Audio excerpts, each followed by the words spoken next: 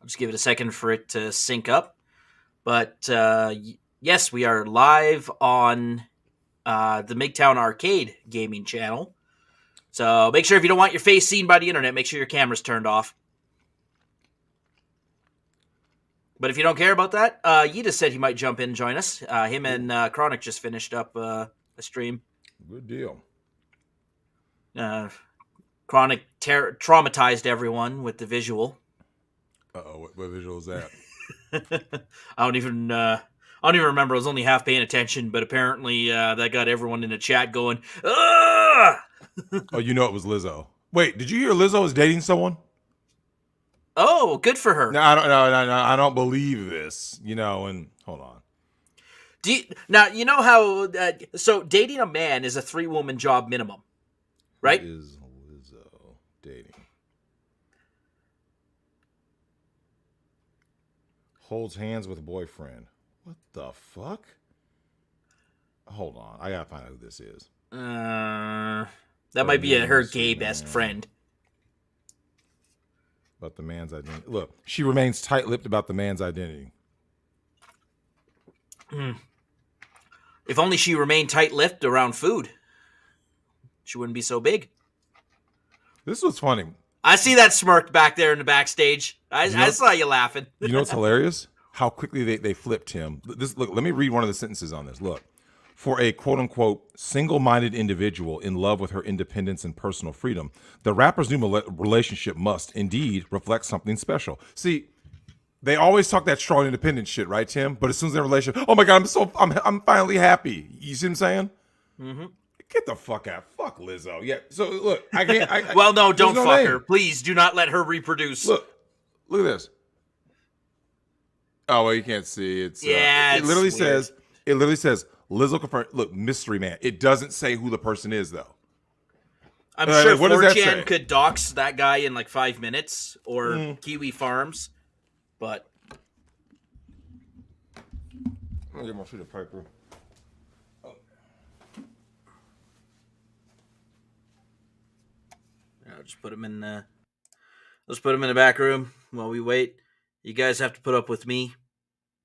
I'll just do some. Touchdown. On paper? Unbreaded.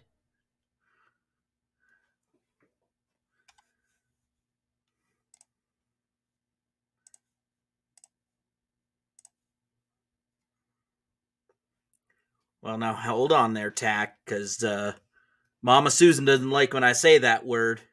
Oh, there he is.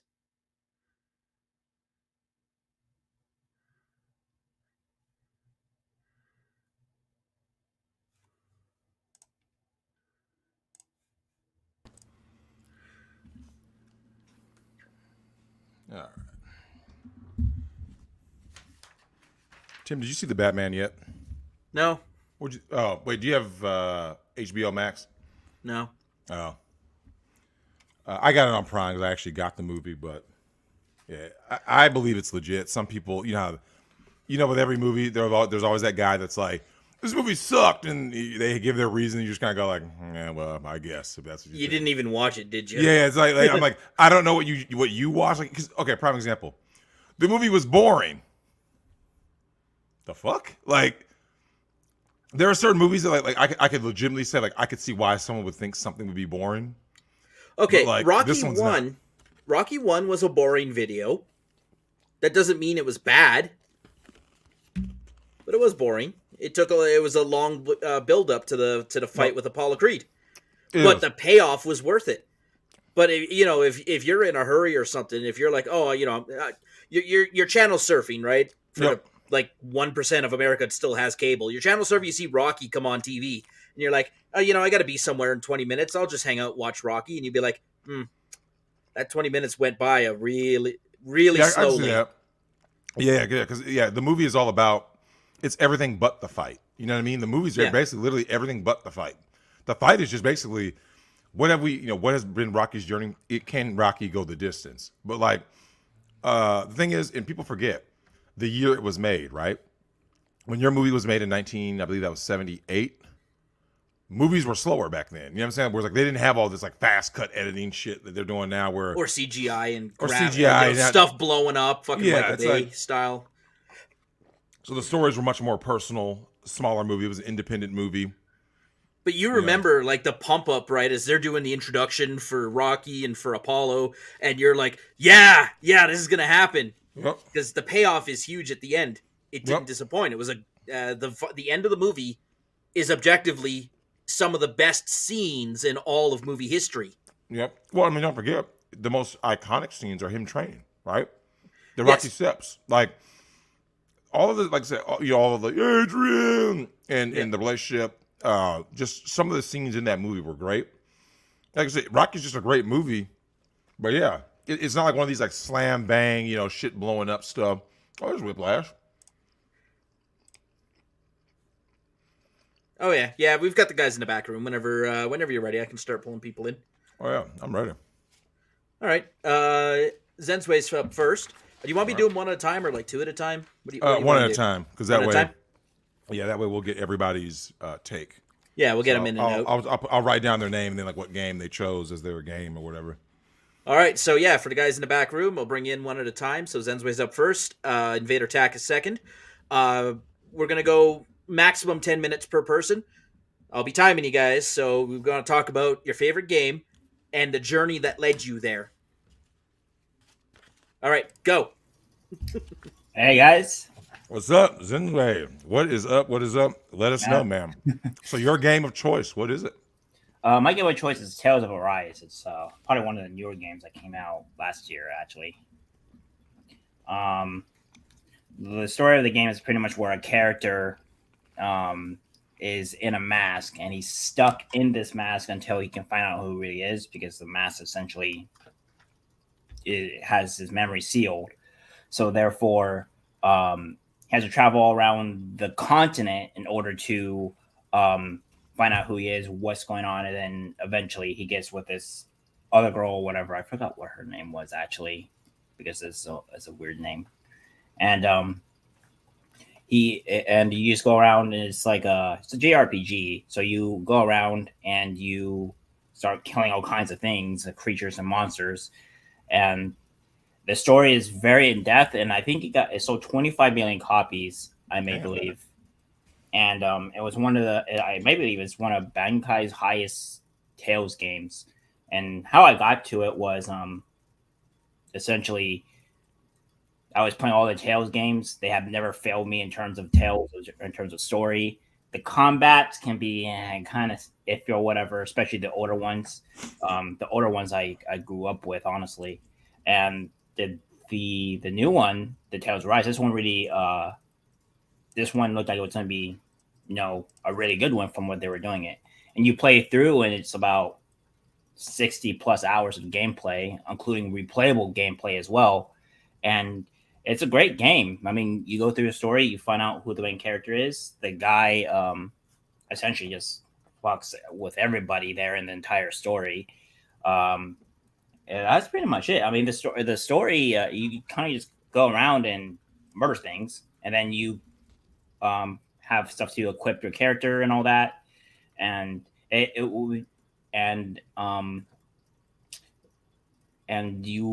pretty much it. I mean, there's a little bit more, I guess you could say, in terms of kind of what you do. Well, you say it's a JRPG. Is it like, do you have like a party? Like in traditional JRPGs, you tend to have like a party, right? You have your main character and then like your little side dudes, and you're like leveling them up. Is that how this works? Yeah, you have like, there's like 6 people, I think, something like that, maybe a little bit more. Some of the other JRPGs can have more. There's a lot of characters, and the way you do, it has executions now. So compared to all the other JRPGs, you didn't normally have a lot of you didn't really have a lot of executions. There was no executions. Mm-hmm. And this one, you actually have an execution, and there's mini executions, and they have really great cinematics. I may believe it's even being turned into an anime, considering how well it went. That's how well it did. I'm looking at it now. So, like, in games like this, right? How does it stack up to some of like the old classic JRPGs of like yesteryear, right? The FF6s, which have been 3 if you were in the States, Chrono Trigger, Secret of Mana, games like that. Is it like, does it compare to those types of games? I would say it does. There's a reason why it's one of my favorites, because normally I'm like everybody else. I'm usually kind of old school, and usually I just want to play older games, and that's usually what I've been playing nowadays, because newer games are garbage and they're just never good. Mm-hmm. So this one really kind of piqued my interest in terms of what I was doing, and yeah, I would say it's probably better than a lot of the other ones. Although, granted, the other ones are really good as well, but just the way they did it, they really outdid themselves with this one. Now, I got a question for you. One of the big things about not just RPGs or JRPGs, but games in general, the villain, right? Villains make the game for a lot of like any game that is story based, unless there's rare exceptions, like where they're let's say like The Last of Us, right, where it's story based, character driven, but it's like mainly your two mains, right, Joel and Ellie. But in a lot of RPGs, because you get a much broader scope, a longer story, you get to build. You have more time to build the villain. So the villain that you fight in this game, who is the villain, and how did you feel that they portrayed the main villain? I think the villain was actually decently well made. He kind of comes out as a mysterious figure, and then the only thing you end up wanting him to do is that he pretty much wants to wipe out, the whole planet of people that are on there. That's essentially what his main goal is. And the way he does that is going through nefarious means. I may believe mind controlling people to the point, pretty much mind controlling people to pretty much kill themselves. Oh, that's pretty much it. And that sounds like Lucius. Right? That's pretty much what it is. He mind controls them because he makes them worship him so much that they'll just kill themselves and turn to aether or whatever. And then you have to go and stop this man, and you fight him twice, and each time you fight him, he's just way worse. So he essentially wants to kill the one girl because she has these thorns, and essentially if you kill her, you pretty much get all this power, and you get to destroy the planet and rewrite the planet. Oh shit. Essentially. So that's what his goal was. And then I think there was one more. There was like no, I think that's it, because I think it was just one villain that wanted to do this. There might have been one main villain. Yeah, there might have been one extra one, but the main guy was kind of because he had a vendetta against the main character, because the main character and him were kind of like fighting for the same thing, kind of, but in a different way. The other guy just took it to extremes and started pretty much murdering everyone. Of course, right? It's always about the means, right? Well, the villains in these types of games, like I remember Kefka in Final Fantasy VI, Sephiroth, obviously in FF7. The thing that always stands out is that you are good. The thing that stands out with a lot of these games, though, is that the likability of the heroes, in contrast to you like your bad guys, though. You know what I'm saying? Like you need your bad guy to be evil, because a weak bad guy kind of ruins the game, right? Yeah. You're like, oh, this is the villain. Like this dude's weak. Like you want them to be evil, and you want to see how evil they can be, how much they can push you, and in this case, you and your band of heroes. That's been the trope in JRPGs forever. And then so the battle system earlier, you said. You said it was kind of meh. Is it turn based? Is it what is the battle system? I was mostly specifying the older battle styles were kind of very linear, kind of like there was only one way you go up. Maybe one of them was Tales of Vesperia, and you just gonna go up and down with the trigger, and that's kind of how you only did it. Mm-hmm. With this one, you have pretty much 360 degrees, go all the way around, and that's how you control your character, and you have full control over all the characters that you play. I think they have to be in a Pacific party or something to where you can control them, because you can't control all of them all at the same time, but you control at least a minimum to 3 to 4. And you, it's kind of, one of those those fighting games. It's kind of like that, where you have full control of what your character does, and then you get to orient which characters does which finish or execute. Yep. And then depending on what the enemy or what the enemy is, you use a specific character to break that enemy's either guard or attack or something, so that way you have an edge. It's actually quite difficult. I only played it like on the 3rd or 4th hardest difficulty because I wanted to just play the story at first and then jump into the actual harder stuff later on. I like it. Well, Zinway, we'll let you out here with this. If somebody were to go and hop and pick up Tales of Arise, what would you tell them should be like the first thing that they do? First thing they should do is probably read, because there's a lot that you have to learn in order to play the game, and you don't really start getting into the game until I want to say maybe 4 hours in, probably, just because the way it's still teaching you the game for all that time. Mm-hmm. And there's all these other things up doing. So yeah, definitely read. Yeah, I figured that'd be the case because RPGs normally throw a lot at you, and you need that. They don't give you tutorials the way action games do. It's like, you said throughout those first few hours are constantly like, adding a layer on. Here's how you use this spell. Here's how you change characters. Here's how you, like I remember Final Fantasy had materia, stuff like that. So like, it's always great to hear that kind of shit. But yeah, Zinway, thanks for coming in, man. No problem. Tales of Arise, people, look it up, find the shit, get it. All right, thanks for having me, guys. Thank you. Pleasure. See you later. All right, up next is Invader Tack. What's up? Tack, what is up? You know what time it is. We are gaming over here. Man, what is your game of choice that is your fave that you want to let people know about and how you got into it? Well, I wouldn't call it my fave, but it's definitely one that impacted me a lot. I am going with the PS1 Spyro trilogy. Hey, I'll give a props for that one. Yeah. Now, Drex, you didn't play Spyro, right? No. So when that game came out, my interpretation of it, because of my age, I would have been getting ready to start entering like my later teens. I just viewed Spyro as like, oh look, it's a cute little purple dragon. That's kind of for kids. That's why I didn't play remaster. Yeah. I do own the remastered, the reignited trilogy here. I heard it's good. I have it on PC and PS4. Oh, I have it digital. There you go. Oh, there it is. Yeah. Nice. So, actually, I made a suggestion with Brawley, a good friend of the show, that we, Brawley and I would speed run the trilogy and dual stream it and see who would get to the end first. Because so stream race, yeah.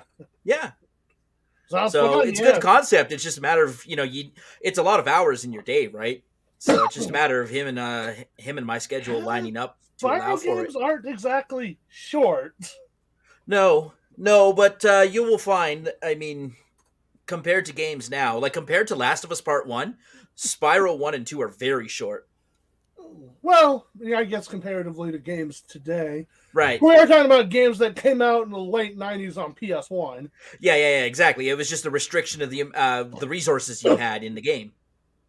Yeah, there were a lot of things they could do that they couldn't do with, say, on the N64 because of the CDs. Like the CD quality music and voice acting.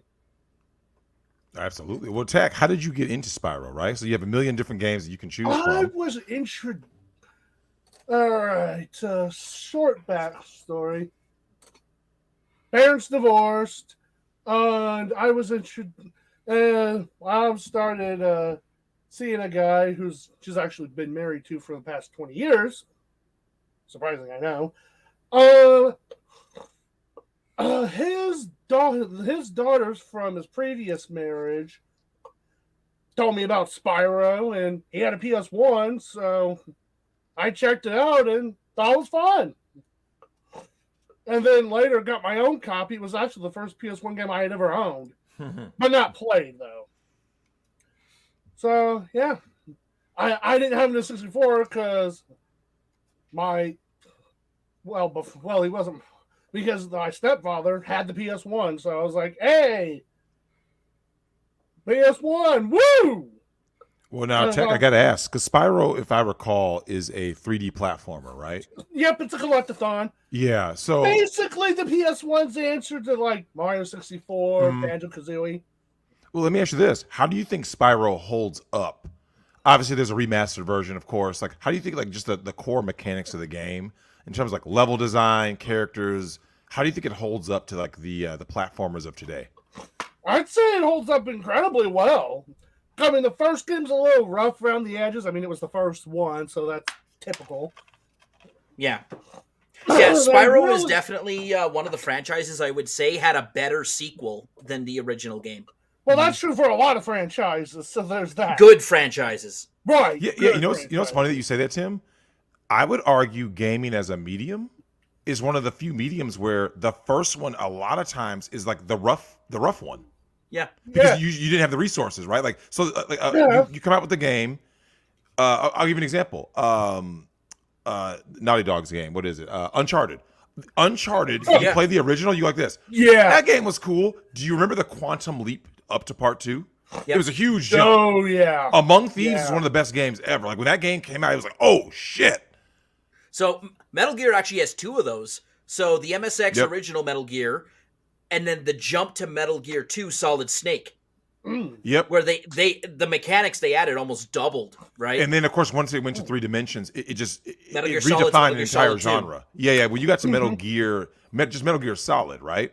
Yeah. That was the first time a lot of people had ever heard of Solid Snake. And similar with Spyro, so Tack, let's just say someone's out there and they hear about Spyro, right?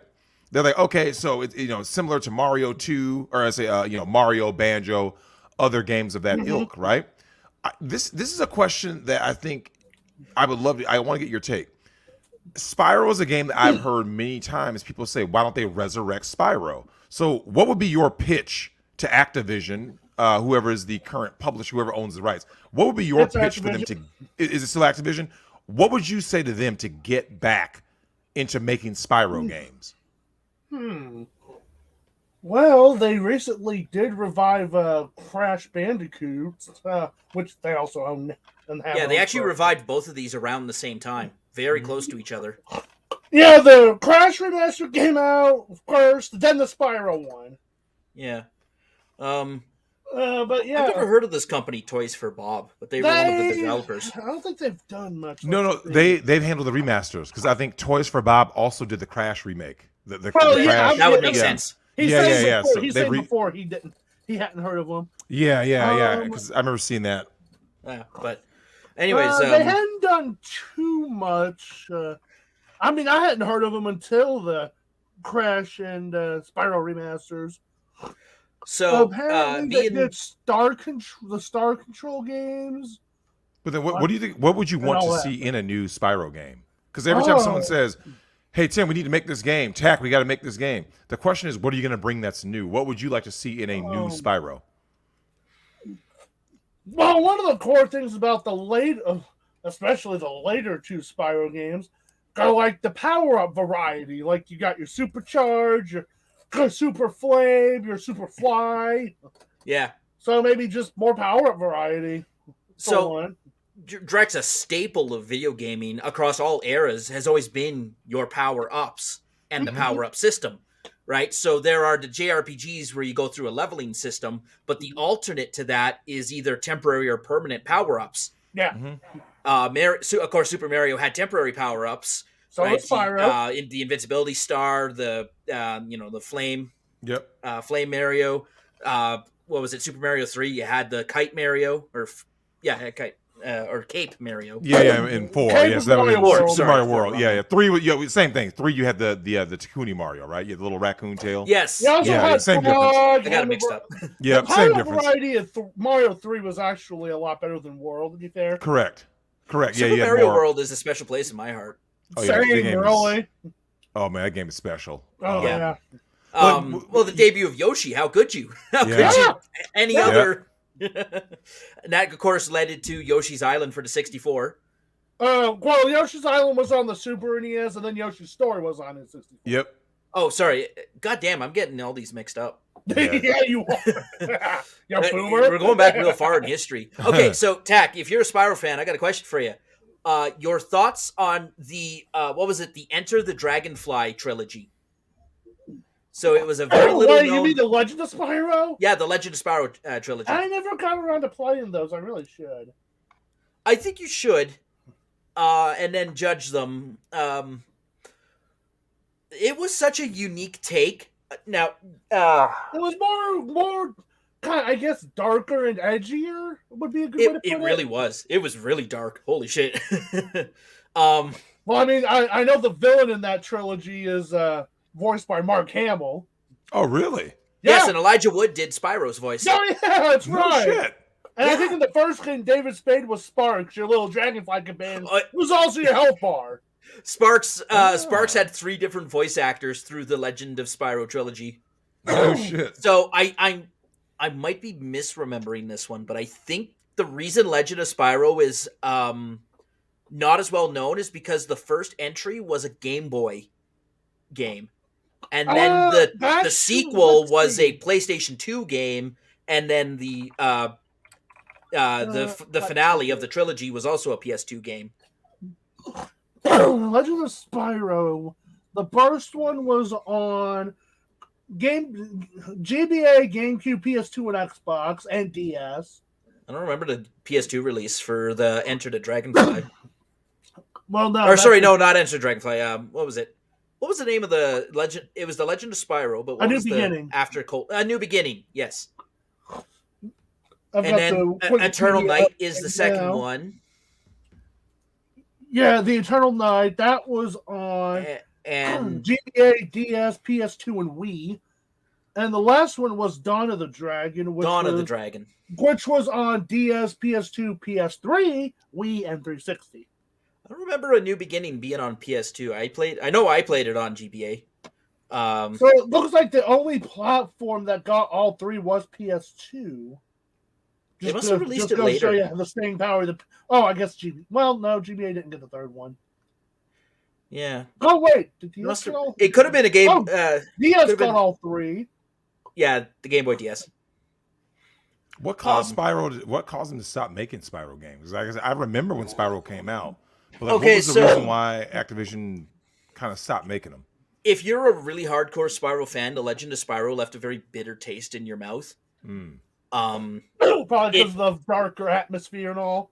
No, that actually is one of the strengths of those games. That's why, like Drex, if I had to rate the Legend of Spyro trilogy overall, I'd give it a 5 out of 10 because this. Oh yeah, Spyro was killed off by Skylander. Oh yeah, correct. Yeah, that's right. The first Skylanders game was marketed as a Spyro game. Yeah, I do not. Drex, it's like Other M to me. Doesn't happen. Doesn't exist. Skylander doesn't exist. Never happened. But remember the whole Toys the Life thing that's pretty much dead now and still hanging on by. I think that was a Wii gimmick. I think I don't remember much about Skylander, but it doesn't exist in my mind. But anyways, but the Legend of Spyro was kind of for those of us who are Spyro fans. Legend of Spyro was an excellent take on a game, and it really overhauled the power-up system. It turned it kind of the story's way too long to tell here on this stream, but yeah, I'm sure it is. The 2 main core themes that they really looked into is the relationship between dragons and dragonflies. Yeah, that was kind of something that was just kind of glossed over in the original trilogy. It was. Like, and then, here's a dragon and a dragonfly. Get it? And then there was a little known Spyro game called Year of the Dragonfly. Was that that was not the third one? Dragon. No way. Was it Enter? God damn it! Now I hate when I mix these sequels up, but there is like a Spyro Into the Spyro Dragonfly. That game didn't do so well because I heard it was like rushed and it was terrible. It was terrible. It was a horrible, glitchy mess. Yeah, it was really bad. It was toys, though. It was. Also, there was a gimmick where the toys would come to life if you put them on top of a gamepad. It's like Amiibos. And Nintendo introduced Amiibos. Exactly. And Amiibos are the reason the Toys to Life thing is just hanging on by a thread because I would say Skylanders was like the practice run for the Amiibo. I don't know which one was first, but I know which one got a lot of marketing. And then Disney Infinity, and then Amiibo later. Yeah. I remember when that first started coming to be. The advantage Amiibo have over the other Toys of Life crap is the Amiibo. Well, the other Toys of Life things, you have this thing you have to plug into the console or sync up to the console. Oh. Amiibo is just using NFC tech that's already in, like the Wii U gamepad, the Switch Joy-Con, right Joy-Con and Pro Controller, or new 3DS under the touchscreen. So you don't have any extra hardware you got to lug around for them. And Amiibo also work on more than just one game. Hey, Drex, do you remember bringing a console over to a friend's house? And you're like, Mom, can you unhook the PlayStation? Oh, God. You didn't fucking know how it worked, right? You're like 6 or 7 years old. Well, we were the ones that did all that. So when we were growing up, my mom and dad, like, we had to hook up like the VCR and stuff. Like to this day, I don't think my mom knows how to hook up anything. They just didn't. So we were the ones who had to like hook up PlayStations, or if they wanted to watch a movie, we hooked up the VCR, which became the DVD later with the PS2 and stuff. Yeah, but you were also the only one small enough to go in behind the go behind stuff and you remember? Those were good days, man. Now, Tack, we'll let you out of here with this. When it comes to Spyro, right? What do you think is going to be Spyro's legacy? Since like I said, they haven't stopped making the games, but like yet I still hear people always clamoring for more Spyro. So, what do you think Spyro's legacy is? I'd say definitely the first 3 games. And as far as continuing, heck, maybe they ought to remake the Legend of Spyro trilogy now. Give those a polish up. They would have to rework the story. Probably. They would. I still stand by this. It wasn't Skylanders that killed Spyro. It was the death blow, but it was already downhill after Legend of Spyro trilogy. That third game was just such hot garbage. It was that bad? Shit. It was Drax. It might be a 1 out of 10 game. Oh. Wait. Hold on. You said this is Spyro 3, right? It's no. It's the Legend of Spyro trilogy for PS2. Okay. It was called Dawn of the Dragon. Legend of Spyro Dawn of the Dragon. Spyro 3 on PS1's great. Return Year of the Dragon, solid. Okay. Oh, by the way, I've never seen. Someone said fur affinity. Oh God, no. Yeah, there is a character in Spyro 2 that has been the topic of a couple of, shall we say, personas. You know what's funny? It actually does not have terrible reviews. Laura. Isn't that always the case, Drex? Okay, these might be shills. Because I'm going to give you guys the reviews that I'm looking up. This is Legend of Spyro Dawn of the Dragon.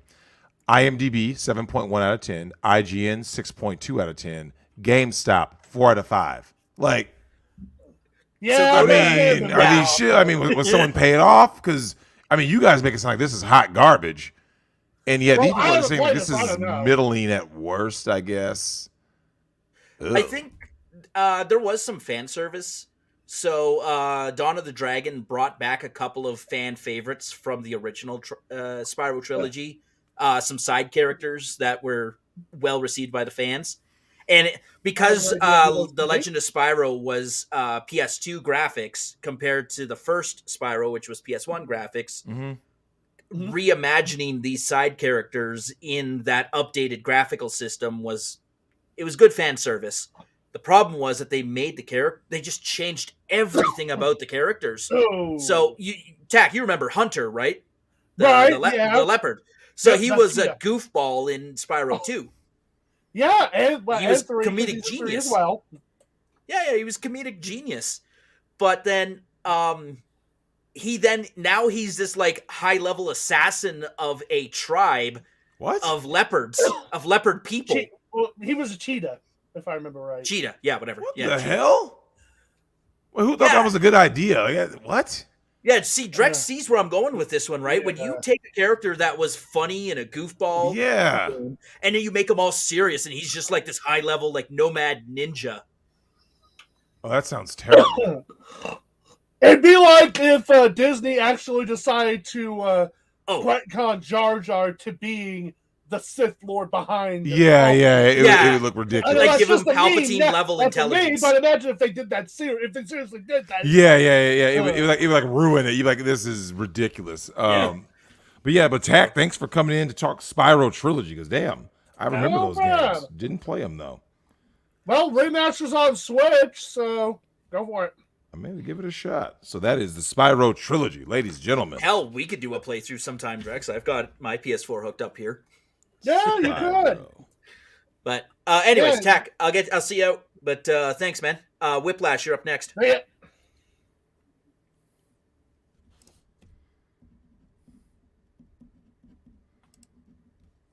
Whip. What up, y'all? Whiplash, what is up? So I got a very special game. It's the best game I have ever played ever. It's called Persona 5. All right.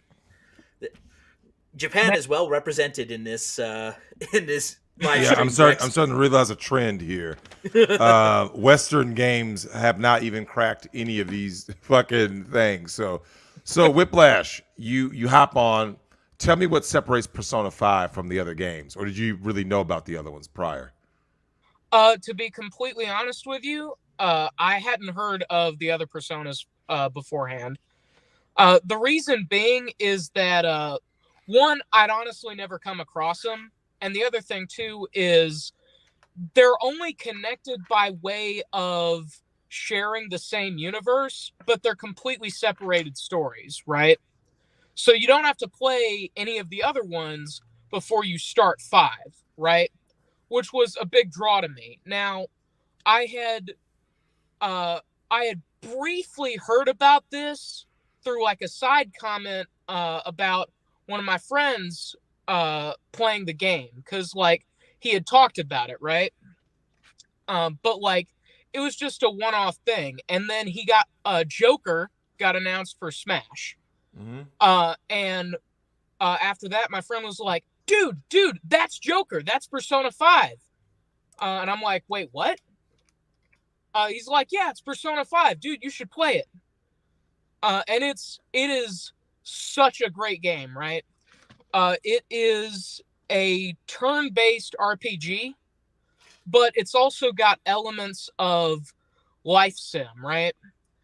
And you know, you're going into the metaverse, which is not the Facebook shit, but it's all about everybody's collective subconscious, right?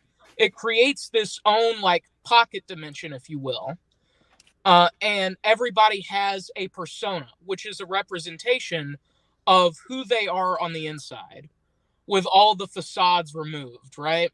It's your true inner self, right? And so it's all about cognition, right? And it's funny because the way you first encounter this is you and like a friend that you happen to meet, you know, you wind up getting this weird app on your phone.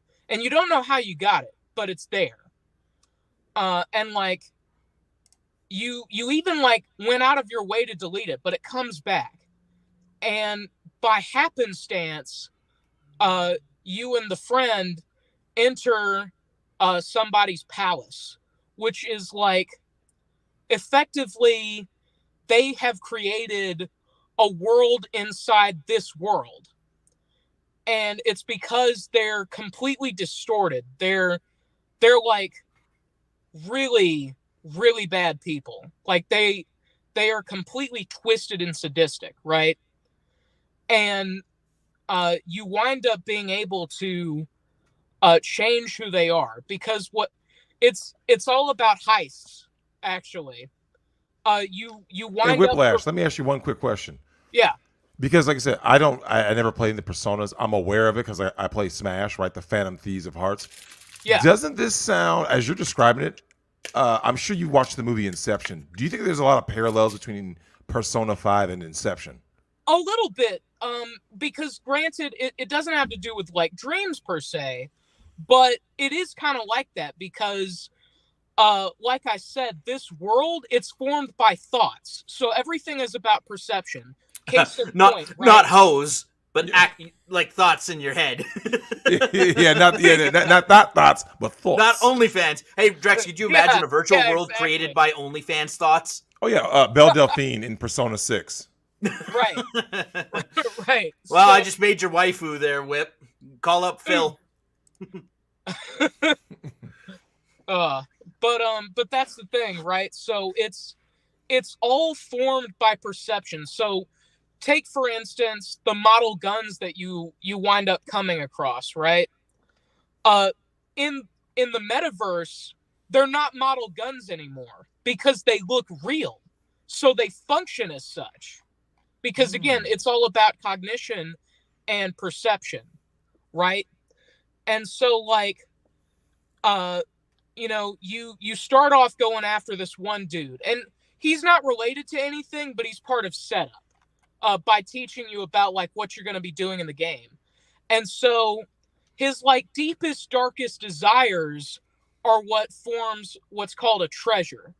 And if you can steal that treasure through the heist in the game, then you can change who this person is, like fundamentally. And so after this works, they wind up basically going after the deep state. Wow. Low key. Because there are a lot of twists and turns that get you there. But it's so compelling. It's one of the most compelling stories I've ever seen or experienced. And the gameplay is so involved. Like, they thought of everything, and it all interweaves together so smoothly. And my God, the soundtrack. I was going to ask you that, Whip, because I got into Persona. Like I said, I never played a game, right? Yeah. I saw, when Joker was the first DLC for Smash, when we heard his music and his stage, right? Mementos. Yeah. I was like, what game is this guy from? Like, why is this soundtrack so fucking incredible? Like, yeah. So talk to us about the soundtrack, man. Oh, dude. Okay, so it is so beautifully crafted, right? Everything about the music is just on point. Even the background music, right? Even the background music. From like Willpower, for instance. Oh man, it's so good, because one of the greatest things about this game is that the way they unlock their personas is they form a mask, because see, these are people of strong will, right? They think for themselves. They're rebellious by nature, because they don't just go with whatever they're told to, like little fucking drones, right? And they rip off their mask and they get like these crazy powers, this costume, everything about them changes. And the funny thing is, it's because it's kind of like, it's like they fused with their personas, right? And so it's all about calling upon the spirit of rebellion. And it's so thoughtful, and all the music is like centered around that. Wake Up, Get Out There is very good. It's very, very good. Dude, Beneath the Mask is great too. Actually, yes, it is. Yes, yeah. Beneath the Mask. By the way, special shout out to Wake Up, Get Out There, because when I first put the game in, right, I never played it. I never even looked it up, because like my friend was like, I want you to play this blind, and I'm like, all right. It starts with the intro, and I'm like, okay, this is kind of cool. Yep. And by the end of the intro, as soon as you hit the start screen, I'm like, this game is going to be special. Yeah, Last Surprise was already tell. Well, I love Last Surprise. I got to ask you though, Whip. Last Surprise is great too. So you were talking about. Oh, absolutely. You were talking earlier about like how they're basically like their true intentions, like who they are, right? Yeah. As they merge, right? Mm-hmm. Is that what our sin is? Because like I said, as a Smash player, when Joker powers up, he goes our sin, and now he's all powered up. That's exactly what it is. So okay. So here's the thing, without spoiling too much, this is after he's entered the palace, right? Which is, it's a kingdom, because they're on their way to school, right? And so, like, I guess I can tell you this because it's kind of like an introductory teaser trailer. So, like, the first guy they're going after is the gym teacher. I won't tell you why, but he's the guy who's formed a palace, and it's all around the school. Because, see, here's the thing, right? You're a foreign exchange student, right? Well, maybe not foreign exchange, like from another country, but like you're from out of town, right? And so you're in this new school, and you're just walking along, right? And you meet your friend Ryuji, right? And you know, he starts talking about the teacher, because they have a little run-in on your way to school, and by virtue of that, he starts talking about him, and he winds up saying the passcode to get into the palace because of the app that's on their phones that they don't know about yet, right? So they're not really sure what's going on, and they get taken to the dungeon, and they're about to get murked, dude. Like, it's bad, right? And the thing is, right, because your persona is who you are, if you die in the metaverse, you die in real life. The reason being is because that's like your spirit. It's your consciousness. So if that dies, the reason you die is because you go brain dead, right? Yeah, the body can't live without the mind, right, Drex? Yeah, yeah, Exactly. it's very similar to the Matrix. Yeah, because I remember when Neo asked that question, like, if you, yeah, and so like it's about to get really bad. But the thing is, right, these guys, the reason they have masks is because they have their own personas, and their persona is distinctly tied to them, and they awaken, and so anyways, Arsene appears to Joker, right? And he's like, hey, you're about to die, but there's a way out. Basically, take my hand and I'll show you the way, right? It's kind of like what happens. Do you know the way? Yeah. Do you know All right. Do you know the way? Also, so, Whip, we can't talk about Persona without mentioning the Battle for Everyone's Souls. Oh yeah. Which is it's a song that even I know. I don't follow Persona at all. I know that song. Yeah. When it comes on Smash Bros, we get hyped. The music is so great. Yeah. I heard that on Smash, and I was like, wait a minute, damn! Like I said, the music's what got me into it. Now, Whip, we'll let you out of here with this. Yeah. What is your most lasting impression about not only the game but your crew? Because like it looks like the Phantom Thieves of Hearts are very quirky, right? You're in a little van. Yeah. You got a little cat for some reason I don't fucking know. But what is your feeling about the Phantom Thieves of Hearts? Okay.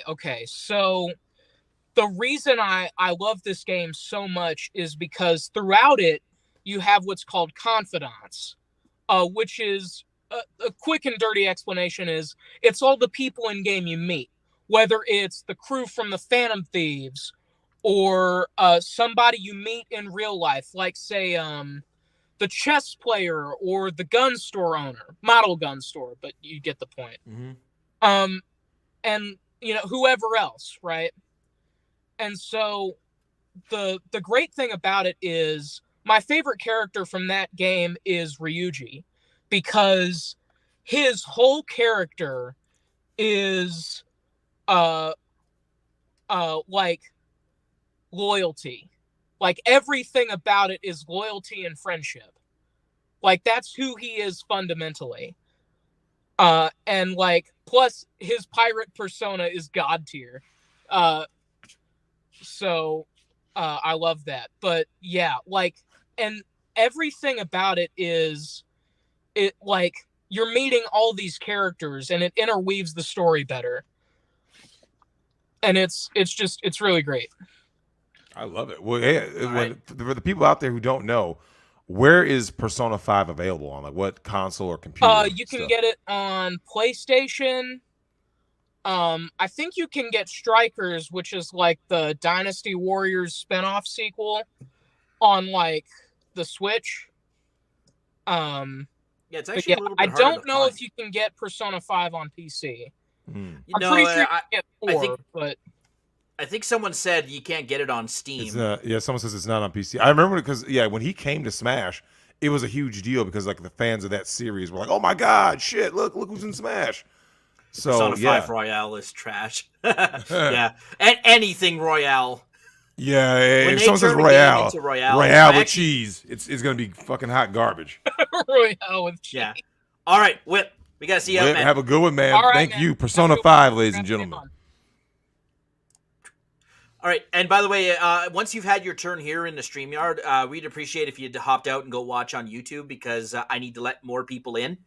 There's a limit to the number of people I can let in. Carry on. You're on next. What's up? I'm good. So, what's your game? That is very hard, but I have to go with Street Fighter.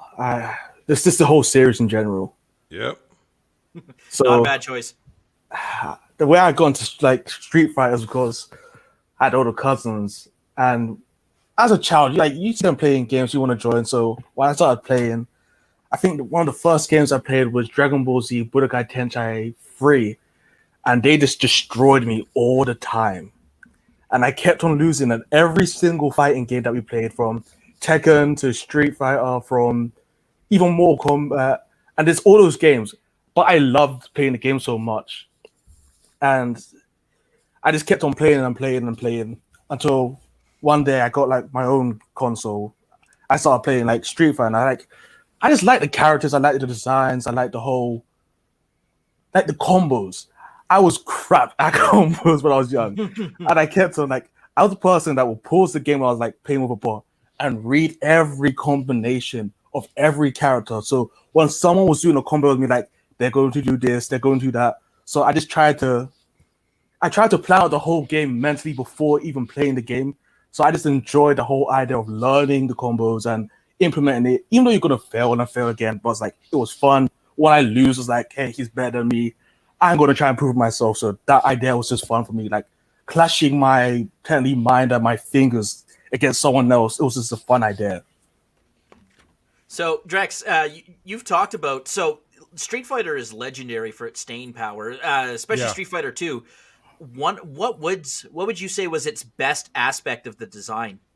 So the best aspect, if someone were asking me, right, this is the simplest thing, because I actually played, for those of you who don't know, I played the original Street Fighter 1, not Part 2, Part 1 in an arcade, right? It's terrible. I don't suggest anyone play Street Fighter 1. It's garbage, right? What struck me about Street Fighter 2, and this was the first of its kind. Every character was a character, right? So, you guys remember the original 8 fighters, right? Ryu, Ken, Chun-Li, Blanca, Guile, E. Honda, Zangief. Am I missing somebody? Who am I missing? Yep, did I say 8? I feel like this should be a quiz. A quiz question, right? I swear I missed it. Oh, Dalsim. Dalsim's the 8th guy. So, when you saw these guys, Tim, as a young boy growing up, when you're 6 years old, you haven't been to all these countries, right? And when you see Zangief, you remember this, Kirion, right? It goes, every time you fight a guy, you go to their country, right? You see a little plane go, whoosh, USSR, the little announcer guy, right? And you got to feel what it was like to be in these countries. So Zangief, here he is. He's a proud Soviet, right? And the guys in the background, there's people cheering. And I'm like, as a kid, you're like, holy shit. I want to visit the Soviet Union. I want to visit the Soviet Union. Like you wanted to see what was in India, right? Because Dalsim was mysterious. What do you mean he can teleport, right? What do you mean Chun-Li has people in the background going around with bikes, and the Chun-Li Thunder Thighs, she is it. Chun-Li, dude. Hey, Kirion, let me ask you. If a girl, there is a bodybuilder who's a nurse. Who's a doctor. I know. You know who she is. If that girl, I think she's married, but if she weren't married, and she showed up to you with those Chun-Li thighs, what are you going to do, Kirion?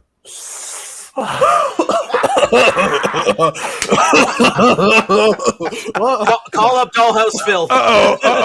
Whoa, yeah. I'm not gonna lie. I think I like girls with defined muscles. I can't. Man, Chun-Li is it, man. That's Chun-Li is best girl. Well, let me ask you this though, Kirion. I'll tell you something that I want your take on. The first time you played Street Fighter 2, when you beat the 8 main guys, right? Yeah. Street Fighter introduced the 4 boss characters. And as a player, you're like, wait, what? What the fuck is this? And all of a sudden, they pop up on the screen, right? M. Bison, although they changed the names with Bison and Balrog with the U.S., right? So you got Bison, you got Sagat, Vega, and Balrog. When you fight them, of course, you have the new areas, right? The new places that they fight. What was your take, Kirion, on the very first time that you saw these bosses and fought them? Oh, I already knew these characters before, but I was like, I didn't know they were bosses. Like, oh, they're just characters you played before. And I saw this like, oh, they're not here, so maybe they're not created yet. I was like, I knew M. Bison was like the big bad, but I was like, oh wait, these are characters. Like, wait, they're much more harder. I was like, these characters are more interesting because everyone else had their own design, but these guys were like more flair to them. It's like, oh yeah, I had all these other flavors, but these flavors they have like something different to them. Like they have their own style. Like I'm gonna buy M. Bison. Like you see, like who the hell is this guy? He looks crazy as fuck. Cigar, I'm not gonna lie, I like playing Cigar. He was just like so dominating. Like he was a shit brick house compared to everyone else. He was tall. Like everyone was like, oh yeah, they're big. I was like, wait, this guy's huge, and like he's tall at the same time. It's like I feel like I'm gonna lose, and I lost so many times. Like as like Vega was like, oh, this guy's slim. It's like wait, nah, but he sized me up. It's like these characters all had certain attributes to them. Like there's nothing the same besides Ken and Ryu, but like those two are just copies. It's like besides that, everyone else has their own little, nothing little, it's major. They're all major differences. That's like, okay, you can't play them the same. They all have different fighting styles. It's all different people's like, and they're all, how to say it, like their cultures and their fighting styles is perfected into a certain form of being. It's like, it was great. What did you think about learning command inputs? Because that was a major issue with Street Fighter. You talk about the combo systems, right?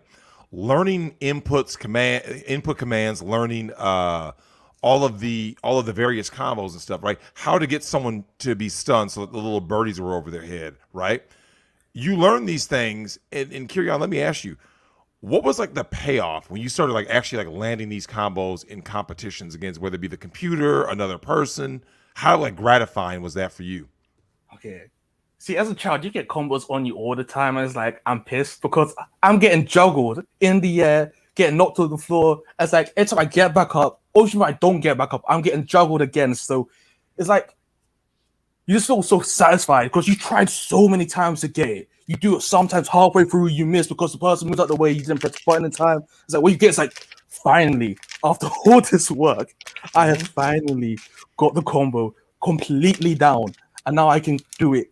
And I personally know if I need to do this combo, I can do it without worrying. And it's like, I have finally mastered this technique. And I'm just, yeah. Well, Kirion, let me ask you this. When it comes to Street Fighter, right, you're a fan of the whole series. What do you think are the best things that have happened to Street Fighter and the worst things as we've gone on in the series from 2, now we're at 5? Damn. I'll be honest. I haven't played like the recent Street Fighters as much. I think the last one I played was 4. I haven't played 5. But the characters are good. The characters are always good, but I feel like the combos are a little bit more easier. It's just in general, most fighting games in general. I just like the whole idea of this you against someone else in a game. It's like it's me, you, and our own skills. But I feel like every combos have become more simpler. It's like, okay, you just have to press certain buttons. For certain characters, it's like you just have to press like 2 buttons in. No, it doesn't have to be on time. It's like you just have to press them. It's like, oh yeah, it's easy now. So it's like everything become much more dumbed down, and I don't like that. I like the idea of me trying hard. It's like people playing Elden Ring and all those Dark Souls type of games. Like the idea of trying hard and finally getting to a point like I finally beat something, or I finally felt like I improved myself. I just like that idea was like that's going slowly away. Like it's nice to have more people play the games and appreciate it, but at what cost? Well, let me ask you this. What do you think is the balance that Capcom can do and other companies can do when they make these kinds of games, that they can say, hey, let's make something that is more accessible, but also people who want, like you said, those harder combos, right? They want that heavy inputs. Like, King of Fighters is very esoteric. You can't be a guy who just walks off the street and plays King of Fighters, which is extremely command input heavy, right? I think Guilty Gear is similar, right? Where you have tons of it. And do you think that is there any way that these companies can kind of merge, right, bridge that gap between the novice or the newbie and then like that hardcore guy? No, I just say play the like story, but most people don't do, like people do it, but they don't really learn from the skills. But like they don't try and push themselves. So like you could have it like you're playing with your friends and like yeah, it's fine. It don't have to have all the input skills, but online, can't we just like have the harder mode? Like I'm not sure how they can make it more accessible without and like keep it on the same difficulty or the same challenge rating. Because there's always going to be people that are just don't have enough time or people that are just not enough dedication to improving themselves that are just going to complain. Like, I'm not sure. I need to do more research on that. But yeah, like, honestly, I just like the whole fighting game so much that I went and did study like animation and game design because of that. Like, the idea of fighting, like, not even that, like, making your own character too. Like, putting your own input into something and seeing that flourish into something else, or seeing your own idea. Like I had so many ideas with Street Fighter characters or Mortal Kombat characters. Like, oh, why didn't do this or this is that? It's like maybe they didn't think about it. Maybe I have my own special ideas that I can input. But yeah, to find out a way to make sure that the game keeps its integrity without selling out, I need to do more research on that. Honestly. Well, let me get you out here with this question: of all of the various game designs of Street Fighter characters over the years, who are some of your favorites? I really like Seagal, especially after he lost his eye, because it's like you see that the effect of the story on him. Like everyone's like, we saw him before, he had his two eyes. After that, he lost one eye. It's like okay, and it's like I like Grappler Bucky, and he reminds me of a few characters from there. So like that character is rarely put in. Vega, like if you read his story and like you know about it, like you understand why he hates ugly people. It's like after what happened to his mom and his stepdad, like yeah, it's understandable why he acts like this, why he wears a mask, why he does everything. Like, yeah, so Vega and Seagal are probably my two favorite characters. I love it. Yeah, well, man, our man Kyrian talking Street Fighter. For those of you who don't know, man, if you guys didn't grow up in the era with arcades where Street Fighter is the game, like every fighting game that you guys have ever played, doesn't matter if it's Mortal Kombat, Tekken, Smash Bros, King of Fighters, all of these games, Tekken, there's so many fighting games that have come out. All of them trace their roots to one game and one game only, and that's Street Fighter. Basically, Street Fighter 2, which is where all of the command inputs are popularized. 4 down, down forward, quarter circle forward, quarter circle back, charging back to forward or down to up. All of those command inputs come from Street Fighter, right? And for those of you, guys like Kyrian, we love hearing that because, like I said, those are the games I grew up on and the passion that fighting games have. It's like it's the one game where you can stream that people all over the damn world want to watch people compete, because at the end of the day, it's basically it's like I say, whether you view it as a sport or you view it as something like the highest level of interactive chess, right? Because it is a chess match. Like you have to process a million things at a time to play a fighting game. Like it's the reason why if you watch a stream, right, like Evo or something, you know the difference between a guy who's a scrub and a guy who is the top of the top, right? Like, the Dago parry. I know you know about the Dago parry, Kyrian. When my man had Ken and did and parried through the entire super and then reversed and bodied the dude. It is the single greatest moment in esports history. Like it's I mean, to this day, you just look up Dago parry and people just go, the crowd went wild. It's crazy. Yeah, we love it, man. We love it. But Kyrian, thanks for coming on talking Street Fighter, brother. Those supposedly an unstoppable attack was reversed. It was like, wait, what? Yeah, we only say Street Fighter, man. Them other games don't matter, man. Only Street Fighter 2. But thanks for coming on, Kyrian. We appreciate it, brother. Yeah, thank you. Right. See you later. All right, Stu's up next, then Bowser, then Koopa. Oh, quickly, someone sent me a DM, said he can't make the stream, but he'd like to get his game in. Titanfall 2.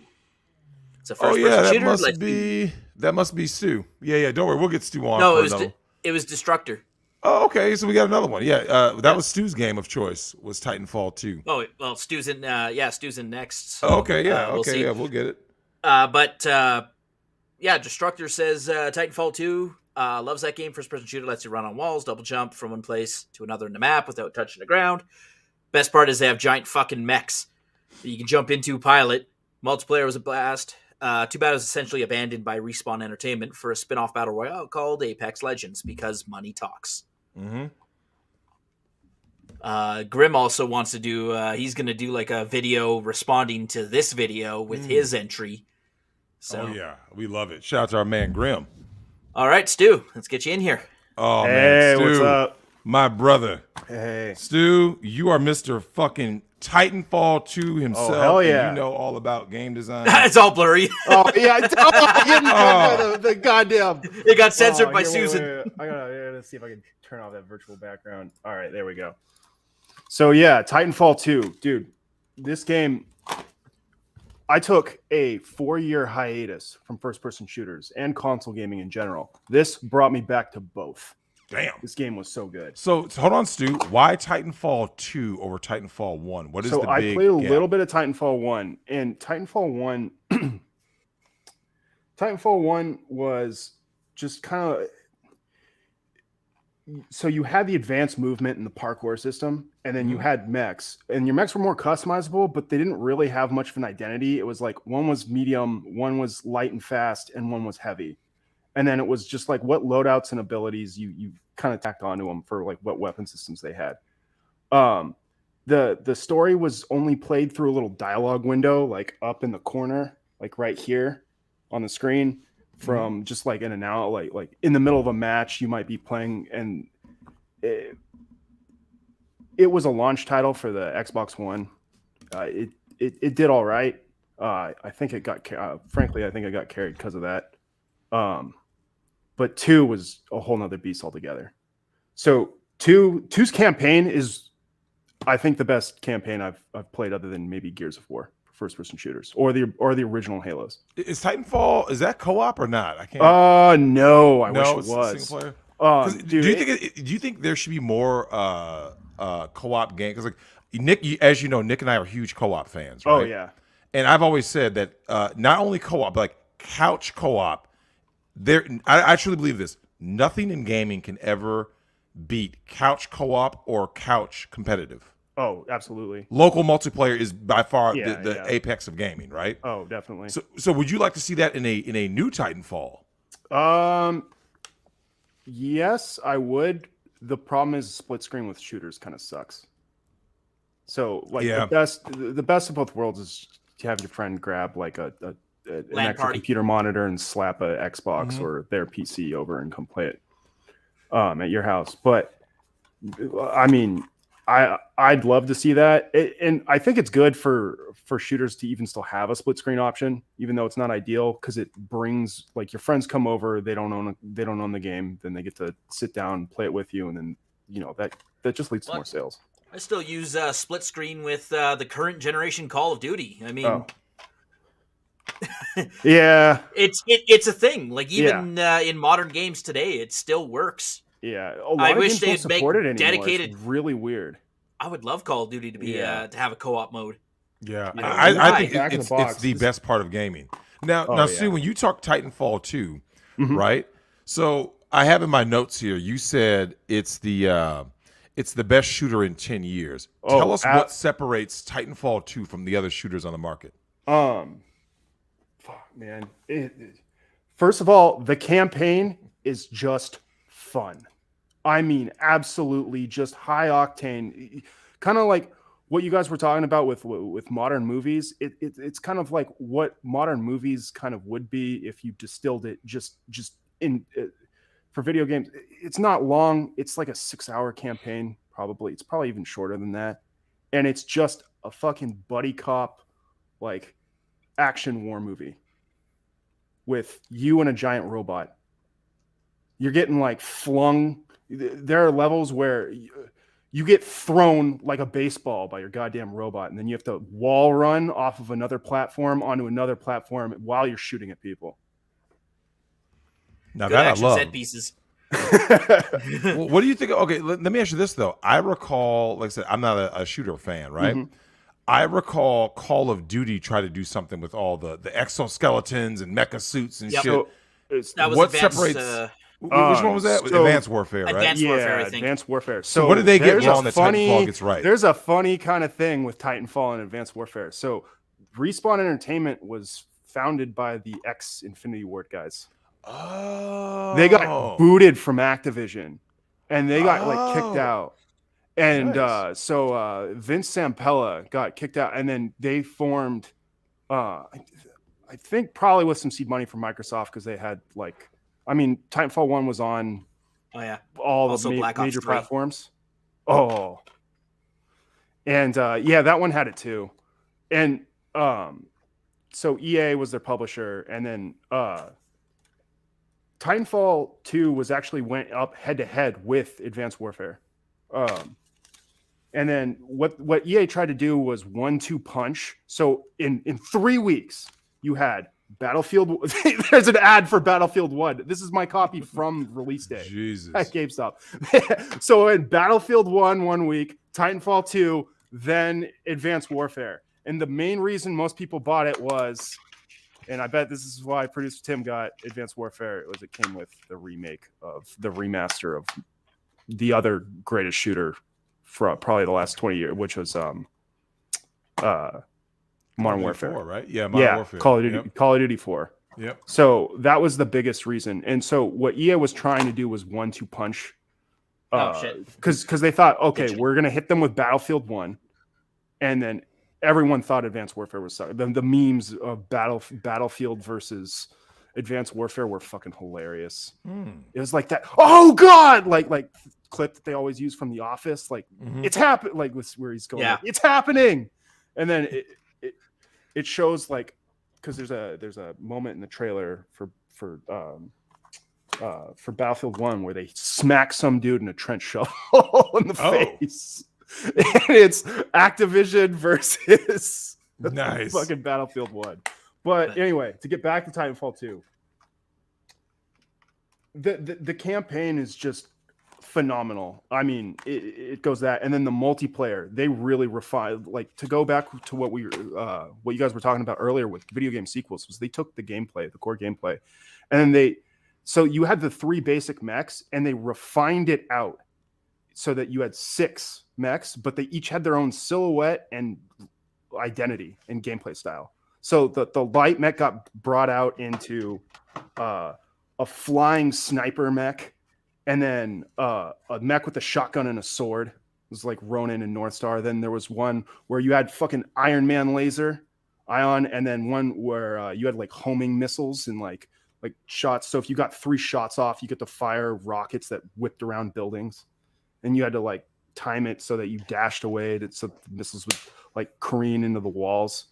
And then so what about the weaponry in these games in general? Oh, the weapons. The weaponry got to be great, right? Well, it's funny that the other guy who wanted to do Titanfall was talking about Apex. The reason Apex gunplay is so good is it's just Titanfall without the wall running. And Apex was actually going to be a Titanfall 2 battle royale, but during their play tests, they couldn't. Maps are too hard to design, like that are that open with wall running in mind, because for a BR you need like this big giant map for everybody to fall, and then it tightens and tightens and tightens. You can't do it. Because the constraints that you have for making like proper like wall running paths between buildings, because Titanfall 2's multiplayer is all about like zone control and then maintaining momentum. And so you couldn't do that. And then they were trying to make Titans feel good. And they couldn't figure it out. Because one of the things that is good, because you'd imagine like someone's piloting like a fucking Gundam. And then you're just, some dude with Call of Duty with like some hip thrusters that are just wall running. No, the way you can fuck up a Titan in Titanfall 2 is just, I mean, that's a certain level of magic when you learn to rodeo. You get on Titan and you're like, fucking woo! Because what you do is you can grab the battery out and it powers down their shields. Oh. And then, so it makes it so you take out some of their health, and then you can go on one of your allies' Titans and then shove a fucking battery into them. And doing that unlocks you to drop your Titan. Oh. Just those 2 things, because both those 2 things are very hard to do. And so if if they've had their battery taken, you drop a grenade in the battery hole. And nice. Fucking. Now, Stu, I got to ask you this though. You talk about how Titanfall 2 was the best shooter in the past 10 years. Oh yeah. Then how about this? Let's flip the coin. What do you think shooters can learn from Titanfall to make better shooters in the next 10 years by the time we get to 2032? How great the gunplay feels. The fact that there's distinct identity between different classes and the way they designed the single player. There's an entire GDC talk. It's called, I brought it up on my second monitor before show because I wanted to bring it up. It's called Designing Unforgettable Titanfall single player levels with action blocks. And so what Respawn did was they took, it's a GDC talk from, which stands for Game Developer Conference. It's from 2018. And what they took was they took each of the level ideas, just made nothing else with respect to anything else. And then there's just like, here's this core mechanic. So for one of them, it's like you have like this little like kind of gravity pull gun. You have to move the platforms and then you wall run between them. And then another one is there's this factory where they make like, like those nuclear test like villages, but for like simulation stuff for like combat sims. So for like soldiers to practice in, there's an entire gigantic facility. And so you're going through the inner workings of that. And then you're seeing all of these like prefab homes being like shifted and turning around, like some straight up Inception shit. And then one level, you get this gauntlet on your left hand that makes you flip between time. So you go through part of the level in the past and the future in the current. Sounds like Tenet.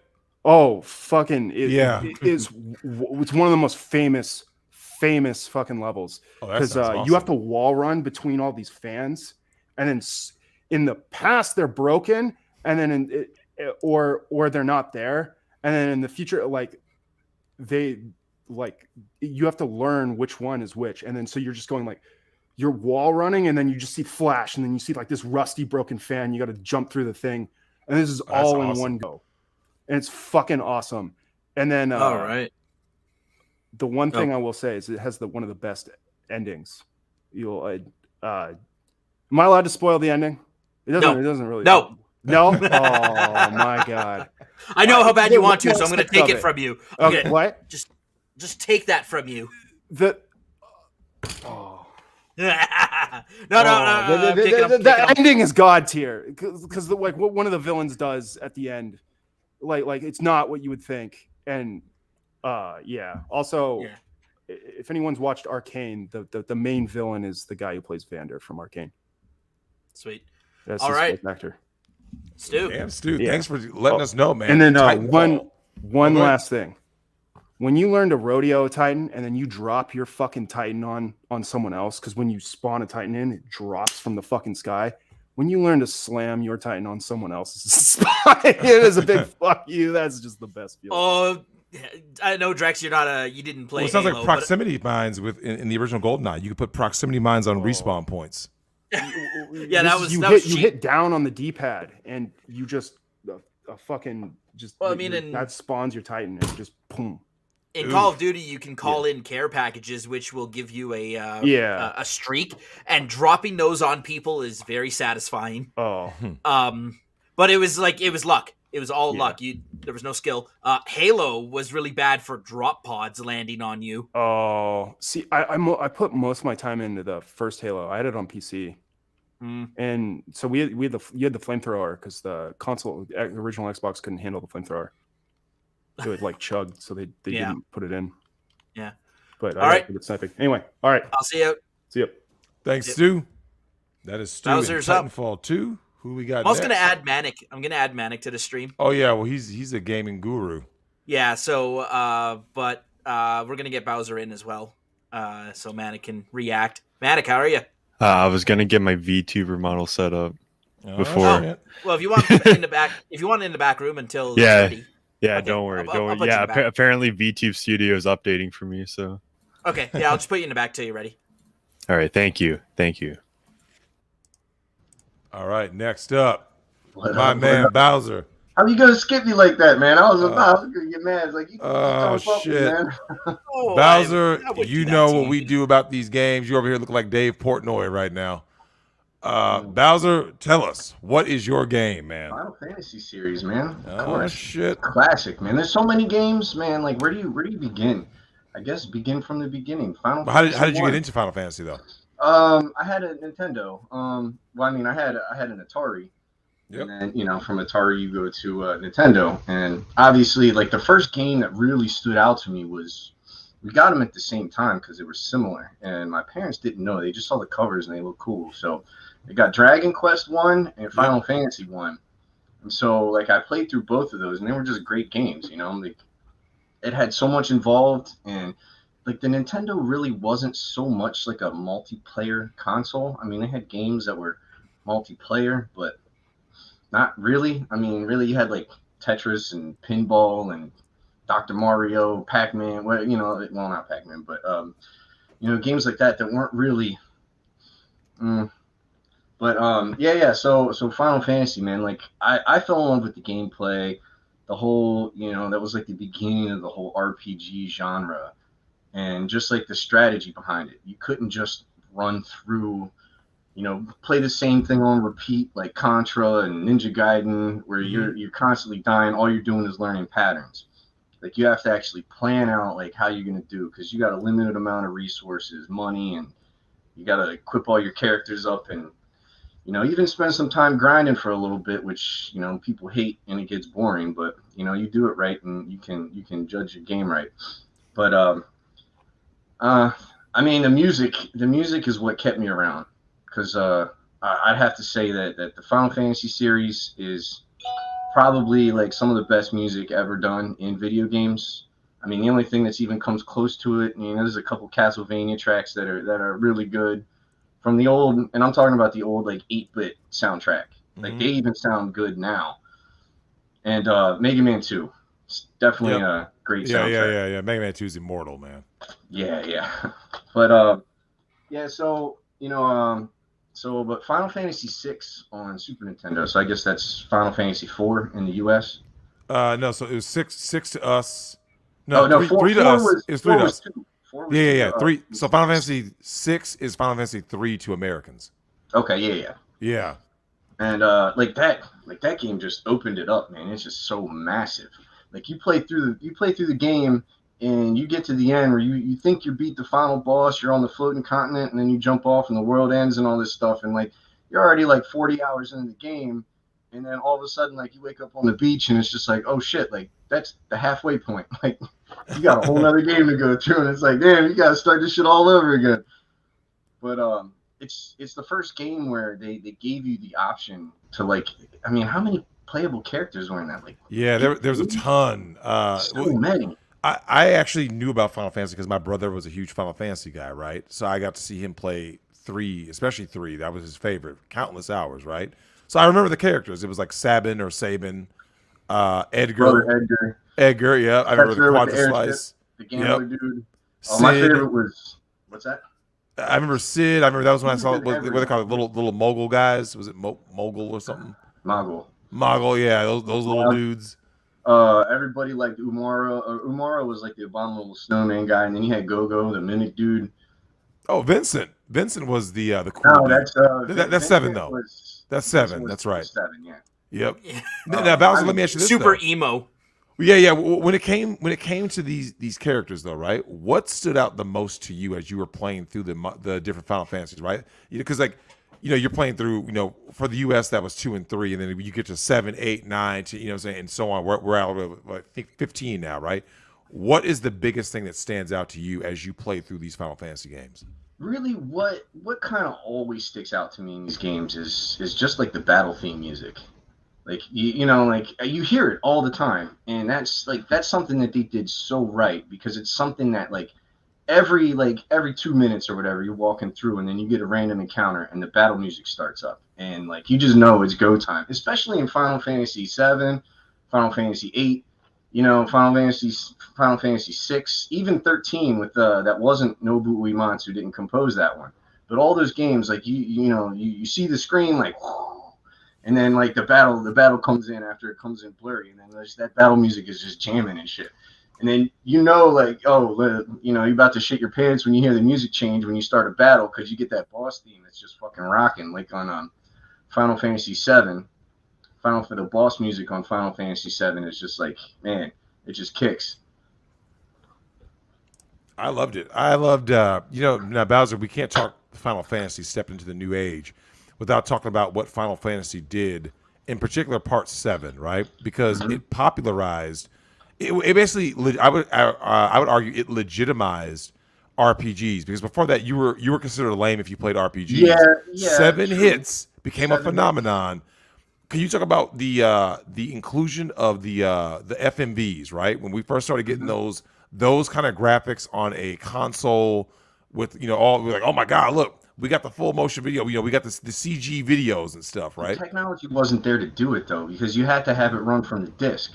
So you're playing like a DVD kind of. I mean, PlayStation 1 wasn't quite a DVD, but I mean, it was as close as you're going to get, because they were doing the FMVs on PC gaming with some of these PC games like a little like before all this. And so when you went to PlayStation, the first one to use the disc, because you had the space to put it on there. But I mean, how many discs was Final Fantasy VII? What was it like 3? 4? It was 3. It was 3 because and then Final Fantasy VIII, I think, was like 4 or 5. 8 and 9 were 4 discs. Yeah, yep. 4 discs, and they just went crazy with it. It's I mean, like, sticking with Square, it's not Final Fantasy, but I mean, because you played it, you and your brother played it. Was Parasite Eve? Yep. It was another one that was like known for those FMVs. Yep. Yeah, well, all of that came at a certain time in especially console game development, where it was like they were exploring this new technology. And let me ask you this though, Bowser, what do you think is because I've heard a lot of the criticisms of the more modern Final Fantasies. What do you think some of the modern ones have lacked that the old ones used to have? I mean, it was just a complete story, like from start to finish. Like Final Fantasy 15 was, I mean, look, the graphics were unbelievable. The game mechanics were pretty cool, even though it was like different. It was more like a 3D action mixed with like a kind of like active time combat, and then you moved around the battlefield and all, and like it was almost like a hack and slash mixed with RPG. It was kind of weird, but it worked for what it was doing, because you had you throw your sword, you teleport across the battle zone, and it was really neat. But the storyline kind of like it starts off, and I think there was like eight chapters in the storyline, and you go through, and the first 3 chapters take like 60 hours if you go through and do all the side stuff and everything. And then you get like to chapter 3 or 4, and all of a sudden like 10 hours later, you're like at the end of the game, and it just kind of like from the middle of the game where things are really just starting to kick off, it just explodes and then the story's done. And it's just like, I mean, you're going to slow play it like that and literally just end the game like real quick. And they had a lot of other stuff that pissed a lot of fans off, to where you needed to watch like a certain movie or have like a certain DLC to get the full story. They skipped a bunch of stuff, and then you needed this DLC to fill in the middle of it, and it didn't make sense unless you played it. It was, I mean, I like the gameplay and all, but it was for those gamers who play through a game, they'll play like the first half of it, and then they get bored with it, and then just go online and just watch the ending. Mm-hmm. So they didn't keep the engagement. So let me ask you this: going forward, what do you think Final Fantasy can do to kind of get back on track and step into like a new era? I mean, just keep it consistent, start to finish. Like you get your build up, and then the crazy shit happens, and don't just go straight to the end from there. It's kind of how Final Fantasy 6 or Final Fantasy 3, like how they did that, where you think the game's over, you got to the end of the game, and like I was happy. I'm like, yo, this is a fucking huge ass game, and then oh damn, you're starting all over again, and it's like a whole brand new game with like the world all blown up, and they just did that. And they I mean, if you wanted to, you could rush through it, but you also had so much side content and all these characters that you could pick up, and like most people never even saw all the characters because there was certain things you had to do to get them. And so it was like kind of like that, where it keeps you engaged and it like makes you want to do the side stuff. It's not where it's like, it's just boring fetch quest or this. It's like You get a reward. You get a whole nother character to play with. They run through their storyline. I think the newest one is in development, right? I'm looking at it right 16, now. 16. 16 is in development. And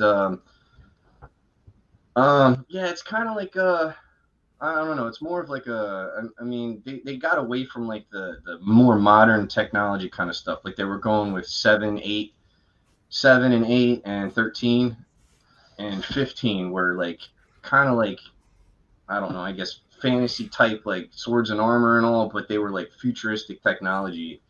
And they had guns and all this other stuff.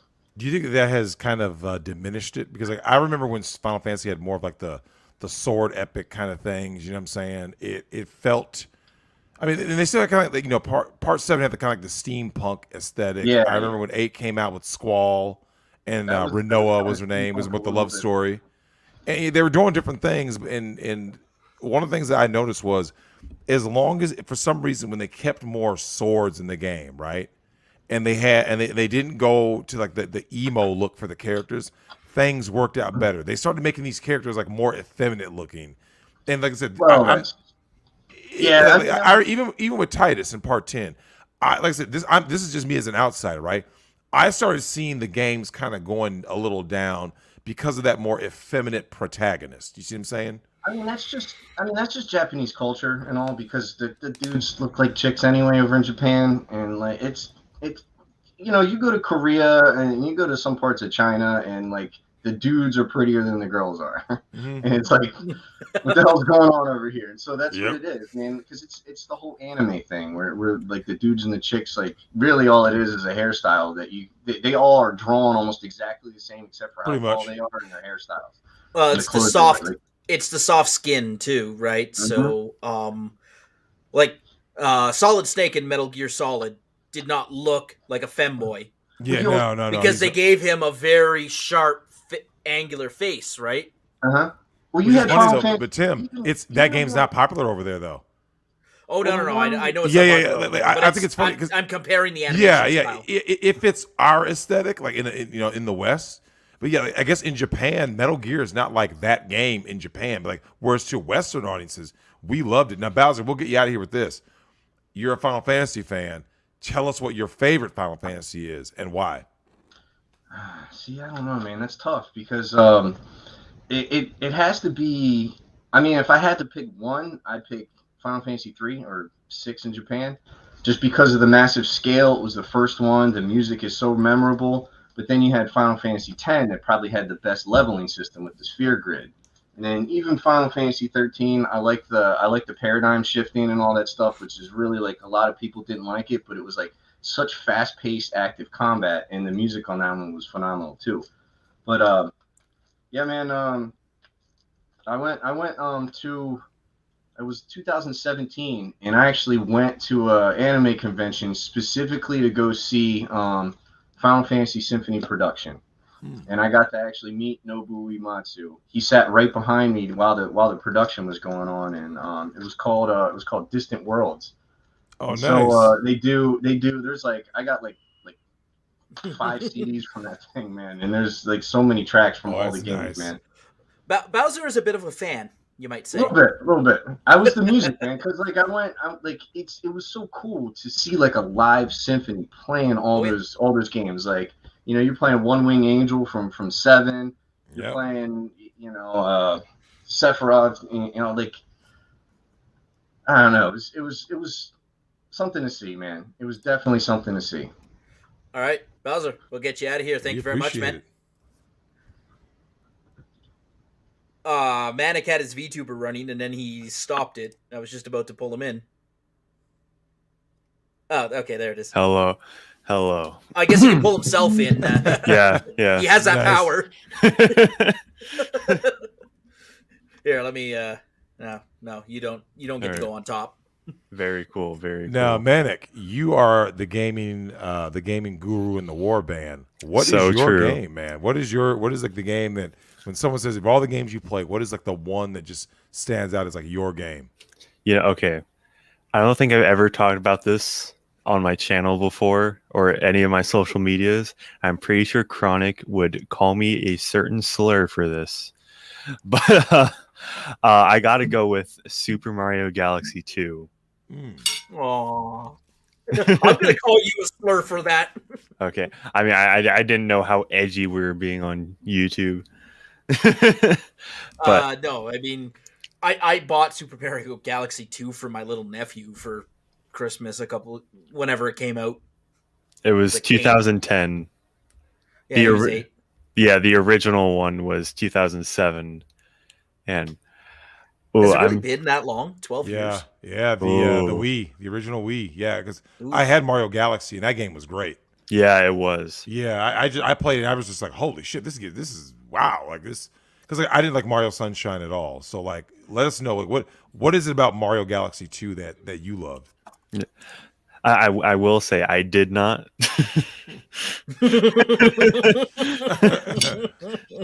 The first time I played Super Mario Sunshine was actually when it was re-released on Switch with the 3D All-Stars. I did not like it, honestly. I thought the controls were slippery. It was just, and you had to be in air with the flood pack, and I think it was Rico Harbor. The level design is way too vertical. But with Super Mario Galaxy, you have gravity, and you are slower, and it just feels like you're in control the entire time. Besides when you're getting pulled around by gravity, and then the launch stars.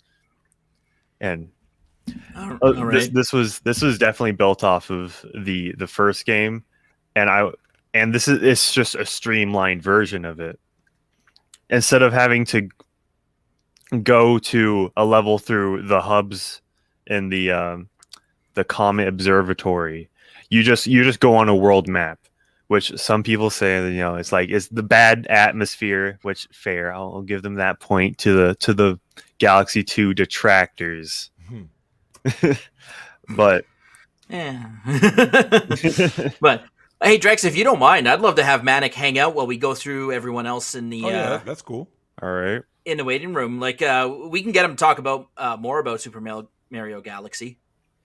But I was thinking he can hang out and give us... Because, he knows games probably better than I do. Oh, yeah. You can always just chime in and ask these guys any questions who come in, Manic. So, go ahead and hop in. Let's get Koopa in next. Then it's Koopa. Raycon. Then it's Satanic Jew. Damn, I really got cut off like that. Yeah, well, you cut the line in front of people. That's why I was like, hey, I want to get these. These guys have been waiting for quite a while, so I want to get them in. But there's the Goblin Troopa himself. Troopa. Thank you for the intro. I find it crazy that I've become so infamous. I just edited, Koopa. I just edited the stream we did on Monday, and when I got to the part where you're like the head fell off, I had to stop editing. I was like, I gotta go use the bathroom, man. Oh God. You're like, I'll be right back. Now, Koopa, when you aren't smashing these goblins, let us know what game you're playing with or without the goblin. I could just make the joke and be like, hey, Drexel, how come you haven't gone back into Ghosts and Goblins Redux? Fuck that game. Dude. Fuck that fucking game, man. I know. It's one that will just kill your soul, as you say. Actually, of course I could talk about all of my favorite games. My favorite fighting game, Killer Instinct, with my second favorite Indian in the world. Native American. Hey. Hey, didn't you like Chief Thunder? No. Oh, don't forget about T-Hawk. T-Hawk was great. Yeah, we had a few Native American characters. Yeah, Nightwolf. I'd consider Quan Chi was one of our most unflattering stereotypes. He wasn't Native American though. No, he was more of a... Well, he was part shaman, right? I don't think so. I don't think... Yeah, Quan Chi in Mortal Kombat 4? Yeah, no, so. he was Outworld. Fuck, yeah. Hang on. Yeah, he was Outworld, and I might have the wrong name. I'm not terribly familiar with Mortal Kombat lore. You might be thinking of Nightwolf. Nightwolf is the one who comes. Oh yeah. That was a Native American guy. He had a better redesign in MK11 though. Oh, by the way, it looks like the Raptors are about to get eliminated from the playoffs for the no one who cares. But Mortal Kombat 11 is where basically all the women are in burqas, right? Yeah. Are you serious? As it should be. No, I'm joking. Yeah. Susan, please don't. They literally shrank the tits. Wait, what? They shrank them? They shrank them. I knew they were covered up. I Like, did not know they were shrank. They Wait a shrank. minute. Like look up the model for Johnny Cage and Sonya Blade's daughter for MKX. Her tits were great and massive, but at MK11 they made her look even more like a teenager with flat chest. Oh, you're right. I'm looking at it now. I see. This looks like Classic Cage. Jade, Sindel. This looks like Katana. And yeah, holy shit! What happened? They're not sexy. I'm assuming that must be Jax's daughter, maybe. I see. It looks like a black chick. I'm assuming that's Jax's daughter, maybe. Yeah, that's Jax's daughter. Okay. That's, what is this shit? Yeah, right. Oh, this is terrible. Now, Koopa, what is your game? You got games galore. I've got plenty of games. However, I actually have a question for you guys. We always make fun of movies based on video games where only one ever did a video game justice, being Sonic the Hedgehog. Can you think of a single game based on a movie besides GoldenEye that actually did justice and was a fun game? I can. Yeah, okay. Batman '89, the video game that was on regular Nintendo, was actually a solid action adventure platformer game. Yeah, I remember that one. That one was hella fun. It was hard as shit. Oh yeah. Yeah. If you guys don't know, Batman, it was made by Sunsoft. Batman on the original NES. Yeah, dude, the game was not easy. You got a troll in the comments. Yes, it was actually. No. After you watch Annihilation, yes, that movie is fantastic. Annihilation might be the worst. It might be the worst top. I would say Mortal Kombat Annihilation is in the top 20 worst movies of all time. Yeah, next to Street Fighter. Okay, so and the Super Mario movie. The latest Mortal Kombat that came out that had I liked Keanu it Reeves. personally. I liked it too. Yeah, I don't know if it fine. was it did look. There was a bit of a low budget in it, and it kind of showed. There were some moments that made you kind of go, but it's like overall, right? It got the overall feel. The humor was on point. Yep. Kano was great. Oh yeah. Kano was great. I thought the movie was basically it was decent. Like, but when it comes to these games and movie conversions and stuff, I think what people don't understand is they don't get very many good reviews. Like you can tell most of the time when they make the video game based on a movie, you can tell this game is not meant to be a fun game they want to release. You can tell it's basically just a marketing tool. Mm-hmm. So there is only one movie-based game that I do remember playing on the PlayStation 2, and it was The Warriors. Now, do you remember the movie? We remember the movie. Yeah. Get those bottles. Oh yeah. So my favorite thing about The Warriors is it was, of course, made by Rockstar. So not only did they take the main narrative of the actual movie where you're going through to Coney, everything with Silas happens, and then you have to get back to Coney Island. But they add to the lore and extend it 3 months before the incident.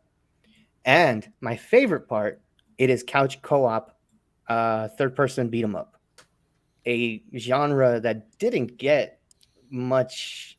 Well, it's a third-person beat 'em up doesn't really get much attention these days. I can't even think of another third-person beat 'em up. But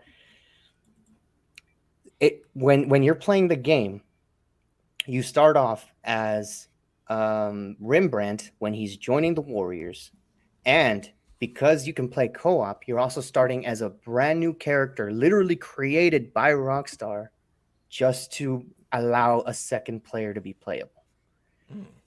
And when you're it's a golden path story, so you can go through the game. There's so much to do. So one of my favorite things is as you're fighting enemies, if let's say they beat you up a little bit much, you could tell they definitely did not hold back on the humor, because the best way to heal is you gotta do some flash. Shit, you gotta go ahead and do some blow. You gotta no, it's called Flash. Oh, of course. It's called Flash because it's the 70s, or was it this 80s? Can't remember when was the movie made. But you do that just to heal.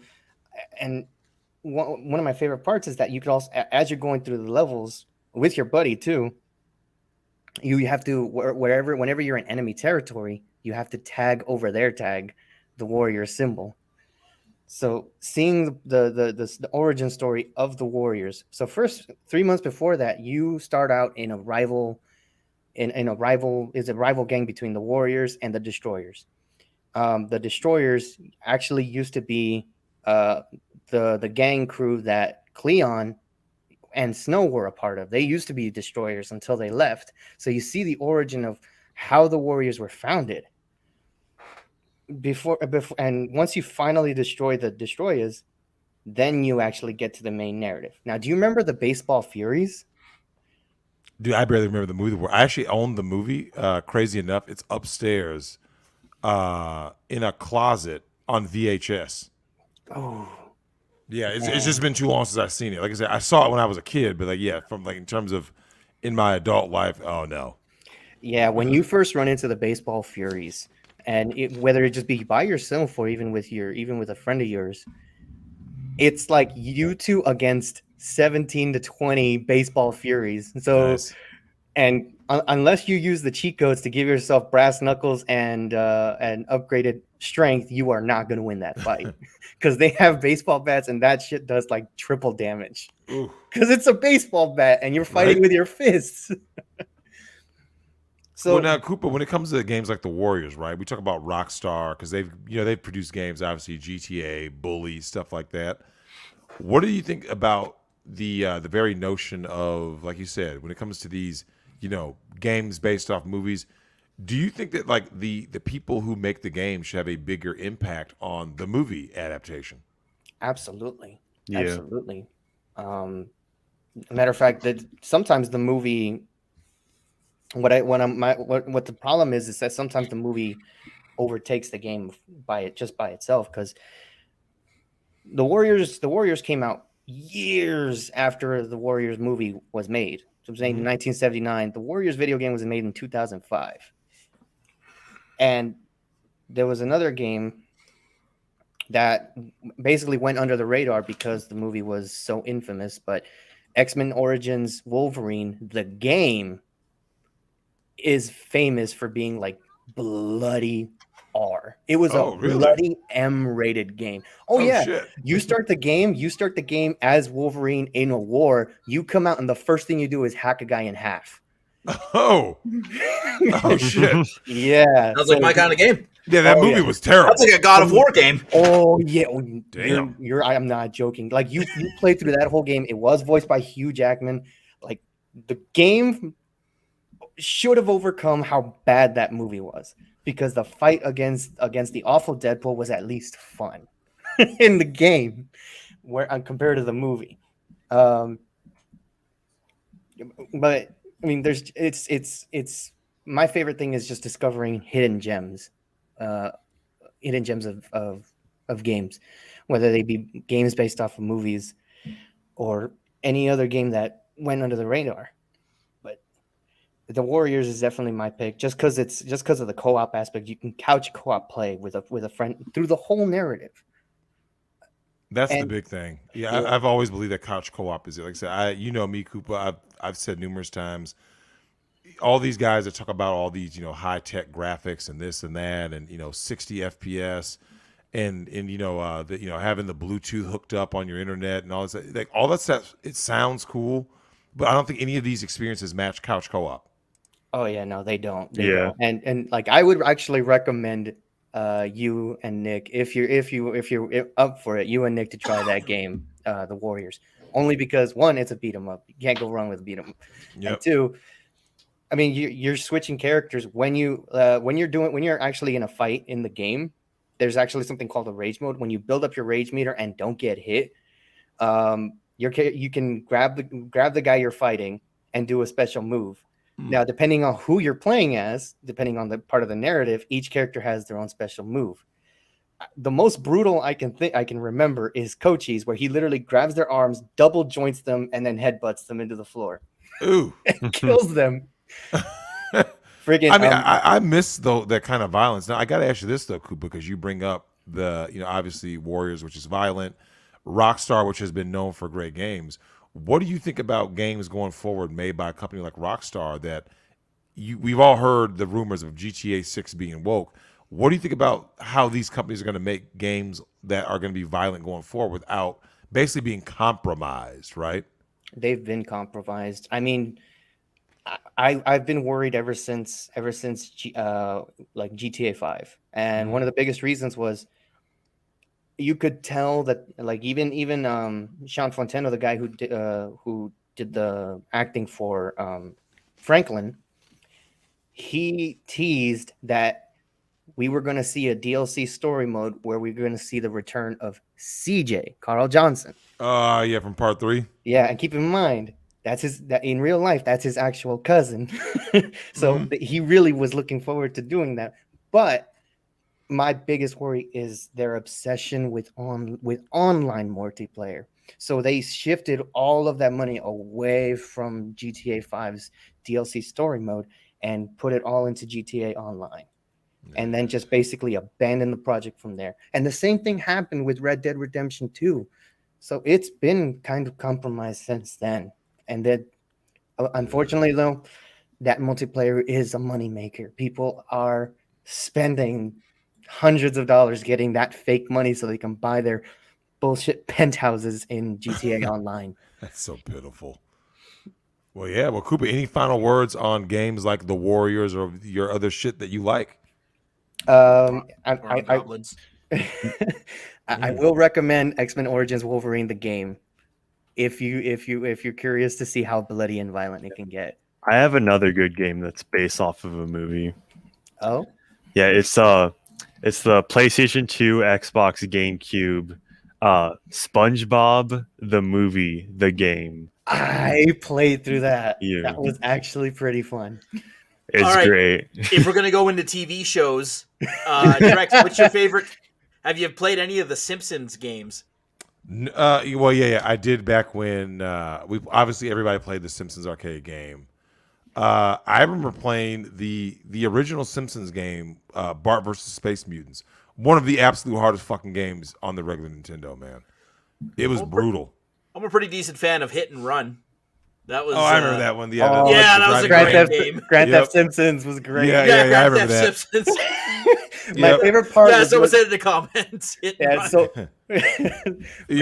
So my favorite part is that when they were developing it and they gave the ability to kick, and they were like, you know what, we should probably take it out because the creator might be a little pissed. Now the first thing he did was he went to Marge and he started kicking her. As soon as they let him down, he just went to Marge. Just like, let me just kick this bitch right now. Damn. I mean, Matt Groening actually has a great sense of humor. I mean, oh yeah, 100%. You got to check out Disenchantment, which is his newest project that I'm aware of, and it's like Futurama but set in fantasy medieval time. Isn't that a Netflix show? Yeah, it's a Netflix exclusive. I find it pretty funny. It's one of those shows that you can show your girlfriend too. Like, it's not overly violent or swearing. I'll show but it to the the jokes. goblin. Her head busts with excitement. Yeah. Oh shit! Well, Cooper, we love it. I had to think about that. I got this mental image. I immediately got this mental image. Like a bottle rocket going off, right? Just a little pop sound.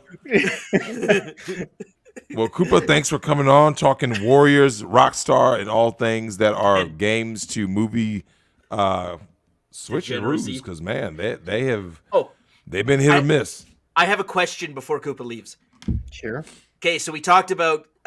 So what about the reverse? What game should be made into a movie?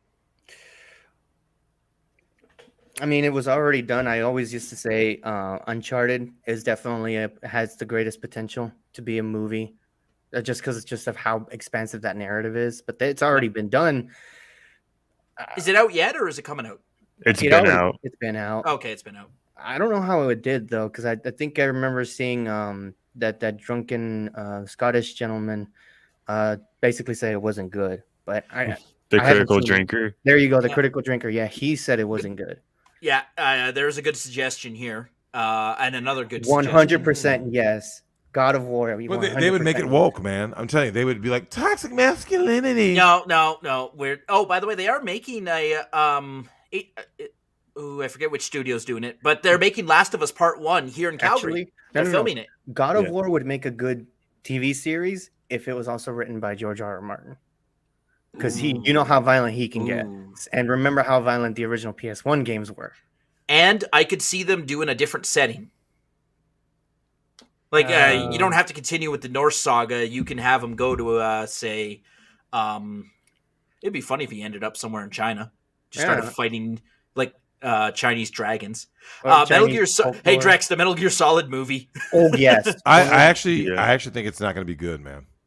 Probably not. There is, although the somebody did the story. Somebody did point out there was somebody who made a fan art. Boss Logic, very good artist. He made a fan art of Chris Evans with that beard in Avengers Endgame, and basically turned him into Solid Snake. And I'm like, holy shit, he actually looks the part. Will he play the part? I don't know. That's a good question. Bowser says make Dying Light 1 into a movie. I agree. Metroid would make a great movie too.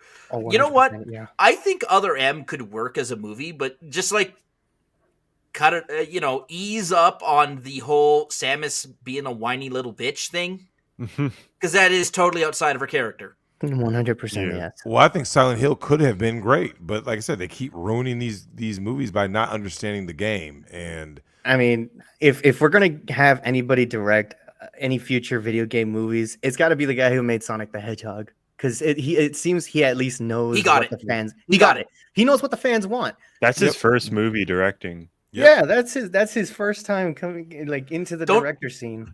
Don't spoil the second one for me. I've been waiting to bring someone to watch it. Oh, it's good. So don't spoil the second movie for me. I will not. Don't worry. All right, Koopa, we'll get you out of here, man. We'll get Raycon is up next. All right, have a good one, y'all. Peace out, Koopa. Yeah. Hey, good evening, Raycon, what up? There we go. I wish I had my black hat. I'm a little too fluorescent this evening. Oh shit!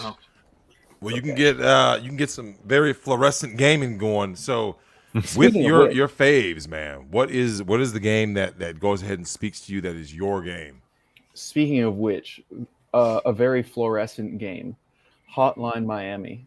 Of course. Yeah. So this game has probably just about it's got like that 80s synthwave artwork, right? And it does it really well. It also does the music really well. It does many things very well. It does the music, the artwork, the gameplay, and the story. And I think it would make a good movie, but for other reasons. I'm not sure where I would link this chronology, this full hour. It's basically like a movie of the two games, Hotline Miami and Miami 2. And it explains the whole story. It's very deep. But in any case, it's a top-down shooter. Kind of like, well, geez, I haven't played any other top-down shooters. Apparently, there's a spiritual predecessor to this called Super Carnage that you can see, and it's like a very, bare bones version of this. But when you play Hotline Miami, it's basically like a gory puzzle game where you're, looking for you're going for a goal. You're looking for treasure. Usually, it's a message or some kind of thing that the message has told you to get. Basically, you start the game as the stranger in a rundown apartment, and some of the backstory is that you are in the 80s after the Cold War, but there's been a nuclear explosion, and now the Americans and the Russians are now in this Russo-American compact, to try and prevent nuclear war. In any case, now you've got Russian mafiosos in white suits running all over the states, running their crime gangs, and you play this ex-Vietnam War vet who's part of this group called, well, maybe I'm giving too much away. In any case, it's like an American ethnic supremacist kind of group that are, fighting for American interests. And you just basically go around cleaning up these Russian mafiosos. And your first, your first mission is just to go in and clean up a whole building, and you learn how to use knives and bats. You can throw knives, you can throw bats, you can also throw your guns after they run out of ammo. Nice. You can pick people up, use them as human shields, and then they can take a bullet or a stab, and you can just throw them away. And then, the gameplay and everything is just, I could go on for a while. Now, Raycon, let me ask you this. What do you think the top-down perspective offers to a lot of video games? Because we've always done like the fully realized rendered 3D world. What is it about that top-down perspective that does it for you? Well, just in this game, it gives you an advantage in that you can plan out your attack. Usually you have to go through one or two trials to figure out what the pattern is, but eventually you're like, okay, well, there's a strategy to this. But looking top down, you can see the whole layout of the building. And then with these masks, a specific mask, the giraffe mask, you can look farther, and it gives you certain advantages. But top down, it applies to maps. Everything is pretty consistent. I remember the first time I ever enjoyed a game like that was just Zelda, right? Mm-hmm. On the Game Boy and stuff like that. But this is way more fast paced. Now, the people that, because I remember looking it up when you told me about it, because like I said, I hadn't heard of it, and I know they made a sequel, and I think you said you played the sequel, right? Or you hadn't played it? Unfortunately, I haven't played, but I've learned about the sequel because the sequel actually, I think, it's almost like an excuse to go deeper into the story. Mm-hmm. But I don't know, I didn't play it. Did you? No, I never played either one of them. I just looked it up. Now, one of the things that we talk about beat 'em ups coming back. A lot of these games that don't have like these crazy huge budgets. What do you think about the future of games similar to Miami, where you have a game that doesn't need all of the huge budget to be fun? Because I think that's really what you get at, is that like you just enjoy playing the game, right? It doesn't have to have because it doesn't have like, I looked at the graphics and stuff, like just the way it looks. It doesn't have those crazy production values, right? And yet you had a blast with it. Yeah, I can still have a blast with it. Yep. I think that's at least maybe not the future for too much longer, or maybe it is. Maybe there's some untapped markets in there. There's a lot of, as you were saying, we were talking about a couple of times earlier, limitation breeds creativity, and this, the limitation of the color scheme to, I don't know if it was 8 or 16-bit, that definitely. It definitely gave this a certain flavor, but I imagine that limitation also bred its great creativity. And I've seen this happen many times, like with, you don't have to have crazy stuff to have fun, man. Like Geometry Wars, you ever play that game? I remember that. That was great on 360. Yeah. I made a game with zombies in it. That's just basically like Geometry Wars, but with zombies. Mm-hmm. I think that there's quite a lot of untapped real estate. Another game like this, I looked it up earlier. It's for the 3DS. Is Vice City Rampage or something? You ever heard of that one? I don't think so. I remember the original GTA. Yeah. The original GTA was top down, right? Like I remember GTA on the regular PS1. It used to be a top down game, and you were going around committing crimes and stuff. And I remember you were in London, and that was the origin of GTA. And of course, it exploded once it hit GTA 3 on PS2, but like the top-down perspective, right? You have the Diablos of the world. There's something about that perspective that just somehow works, right? Manic, what do you think about top-down perspective? Yeah, it's definitely, I do like that perspective, mostly for, RPGs and stuff. I'm trying to think of a recent top-down game I played. Enter the Gungeon was legit. Yeah. Oh yeah. Yeah. I play like 1 hour of that and then didn't touch it. Yeah, it's actually top down is actually popular in the roguelike. I'm thinking.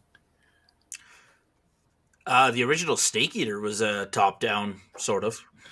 Well, you're talking about the phone game like Nokia, right? Like that Snake Eater? Oh wait, no. You're talking Metal Gear Solid 3 Snake Eater. Yeah. Not the little the actual snake game. Yeah. Ooh, Binding of Isaac is a good that was a good I remember that game. Retro City Rampage was the game I mentioned earlier. That was cool because you could like customize a lot about it in the game. You could customize the background color, and then there was a. You ever play Chinatown Wars for the DS? I remember when it came out. Didn't play it though. I never had a DS. Sick. It was referenced on South Park. You could deal drugs. Yeah.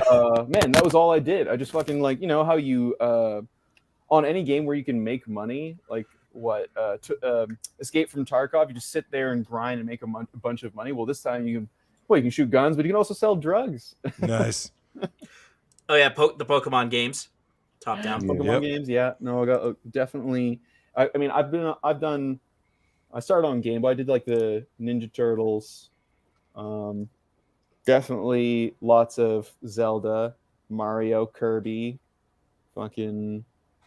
Well, so I had the original Game Boy. Then I had Game Boy Color, skip Game Boy Pocket, the SP, the Advanced, and then I went to the 3DS. And 3DS, I think I had the most fun. Probably not from top-down players, but I really enjoyed Retro City Rampage. That was one that hit me on the side, and that was kind of in the same color scheme as Hotline Miami. But no, man, I totally the gameplay of Hotline Miami, just for that, go and play it.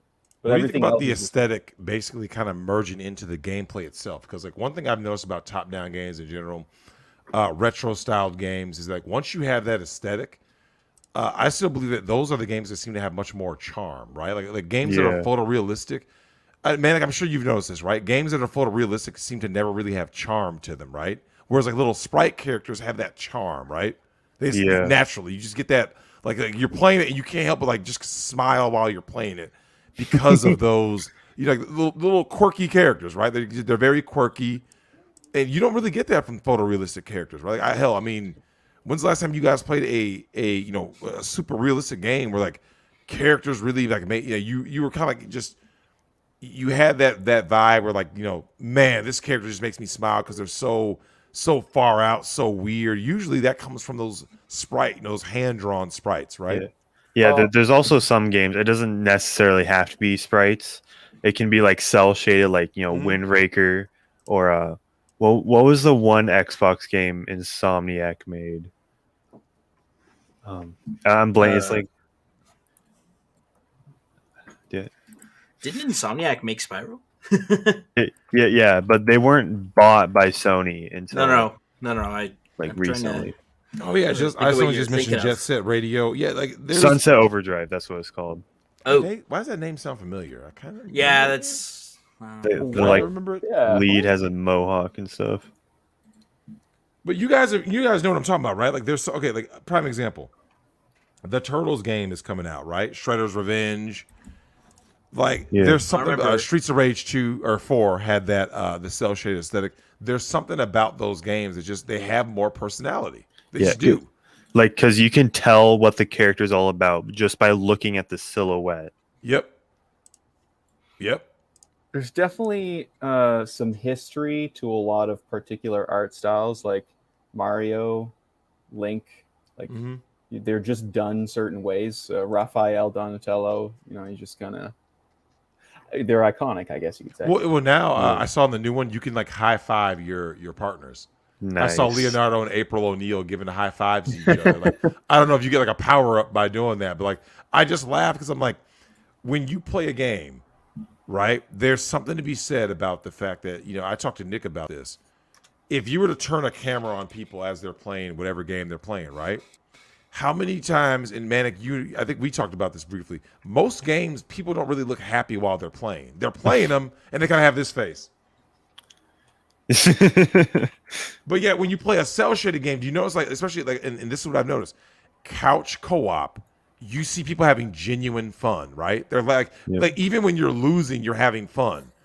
Right? Like, even when it's frustrating, you're having fun, but you're always having fun. When you're winning, when you're losing, when you're frustrated, when you die by a cheap death, but you never stop having fun. Like Nick and I were playing Streets of Rage 4.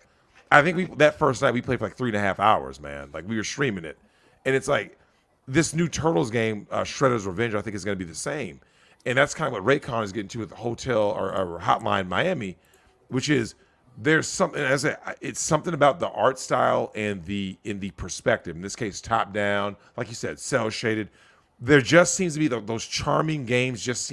They're just naturally more fun. Like I played through Celeste.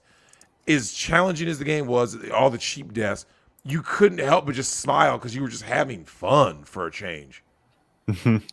Yeah. Have you ever played The Messenger? I do, yeah, the Ninja game, which is Ode to Ninja Gaiden. Yeah. Yeah, Is that a top down? No, it's a not. side-scrolling 2D action platformer. But it plays into like the aesthetics Yep. and the games merging because you switch from 8-bit to 16-bit. Yep. Huh. Yep. Yeah, definitely give that one a shot if you haven't, Raycon. The Messenger, great. it's on Switch. I'm sure it's on other platforms. Yeah, I played it on All Xbox Game Pass. Oh, nice. Yeah. Raycon, any last words?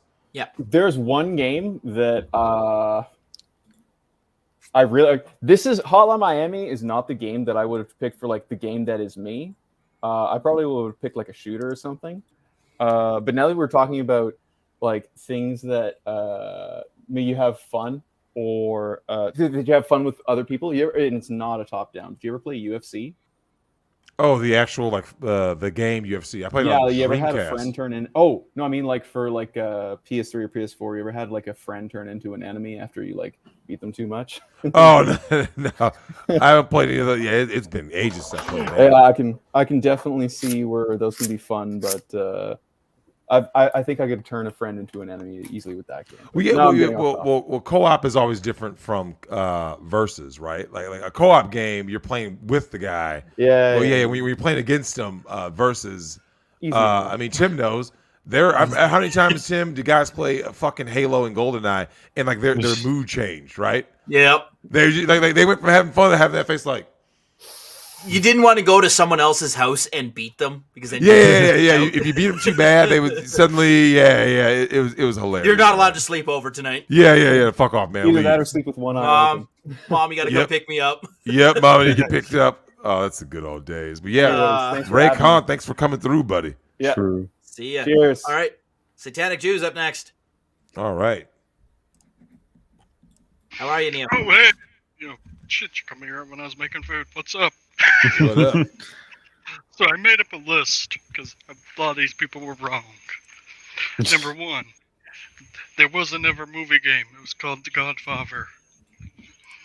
You get to actually kill the horse in the game. Nice.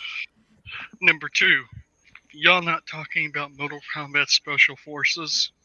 What is wrong with you guys? It's a game where you play as Jax. Look, you better not even troll. Look, Tim. Do you know how you know he's a troll? He's getting ready to mention Mortal Kombat Mythology Sub-Zero. Pretty soon he's gonna say Other M was the greatest game ever. Superman made. 64. Last of Us Part 2. The Last of Us 2. Wonderworld. No, actually, no. In all seriousness, E.T. for the Atari. Sub-Zero was a lot better because Sub-Zero had those live-action cutscenes. I do vaguely remember that. But Neo, when it comes to games, what was the game that like made you? First of all, what's the game that made you fall in love with games? Rayman. Really? Yeah. Okay. An interesting one. It's always the platformer, right? So okay. So you're a kid. You go ahead and rip the packaging off. You pop in Rayman, right? Honestly, I'm surprised no one said Earthworm Jim yet. Yeah. Similar era. Yeah. You took out 16-bit. So you put in Rayman. So then Neo, what happens next? What sold you on gaming after playing Rayman? So this is gonna sound really terrible, but just turning on like and seeing like Advance War and all those little games of just, hey, we're gonna shoot a tank and hopefully the missiles go, or the worm games. The worm games were just those games of doing it, the couch co-op kind of feel, but you're also forgetting about couch smack talk.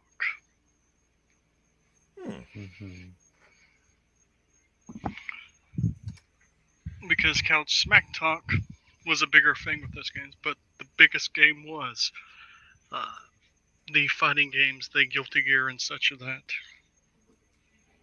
Yeah, well, we had Kirion was talking about his love for Street Fighter 2 and the series, just how that came. There's only one good Street Fighter, and it's Street Fighter, the movie video game. Oh God, Dude, I played that at an arcade for the first time, and you have to see the little sprite version of Van Damme and Raul Julia and shit. Oh, that fucking game. God. Well, when it comes to a lot of these games, though, Neo, you're playing through some of these. What is it that stands out most that you can say, hey, this is what's good about the modern game versus the old school game? Because one of the things that I'm noticing is that more and more games are starting to basically, they go backwards. I mean, look, everyone keeps talking about how advanced gaming has gotten, right? Every time you look at gaming, though, recently, the games that really sell, the games that matter to people, that like gain an audience, it's always because someone's going backwards, right? Like Elden Ring is the biggest shit in the world right now. And that's not what is considered like the quote unquote modern game. You know what I'm saying? Like in terms of, we know how like, the modern, like, let's pump up the graphics, pump up the production value. It doesn't have this crazy, budget, yet it just works. Ooh, Amazon's New World had the budget. How quickly that game died. Dude, Chronic could rant for like 80 minutes about New World. I recently went back into it just to kind of see how things looked. I think they fucked with the balancing again. Like, that's the thing, is when you start messing with the balancing between your character and the enemies, levels mean nothing. Yeah. Like, I'm level 58. Okay, so I should be able to fight this level 58 enemy. No, it utterly destroys me. I mean, none of that shocks me now. I mean, in Neo, when you're talking about, like I said, the Street Fighter games and all that stuff. You've talked about, when it comes to designing games, what's the biggest thing with designing games that you've noticed that is called, like, we talk about the money aspect, right? Like the microtransactions, but like, what's something that they're doing right now that you think they could do better with?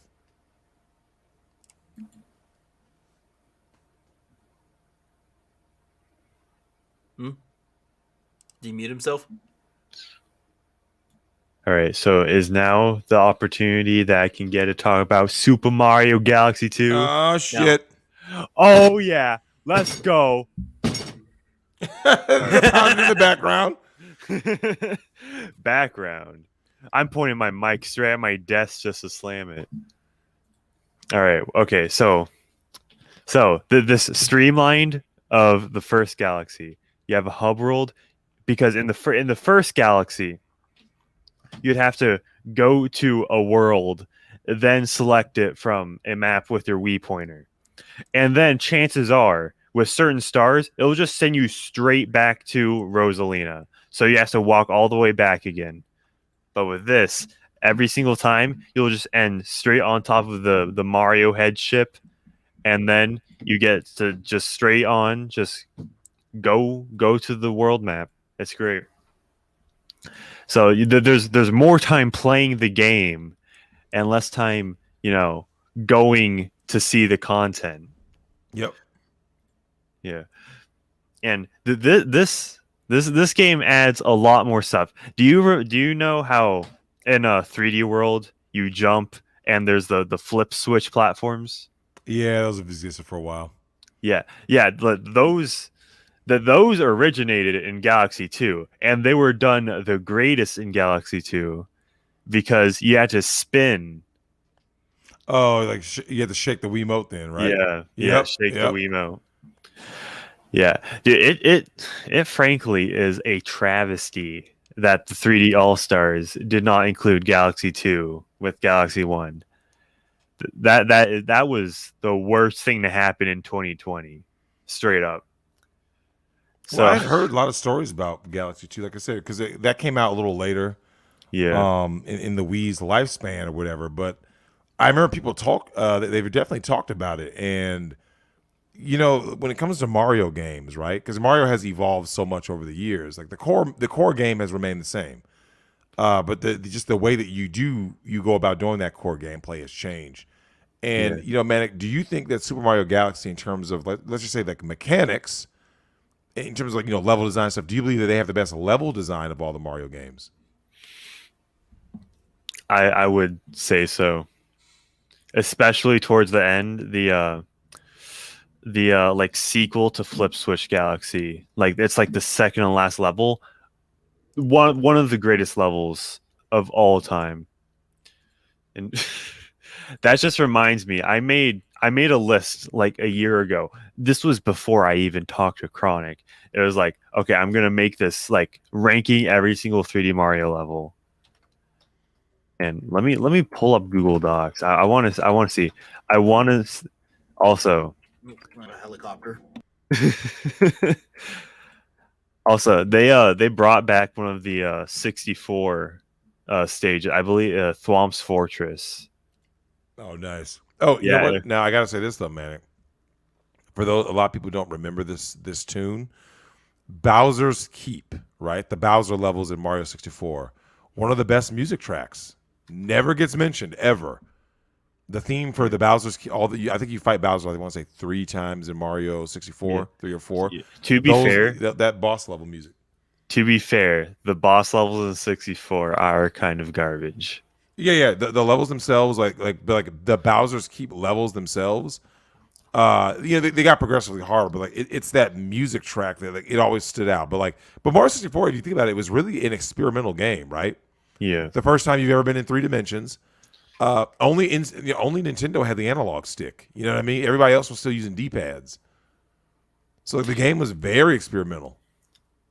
Yeah, I remember I was in 3rd grade, I want to say, and I 100%ed everything. I just need to do the perfect run on Grandmaster Galaxy.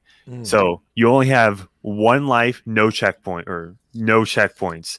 If you get hit once, send back to the beginning. So I had my best friend come over, and then he would be the Orange Luma. And I will say they did improve the second player, the girlfriend mode for this game. Wait, they had a girlfriend mode? Yeah. So the second player would be an Orange Luma that would stun enemies. And if the Orange Luma was like, up on an enemy, you could shake, and then you'd knock out the enemy. Also collecting star bits. Huh. There was some implementation of that in the first game, but you were literally just a cursor. Yeah, well, that's what I'm saying. Like, I remember using the Wiimote to like aim at the little star bits, and they would magnetize towards you. Yeah. That was implemented to keep the player engaged when you were using the star launcher, because you would be basically on a narrow path. And then, so you'd be swinging the Wiimote around. In the first game, like the second player girlfriend mode was just basically an orange cursor, and then you could stun enemies. But in this game, it's an Orange Luma, and that's a lot cooler. Yeah.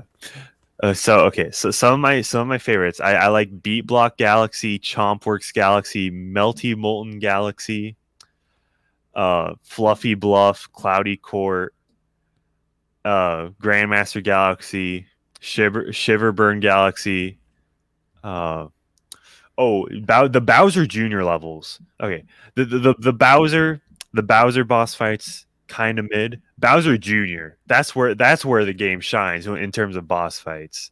It's great. Like Fearsome Fleet and Boom Bunker, amazing levels. Well, the Koopa kids were always they always had their own little interesting takes, even when they got introduced. So that was Mario 3 when they were introduced, and just that, right? Even though a couple of them obviously were basically Echo Fighters, they just made them slightly different. Like Morton and Roy, I think some of the characters they were similar, but it's like that was the first time that when you fought the boss. The Koopa kids, they were different. You know what I'm saying? They were Mario 1, Bowser is the same in every, they disguised Bowser. Yeah, disguise. Yeah, all they had was it was a different obstacle that you had to get around Bowser to hit the little spinning axe. Yeah. Well, with the Koopa kids, I'm pretty sure in lore they're like adopted or something. But they're there for Mario 3. They come back in Mario World, and then they're basically just shafted until New Super Mario Bros. Wii. They get complete redesign and stuff, more personality, and they get overused Yeah. in like Them- every game. The Koopa Kids being adopted kind of implies that, because the alternative to that implies that something slept with Bowser, maybe Princess Peach. Well, I mean, Bowser Jr. still exists. Yeah. That- Now, Manic, I got to Oh. say this though. What do you think about the lack of representation from Mario 2, which is kind of like the redheaded stepchild? Because I think they should bring back a character like Wart. Yeah, and You know what I'm saying? like, to be fair, Shy Guys came back. Shy Guys were back. Yeah. Some I think Yeah. Birdo might have been in other Mario games. Oh but- yeah. Birdo's a mainstay in the spin-offs. Yeah. But like Mario 2 had lots of unique things, and a lot of people forget Mario 2 is where a lot of the mainstays in Mario characters come from, like Princess Peach floating, Luigi's super jump, because that was the first time he was different from Mario. Mario being like all around. Luigi was different in the Japanese Mario Bros. too. Yeah, correct. Yeah. But in the American version, because we all know that history of Mario 2 being more obvious. literally another game. Yeah. But they made it very pronounced, right? He had the wonky jump. I like that there was that time where, I mean, hell, let's just face it, they took more chances with games, Mario and otherwise. Whereas you notice now, maybe because of the money, they kind of play it safe now, right? Like a lot of games kind of like Mario Odyssey took that chance to do something a little different. Zelda did a complete, overhaul with Breath of the Wild. Like, I think it really shows. Like, I would rather people take huge risks, keep the core gameplay the same, but take that big risk rather than just playing the same old game over and over. Or not even the core gameplay, but at least keep the story consistent. Don't retcon everything. Oh my god, dude! Sonic, 10 minutes of your game. Sonic has the worst issue when it comes to retconning. Like Sonic 06, it's a bad game, but it's not canon. But then the Sonic 06 level returns for Sonic Generations. Yeah. Yeah, and the lore is all sorts of especially when it comes to, I want to say, colors, and then afterwards they got some really stupid writers that did not care about Sonic. Neil, are you still there? No, are you dead? Did he have a heart attack and die? Okay, I'm just gonna boot him out. We'll move on to the next person. But by the way, I figured out why Manic has such a love affair for Super Mario Galaxy 2. He probably got it gifted to him when he was 5 years old. So last year. No, I wasn't gifted. I went out. I went to GameStop, and then I saw it on the store shelf. All right, Shizuo and Man of One is after. So queue up. Get ready. You're coming in hot. I hate that it keeps putting it beside you. Hey, what's up, Drex? What up, Shizuo? What is up? You know it's all about gaming in this fucking night. Tell us, what is the game, whether it be, past or present, that is like your game? What is the game that got you? I'm playing Dragon's Dogma right now, but I am, because I'm in Okinawa right now, so I haven't been really going anywhere. I've just been at home, and since I work at home now, I don't really know what else to do but on my off time, but you just playing shit that I haven't played again. Yep. Nice. Neil's so tell us about the game for those who don't know. Oh, Dragon's Dogma. It's like Monster Hunter, but it's a Western RPG made by Japanese people who don't know what the fuck a Western RPG is. And that's probably a good thing. Oh, it is. It has a fucked up, you don't understand what's going on at all until the end of the game. But then you're like, oh my god, this shit makes sense. Why did it take 40 hours for it to make sense? Gotta ask you, a military guy? No, I was born in Okinawa. Okay, you must be that one person that always listens from Okinawa. I see that in the in the stats for the podcast. There's always just one blip out in this random island out in the ocean. I'm just Okinawa. like, what the hell was that? Yeah, that's me. Nice. Awesome. Always assumed it was just a military guy. No, I know English and Japanese perfectly, but it's because I go to the U.S. in the summer. So you obviously would experience how Japanese women act around the American soldiers firsthand, right? If I go around the base, I would. But I have a friend who actually is from the States who's in the base in Okinawa, and it's funny because I show him where to go. But he got a girlfriend now from here, so now he doesn't want to hang out with me. Weak. Oh. Hoes before bros, apparently, right? Yeah, Damn. apparently. Jeez. And- Well, while he's over there anyway. simping, you're over here playing games. What is the so you're talking about this game, right? The Dragon's Dogma. What is it similar to? Nothing, actually. There's no other game like it. The combat system is so imagine, you know how like you see D&D and they have to charge up their spells and they have to be a certain class to use them. It's like that. But then when you play, but it's boring as shit unless you want to do a lot of damage. And the fighting classes, it's like Monster Hunter, except you're using like the sword and shield and a two-handed sword and bows and everything. And it's really unique, and they're finally making a sequel. It got leaked with the Capcom leak, so I can't wait. This game was made in 2012, I believe, and then the DLC came out a year later, and I've been playing it this whole time, and I just love it. Damn. Yeah, I just looked it up. I guess was it this? There's a new one that's coming out called Dark Horizon. Dark No, Horizon. that's the DLC. That's the DLC that came out a year okay. later. Yep. Yeah, I haven't. There's an online game that people are making private servers for. There was Dragon's Dogma Online, but I've never played There's a it. Netflix series. The fuck is this? Yeah, there is. They made it for because they re-released the game on the Switch and they remastered it on PS4 and Xbox. So I'm playing the remastered version on the PS4 because I just haven't bothered to buy a new gaming system because there's no games I care about. Like I have a Switch and a computer, but I don't even use my computer. I'm using my phone right now because I saw the link and I said, "Oh shit, let me get in here." That's wild. Now I got to ask you this though. When it comes to playing these old games, right? You're saying this came out a decade ago. What is it about revisiting a game that is so fulfilling to you? Because I mean, I think all of us do this at some point, right? Like we have games in our past. We may get up one day and go, "I'm going to replay Mario RPG just because," right? Like there's no reason why. Yeah. What is it about revisiting games that does it for you? Well, first of all, you got to have you got to check to your systems. Because I still have my PS1 and PS2. Me too. But I have no fucking PS2 controllers, I realized. Like, I have the memory card and everything, and I, like, looked in the box, and I was like, oh my fucking... Like, I have a PS1 controller still. Like, I have everything for the PS1.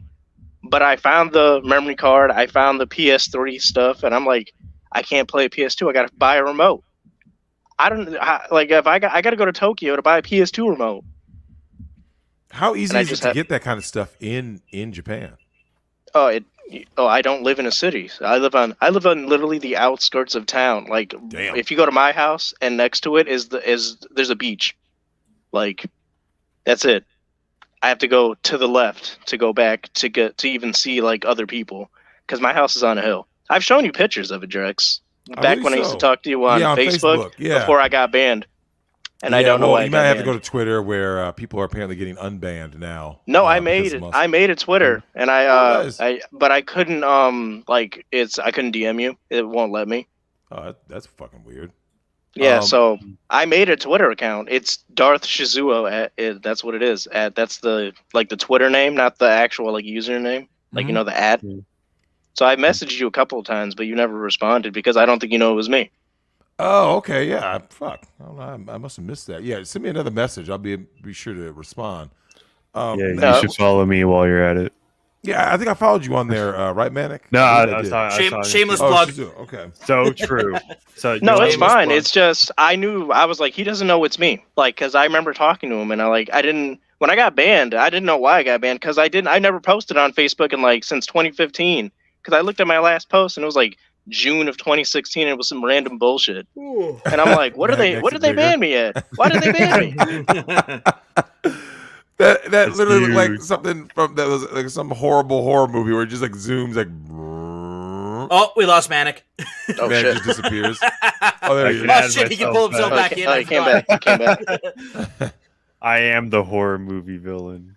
Now, Shizuo, here's the thing. When it comes to gaming in Japan, what are the games that they tend to gravitate towards? It's games similar to what you are describing with Dogma, or is it something else? Oh no, they're all on they're onto the Switch and the phones now, man. I can't get someone to play with me in my house. Are you kidding me? Like I have to fucking sit there and like buy my younger brother. Like I have an older brother. I'm the oldest. My younger brother, he fucking like I got him to play Pokemon Emerald on his phone because I emulated on his fucking phone, and he was like, "This game was great. Got any more?" So I downloaded all the Pokemon games on his phone, and like he learned how to do it and got all the other kids to play Pokemon on their phones because you can emulate it to online battle, even though there's no servers or whatever. So, but when I try to play, hey, you want to play a game with me? He's like, but you play shit from the 80s. Mm-hmm. Don't worry, Balmed. He's nobody. Well, now, Shizu, here's the thing, though. When it comes to gaming in Japan, do you think that there's this push for like gaming alone because like it's kind of becoming more and more of a loner culture over there? Do you think that's kind of contributing?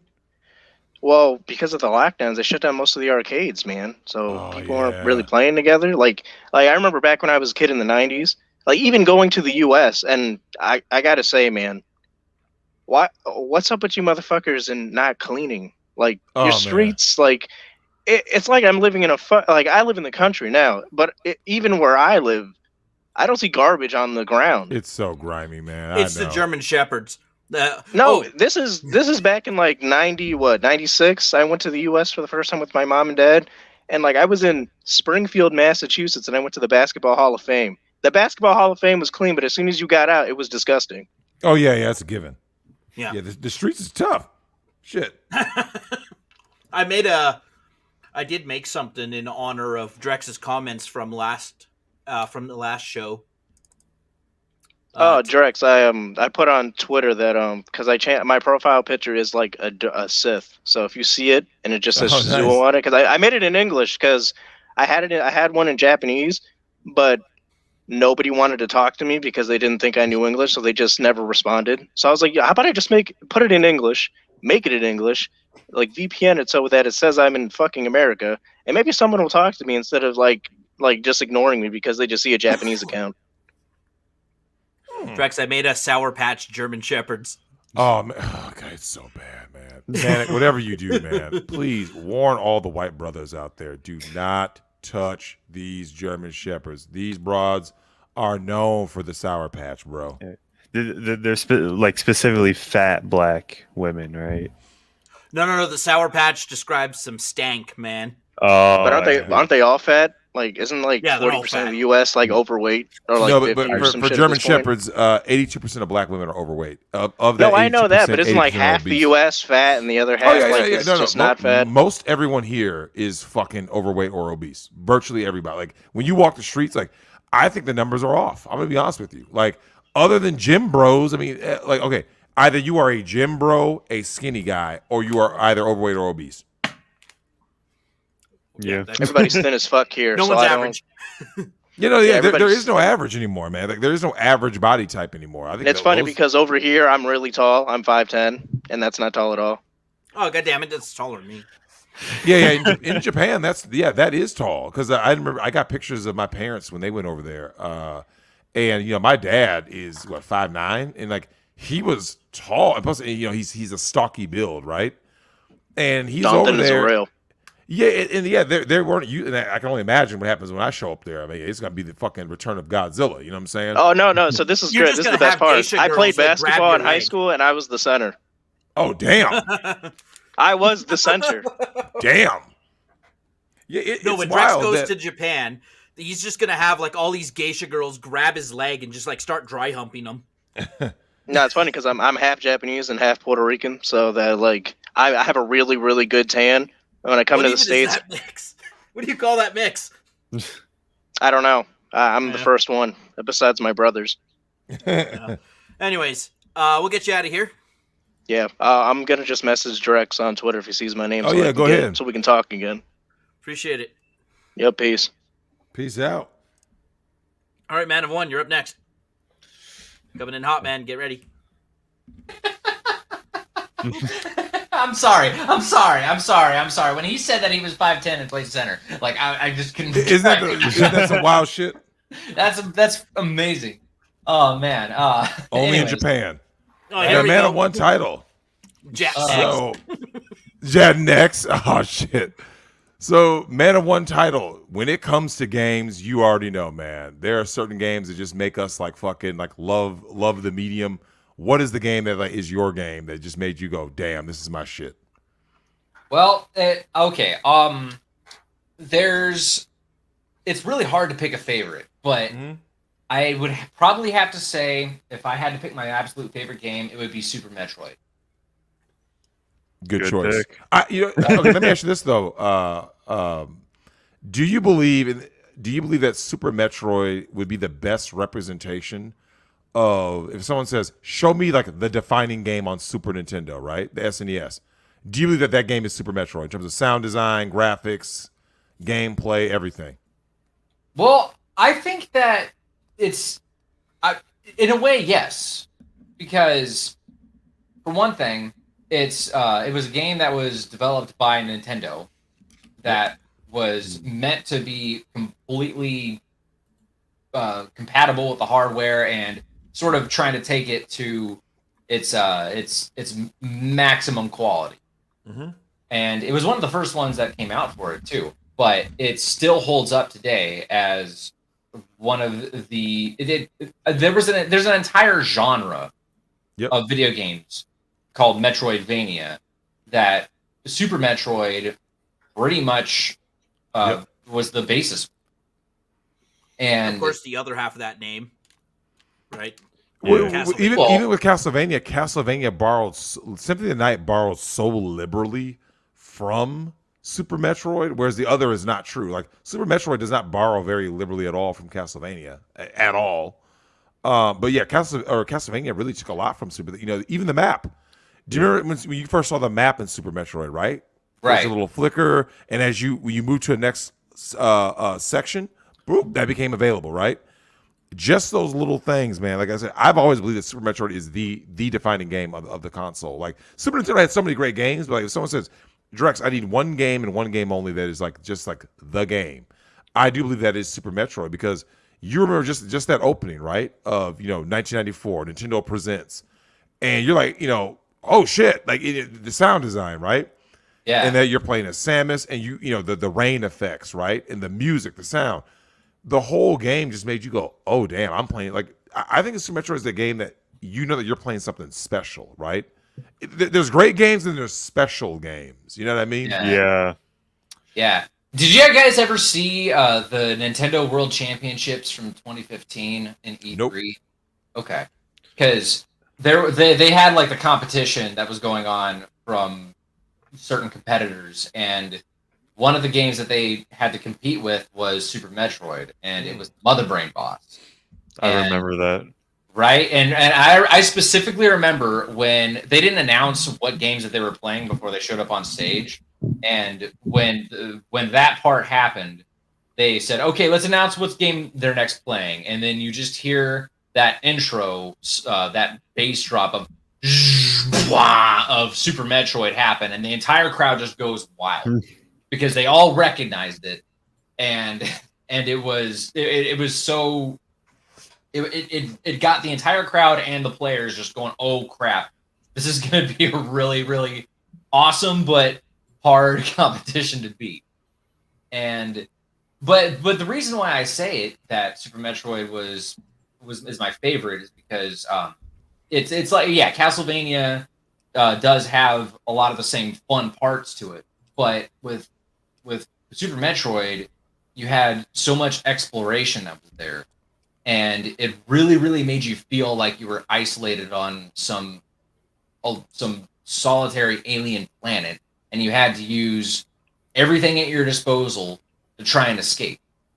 And there was no speaking, there was no text, well, aside from the intro, but there was nothing that really happened besides straight up action, and you still got a story out of it. It's a game I still play to this day. Well, let me ask you this, because something that Super Metroid does that I think more games should do. The Last of Us, actually, the original, because we don't acknowledge part 2. It got this right, which is telling a story through the atmosphere in the background, right? Like, your environments, right? Environmental storytelling, because a lot of times, you've seen this, right? You play games where like they're exposition heavy. I love Metal Gear, but it's notorious for that, right? Whereas sometimes you can tell a story without having to say a word, right? Just the environment that you're in. The movie Apocalypto did that very well, right? You're able to tell a story visually. Metroid, especially Super Metroid, I believe did that, right? When as you go through the different sections, right?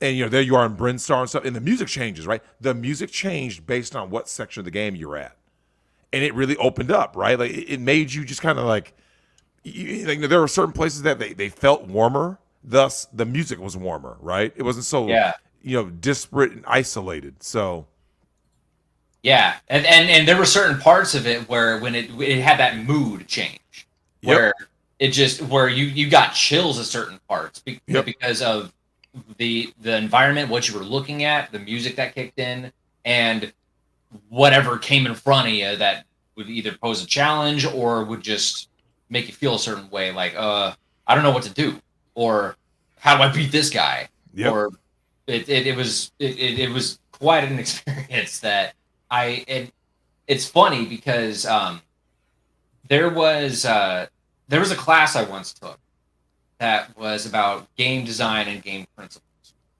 And there was one thing that they taught us that I'd like to pull up real quick and share with you guys. So there's 9 principles of game design. And this goes into board games, video games, basically any kind of game that would make it fun or worth playing, really. And to make it kind of short, those 9 principles are resources, goals, balance, fun, randomness, and then you also have decisions, player interactions, complexity, and innovation. And I remember when I took that class and I was reading all of those, and I thought, that might be why Super Smash Brothers was so successful, because it utilized all of those, all of those principles. I was actually just thinking about that. No bullshit. As you read off all 9, like when you got to the 9th one, I went like this. No bullshit. I immediately thought of Smash Bros. Exactly. Like I was like Smash Bros. Like this is the thing that's so crazy about games like Super Metroid. We talk about all of this for real. Yeah, really. Exactly. They really fight, man. You want to talk about villains in a game? That carried over in Metroid Prime too. That feeling, and I will say this though. Rest of the series, really, it really did. This was wild though. When we talk about modern gaming, right, the woke has infected, right? People forget Samus Aran is our original true heroine, right? Yeah. Oh, totally. Because the original Metroid came out in '86. I don't know if people remember that, but like just Metroid, not Super Metroid. The original Metroid came out in 1986, back when it used to have like the little icon on the box art, right? It would say Adventure Series or whatever series. And so Samus, let me ask you this though, Man of One Title. What did you think about just Samus as a hero, right? As like the de facto gaming heroine? I thought, okay, as far as a heroine goes, I think at least in the video game world, she might be the best one, because she was behind a suit, and it's her gender doesn't really matter. It's not even about that. It's about like the life that she lived. When you look up the actual lore of her story, she was. Her parents were killed by space pirates when she was very, very young, and she was adopted by the Chozo, which were the big bird people, which I'm super glad was elaborated on in the newest Metroid game for Switch, because they never really expanded upon that. But anyways, and she became a bounty hunter, pretty dangerous job, and she wound up. Get out of here! Sorry, my cat's going crazy. Your pussy's going crazy. Yep. It's messing up my green screen. And then she was also enlisted in the Space Marines, and that kind of helped build her ability to go and fight and do all these bounty hunting missions. And if you really just want to boil it down to like simple terms, yeah, she's a freaking warrior. Yep. But it's like kind of like what you said earlier about the Last of Us, how it was all very show don't tell. Mm-hmm. You didn't need to know all of that story in order to enjoy any of the games. Like that's all lore. It's like Metroid Prime. If you ever played that for the GameCube, the actual story Excellent behind game. all of it, it's so good. But excellent game. To get the lore for it, you kind of have to work and scan a whole bunch to learn all these different details about it. But you really don't even need to know any of that in order to enjoy it. You could just go straight for the action and still complete the game and get a good time out of it. It didn't, walk you through every little thing. It let you just sort of kind of let loose and do whatever you wanted. So, and I think Elden Ring also has gotten a lot of critical acclaim for that same reason, because it doesn't want you to do everything. It wants you to kind of just let you go on your own and kind of have freedom over how you're going to play it. Now, Man of One Child, I got to ask you this, because it's something that is very bizarre. When it comes to Metroid games, right? Metroid is one of the highest rated series ever. Like I said, take away Other M. The Metroid games have like the highest ratings of like any gaming franchise. Yet, sales-wise, up until Dread, Metroid was never a big seller for Nintendo. What do you think is the reason for that, even though every game has bitten off Metroid? I think this is just me guessing. I really don't have a whole lot to go off of it, but I'm guessing that the reason why is because it could be that Metroid didn't really do so well in Japan. Mm-hmm. And I think that because I don't know how true this is. I remember reading a while ago, it might be bullshit, but I remember reading a while ago that Metroid, when the first one came out, the Japanese audience didn't really care for it. They were like kind of whatever about it. But then it got over to America, and Americans ate it up. Like we just loved it. Mm-hmm. And so then they continued with it and made a couple more additions to it. But as far as Japanese sales go, it might not have done so well. So they kind of just sort of put it on the back burner and didn't really do much with it. And then there weren't a whole lot of games that were made after that because they probably just didn't think it would sell. And I think, and the reason why I think that is because I remember when Metroid Dread came out, people were hyped about it. The only negative thing people had to say about it was that it was too expensive for a game that was that short. But it wasn't even really that short. It was just, that's like they were going off of how long it took to complete the game if you were just speedrunning it. Correct. Well, one of the things that is funny about Samus as a heroine is that she borrows liberally from, where the essence of Metroid was taken directly from the movie Alien and Aliens, right? With Ripley. And if you look at Samus's design, obviously the hair color is different, but like her nature is actually eerily similar, because I think that one of the reasons why it's so great that Samus is female is that the maternal instinct comes out with the Metroid that should be her enemy, especially in Super Metroid, right? Because when you're playing that game and Samus loses, right? When you get to the end of the game, Samus loses. And yet it's the Metroid that you did not kill earlier comes to save Samus, and gives you the power up. So it's like, I always love that. Like we were kids, when that game came out. And I just remember, like, for some reason, like, we just got hyped for that, right? Because, by that point in the game, you're all powered up, right? And yet you still lose. And you're thinking, holy shit, I'm still not good enough? And then the little Metroid literally, hovers in and powers you up to beat the final boss. And that shit, man, back in the day, like, people forget how big of a deal that was. And then, of course, you got to escape, right? And get to your spacecraft. So it's like, just like reliving those, like what did that mean to you? The Samus escape has always been one of the main things in the Metroid games. What did that mean to you? Like, between the boss fights, the exploration. Well, it goes back to what I said when you got a story without any words being spoken. because you know that when that huge Metroid, that gigantic Super Metroid, I don't think there's ever been a Metroid that big, like in any other games ever. Yep. And then it starts draining Samus's life, but then it realizes that that's the same person that like took care of it as a baby, and then lashes off, and then goes and runs away, and then comes back and saves Samus's life, which is like when you say it like that, there's weight to it, but you really just all you do is just see it happen, but you still understand it, and that's an art form. Like it really did it well. I like, and going back to the World Championships thing, like if you haven't seen it yet, just watch the clip of the live reaction, because they go like all they had to play was the Mother Brain boss fight, and it showed like the reactions of the entire crowd when that Super Metroid died, and everyone just went no, just like like everyone. The host was like, "Nobody cry, please." Yep. Because it hits you. Like it's actually kind of emotional, even though it's just. That Man of One title. screen. We'll get you out of here with this. What is your favorite memory from Super Metroid?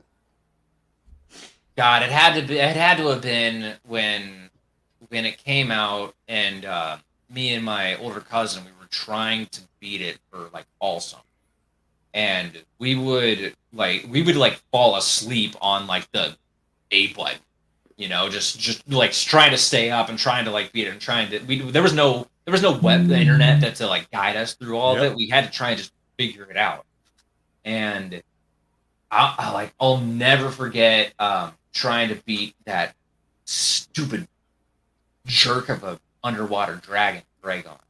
Like he gave us the hardest time. Like we spent so much time trying to beat it, but when we finally beat him, like we were running around the living room like high-fiving, like just after what felt like forever. Because when you're a little kid, time goes by much longer.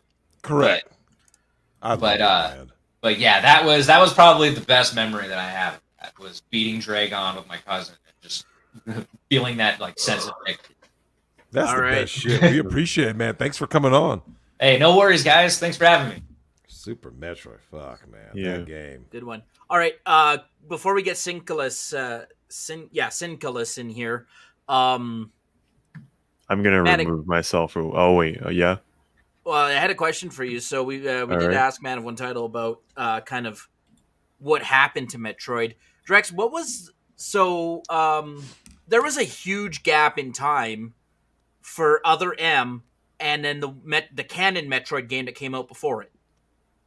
Mm-hmm. Yeah. Which one was that? Prime? That was before Other M. So yeah, the Prime series. I think correct me if I'm wrong in the chat, but I think so. Prime is basically a whole different storyline, if I recall. Like Prime's kind of its own thing. Yeah. I think it takes place before the original Metroid. Yeah. Oh yeah. Okay. So, but anyways, there's a pretty sizable gap of time between the releases of those games, right? Yeah. I recall that Other M was hyped because there hadn't been a Metroid game in many years, and then they gave you that hot pile of garbage, and everyone was like, "Oh." Yeah, and then Metroid, the soccer game on 3DS. That was wow. Corruption. Do I remember that shit? I hope I don't. Metroid Corruption. Metroid Corruption. Heard of it. Didn't play but it. Tim, I'll tell you what the most telling thing is about games like Metroid. And this is true of like Spyro and games, Crash.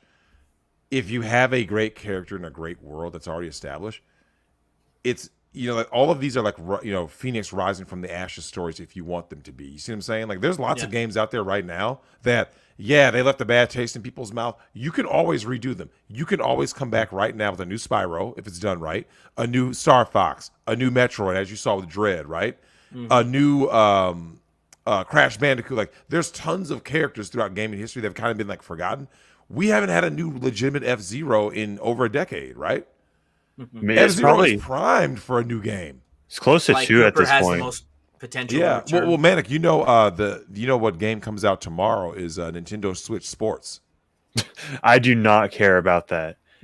I've heard it is legit. It's actually legit. No lie. No, I've heard it's garbage. Really? Yeah. they are waiting for a post-launch update for Ring Fit support. Oh no, Ring Fit is that shit's crazy. Yeah. Do you know how many people? You know what? Ring Fit is almost like a cruel troll of a joke, right? Because like you have someone do it, and they're like, "Holy shit, dude, I'm hurt."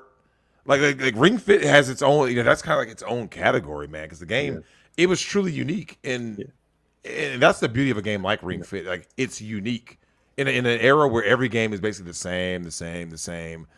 I don't know if you ever knew this though, but Manic, during the early days of the pandemic, because everybody was locked up, Ring Fit was going for $300 to $400 on Amazon.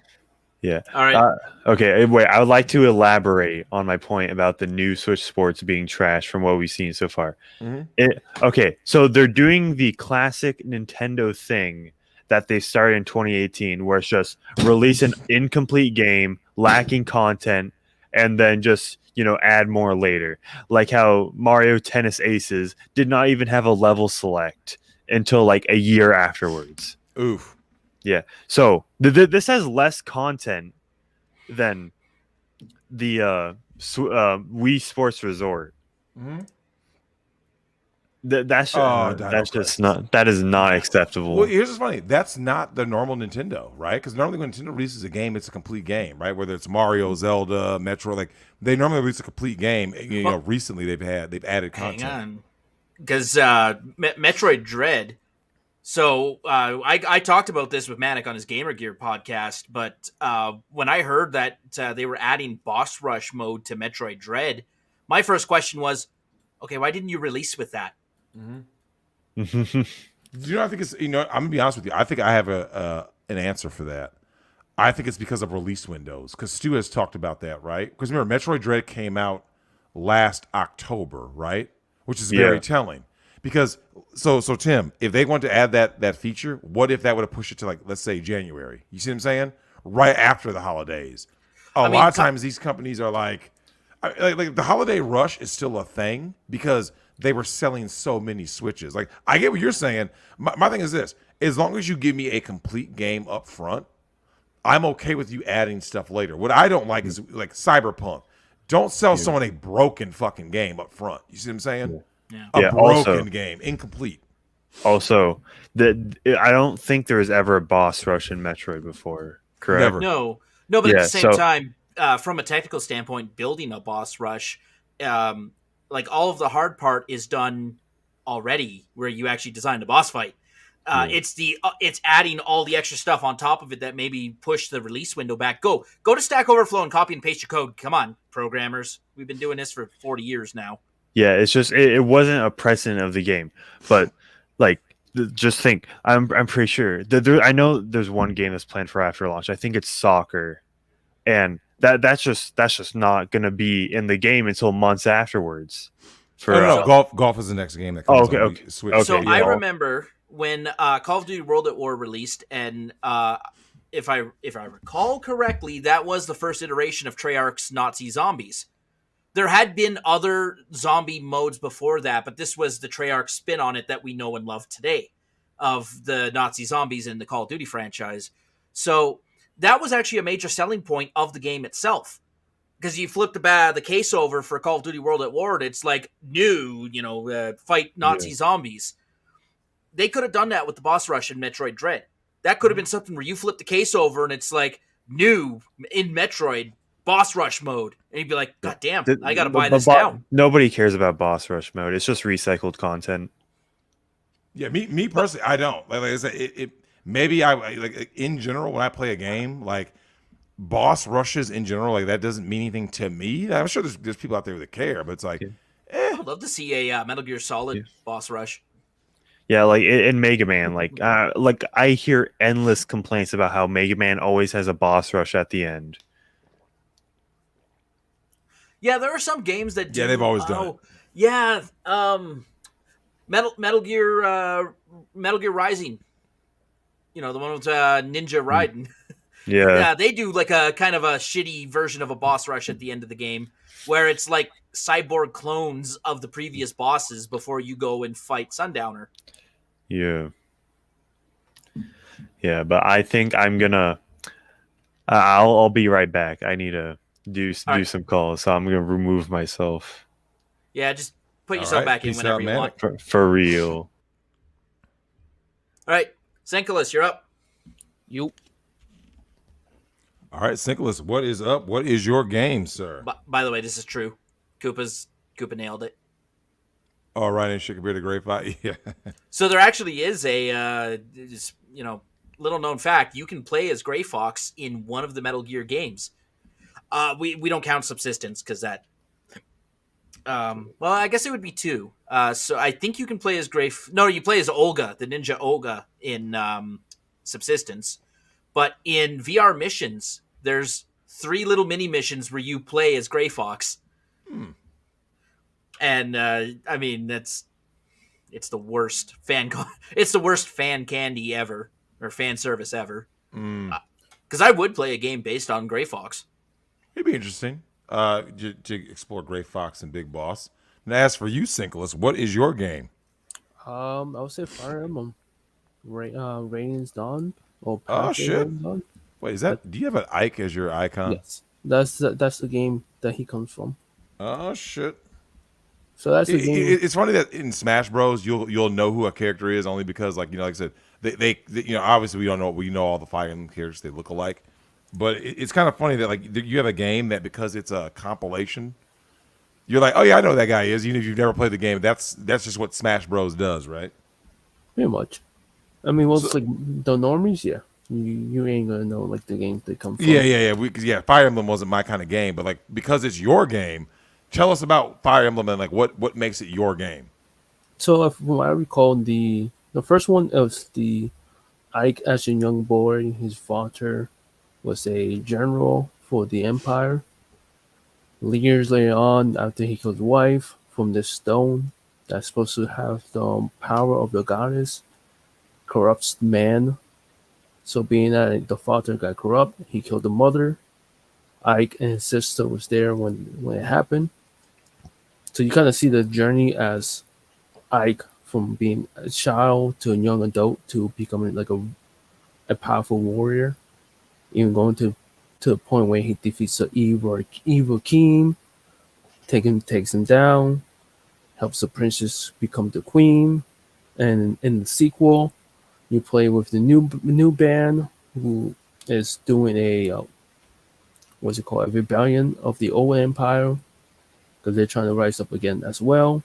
You see him being the enemy of the new character for a small time because originally Ike's father, he created his own army that they get hired for war.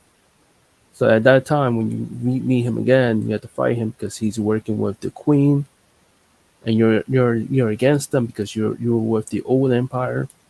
So playing that game and seeing all that again, it's just fun to see, especially when you see the character where he starts from and see how he turns out to be. Is Ike based on Guts from Berserk? I don't think so. I mean, Drex, what isn't? Yeah, I know, right? I could name 100 different properties across all media genres, right? From TV shows to video games to comics that took inspiration from Berserk. Yeah, it's something about like I say, it's Ike's his physique and the sword are always what stood out to me. Having the cape helps also, but when it comes to these Fire Emblem games, though, right?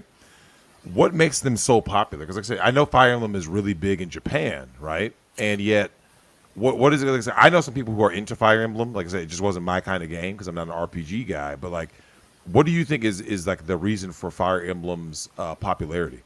So if you were to say for the ones now, it would be the waifus. It would be definitely the waifus. The waifus, the characters females. Call Phil. It basically started Awakening. I think Awakening was like one of the best games of the series, but they added the feature of to marry a female character with your first original character. So that's what kind of pumped up more. Because Fire Emblem was like Metroid, where it wasn't popular back in the old days, other than maybe in Japan. Then became really, really popular. in the DS, the 3D DS generation of it, and that's because how more normies were able to see it. The other options for it, made it more fun. And the old games, they were also really hard compared to the new ones. Like in the old ones, your characters die, you can't bring them back. Well, no, when it comes to these games, like I said, I only know Fire Emblem characters based on Smash Bros, right? I've noticed that like the timeline is different. Like like certain characters, like whether it be Lucina, Chrom. So I'm assuming some of these characters are interconnected, right? A few of them. Sometimes like Mark, that like Chrome, he's supposed to be like his grandson. So, but in general, no, they tend to be like Gundam, where the series doesn't always connect. It's like a different timeline. Yeah, I've always, like I said, I've known that they've always been popular. Like I know people who, like I said, they eat the Fire Emblem games up. And one of the things that I like about any series that's popular wherever, right? I just love seeing people's passion for the game. Obviously, I didn't know it was about the waifu. I thought these fuckers were just playing the game because it was great. But yeah, I know what you're saying. No, that's what I'm saying. Like, if you compare like the old ones, it was definitely because of the gameplay and the tactical of it. The new, because like the old ones would be like, your hit percentage would be like 95, and you would still somehow miss. Meanwhile, like the enemy chances of hitting you would be like 20%, and they'll somehow land a critical hit on you. But like the new ones, I think it's because the more normies are playing it, and they make it much easier, which is why they went with the more waifu characters. But I mean, personally, I kind of don't like the new ones because I feel like the story is more lacking because they're trying to give you the choice into it, which I don't feel like there's really a choice your character makes, especially the newest one. I feel like that one has to be the second worst one out of all of them. Do you think this is like whether it be Nintendo or whoever develops Fire Emblem games? Do you think this is just their attempt to like make them like for a broader audience? Like, let's try to get more sales. So maybe it sounds like they've kind of dumbed it down a little bit. Do you think that could be part of the reason?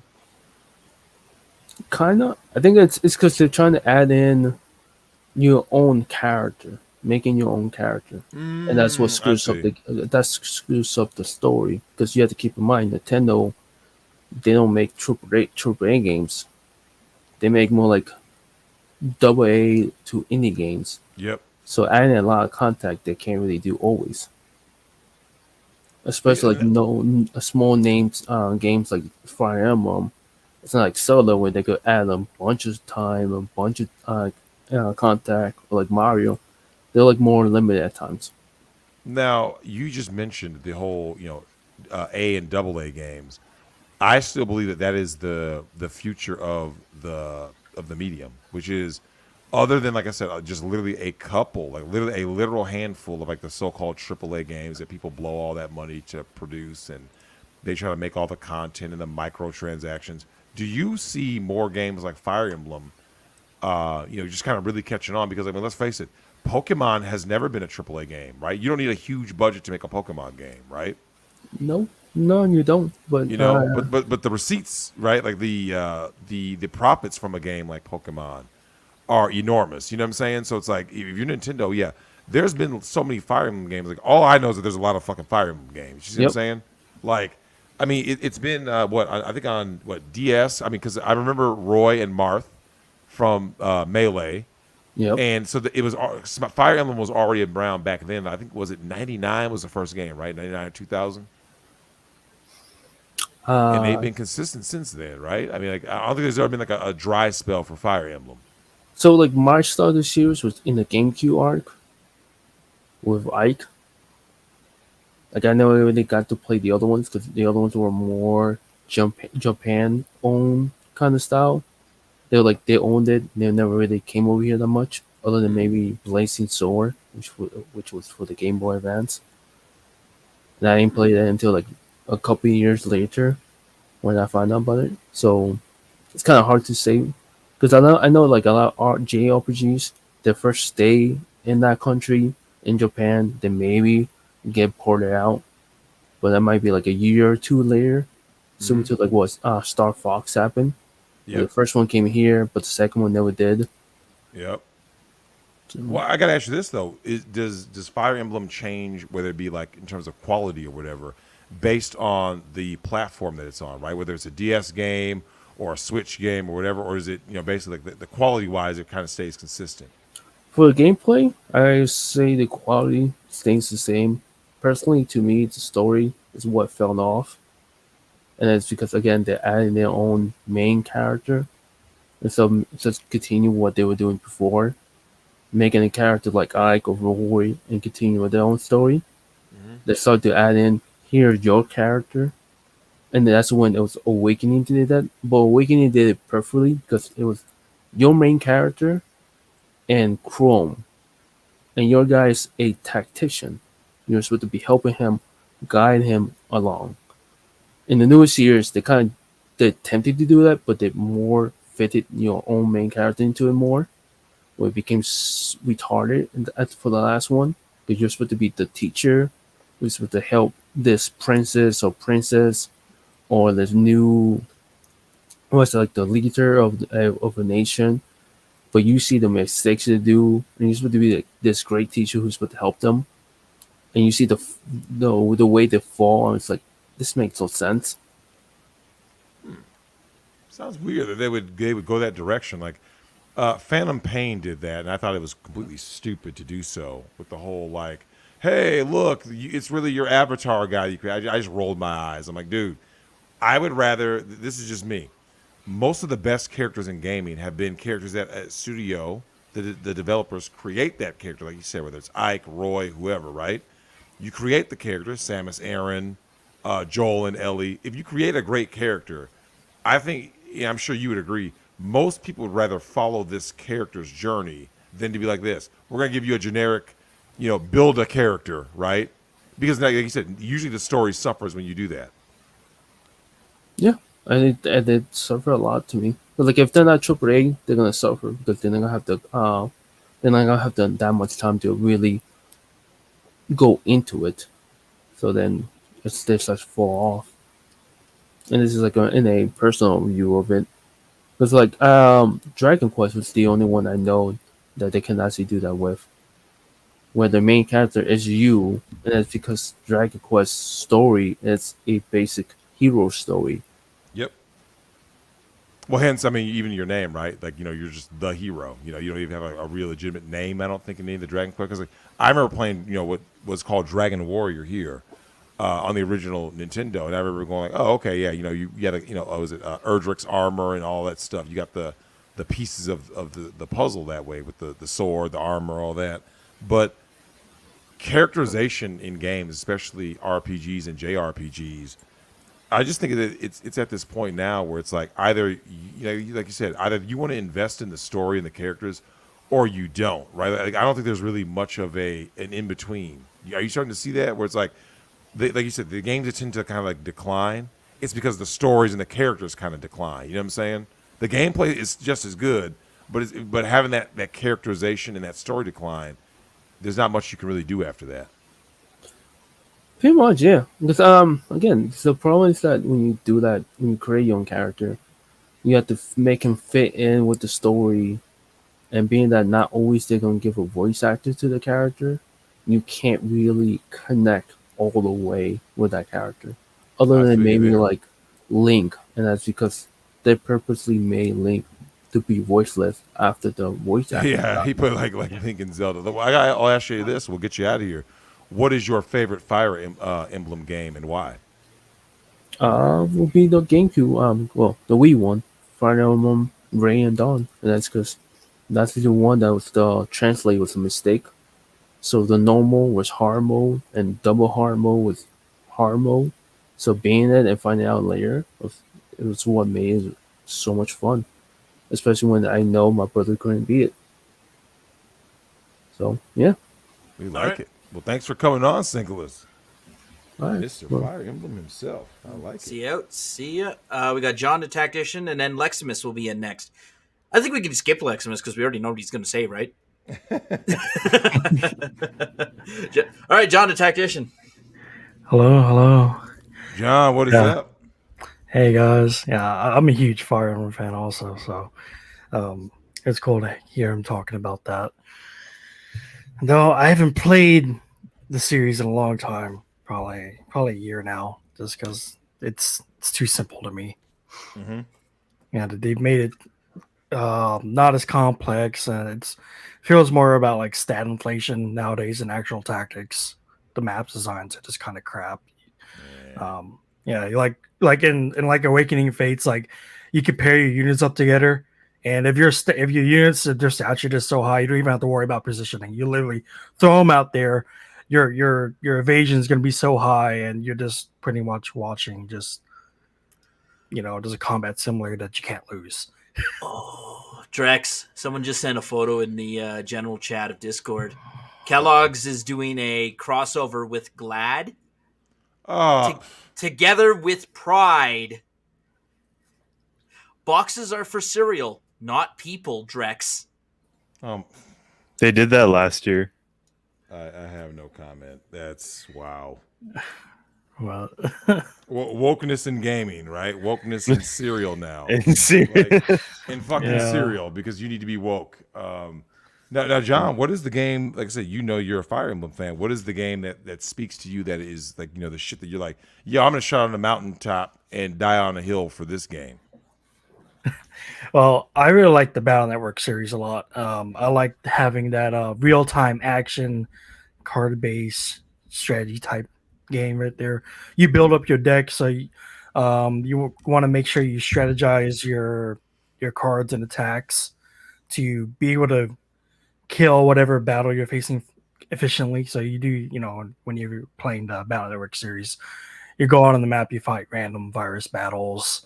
Then you got your boss battles, which these enemies have more complicated attack patterns and a lot more health, right? And the way you want to build your deck is that you want to be able to delete these viruses or these navies as fast as you can. And if you don't build your deck, efficiently, you're not going to be able to get the fast delete times to get the good bonuses and everything. So I'm a very tactical, strategic, focused kind of player, as you can tell by my name. So that's what really speaks out to me with that. All right. Yeah. Sorry to interrupt you, John. We've been going for 3 hours. I got to take a leak. But Manic, if you want to get Leximus in before I get back, all right, you can do that. But how long does it take for you to piss? Oh, I'm in the garage, so I actually have to run back into my house. Oh, fucking Leximus just dropped off. Oh. Anyways, yeah. Sorry to interrupt, John. I'll be right back, guys. Oh, you're all good. No, so John, tell us, so you're playing the Battle Network games. What is the first thing that people are going to notice about that can draw them in? Because that's not a normal genre that people tend to go for. So what is it about the Battle Network game that makes people say man, shit, this is my genre?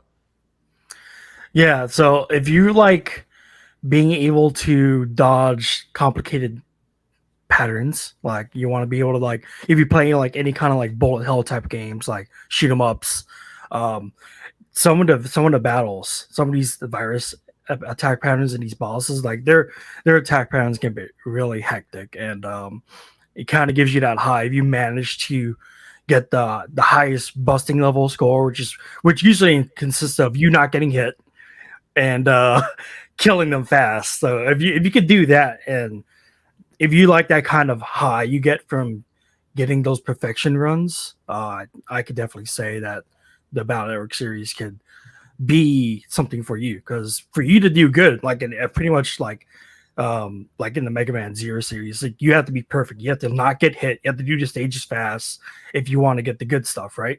Same thing in Battle Network. You want to get the stronger chips. You want to get the secret stuff. You have to kill these viruses and these bosses fast and effectively. And that also comes with the deck building. Is when you're going to these battles, right? You got a deck of 30 chips or something. I think it's 30, and you get them randomly, right? You draw 5 or 6 from your deck every round. Yeah, you go into real-time battle, because these battles are in real time. You go into real-time battle for about maybe 10, 15 seconds, whatever your custom level is, and you can manipulate that based on some other things in the game. But you're being there for 15 seconds, and whatever chips you threw out, they're gone for the round, for the match, and you get some more chips out of your deck, right? And depending on how many duplicates you get in there, you can create your deck to be more consistent, right? Because it's all about, card games. You want to have as many duplicates as you can to support the strategy you're going for. And so I could say that if you want to have that kind of optimization high from getting perfection runs, then I could say that Mega Man Battle Network is something that would be for you. And I did see that Samurai and I brought up One Step to Eden. Yeah, it's a pretty great indie game that's quite closely tied to Battle Network, though it doesn't have it has some strategic element to it. You still have to build your deck, but there's no like planning period like in between rounds like in Battle Network, because everything's just full time. You don't get the freeze time and think about what chips you're going to select at all. Yeah, I haven't even heard of them. I just put it in the chat. I hadn't heard of the. Actually, no, I take that back. Maybe Nick had mentioned it back in the day.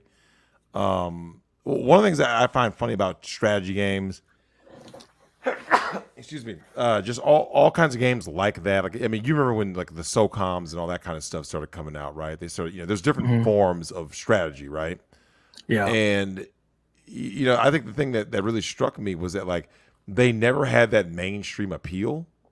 And what do you think is the reason why people haven't been able to like really crack that code and like make them more mainstream? Because like, I mean, here's the thing: they're fascinating games, right? Like, there's a lot of games. You remember when RPGs, FF7 and Super Mario RPG were kind of like the games that like really helped push RPGs into the mainstream. Because before that, I mean, it was really niche. You know what I'm saying? It was a really niche genre. What do you think that the Battle Network and games of that ilk can do to kind of push themselves into that mainstream? Well, I guess they could try making the mechanics a bit more simplified at the beginning.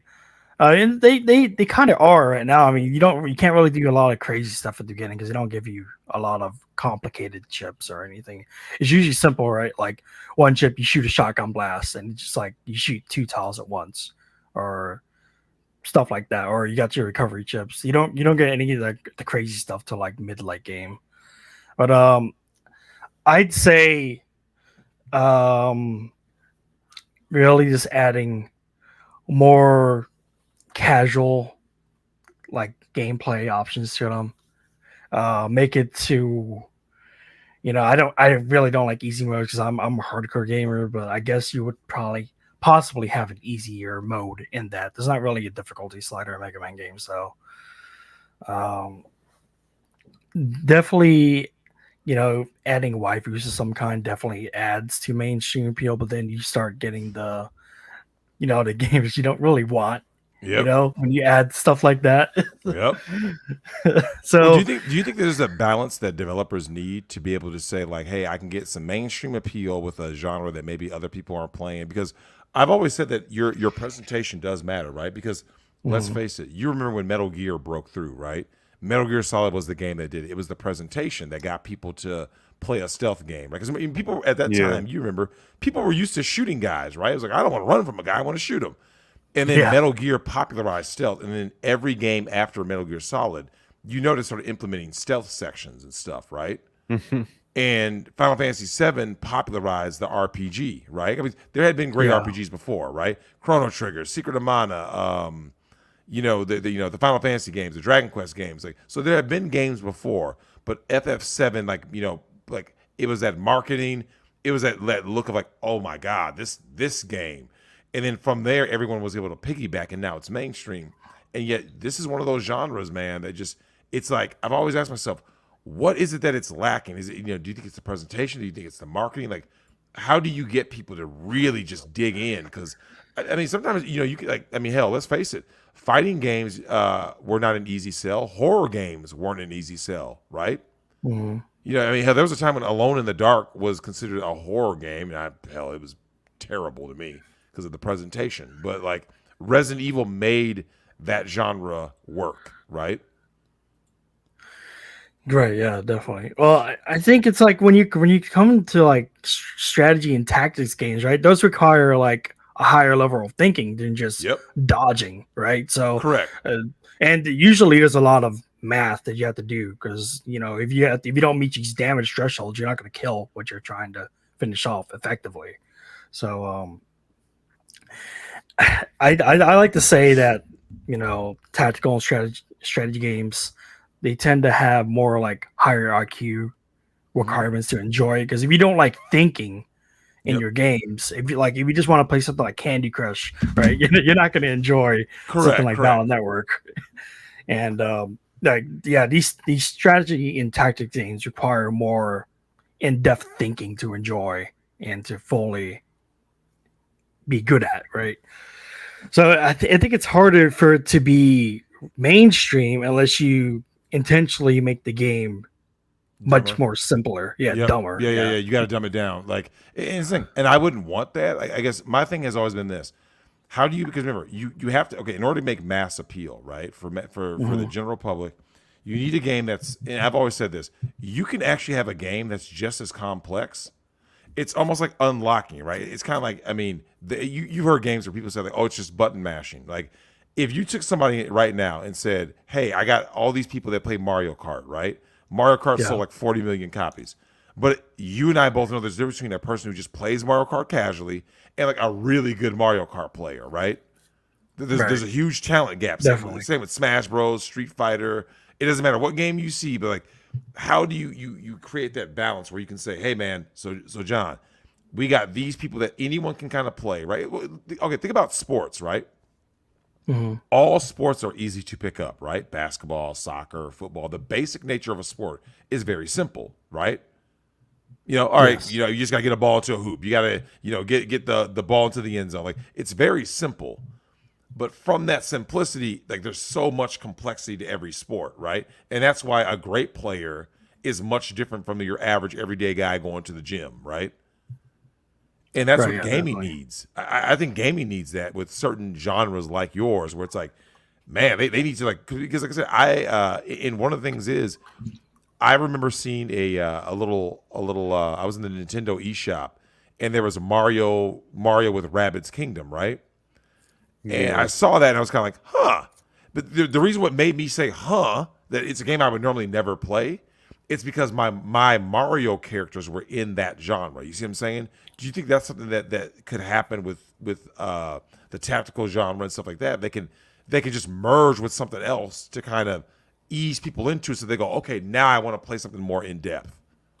Yeah, definitely. Like, I think introducing series like that, which are from usually from platforming or fighting, if you could put them into a strategic tactical type of game, that would get the people who are fans of that series to be like, oh, what's this game?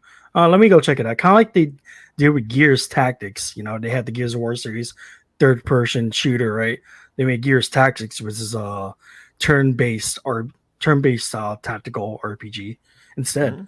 Mm-hmm. I think it did decent. I think it had it on Game Pass.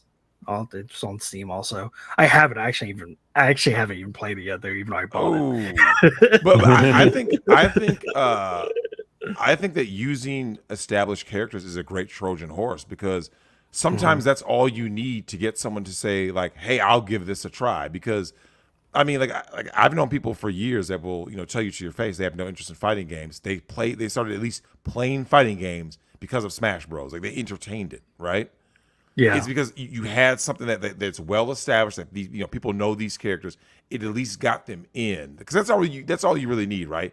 Get them in.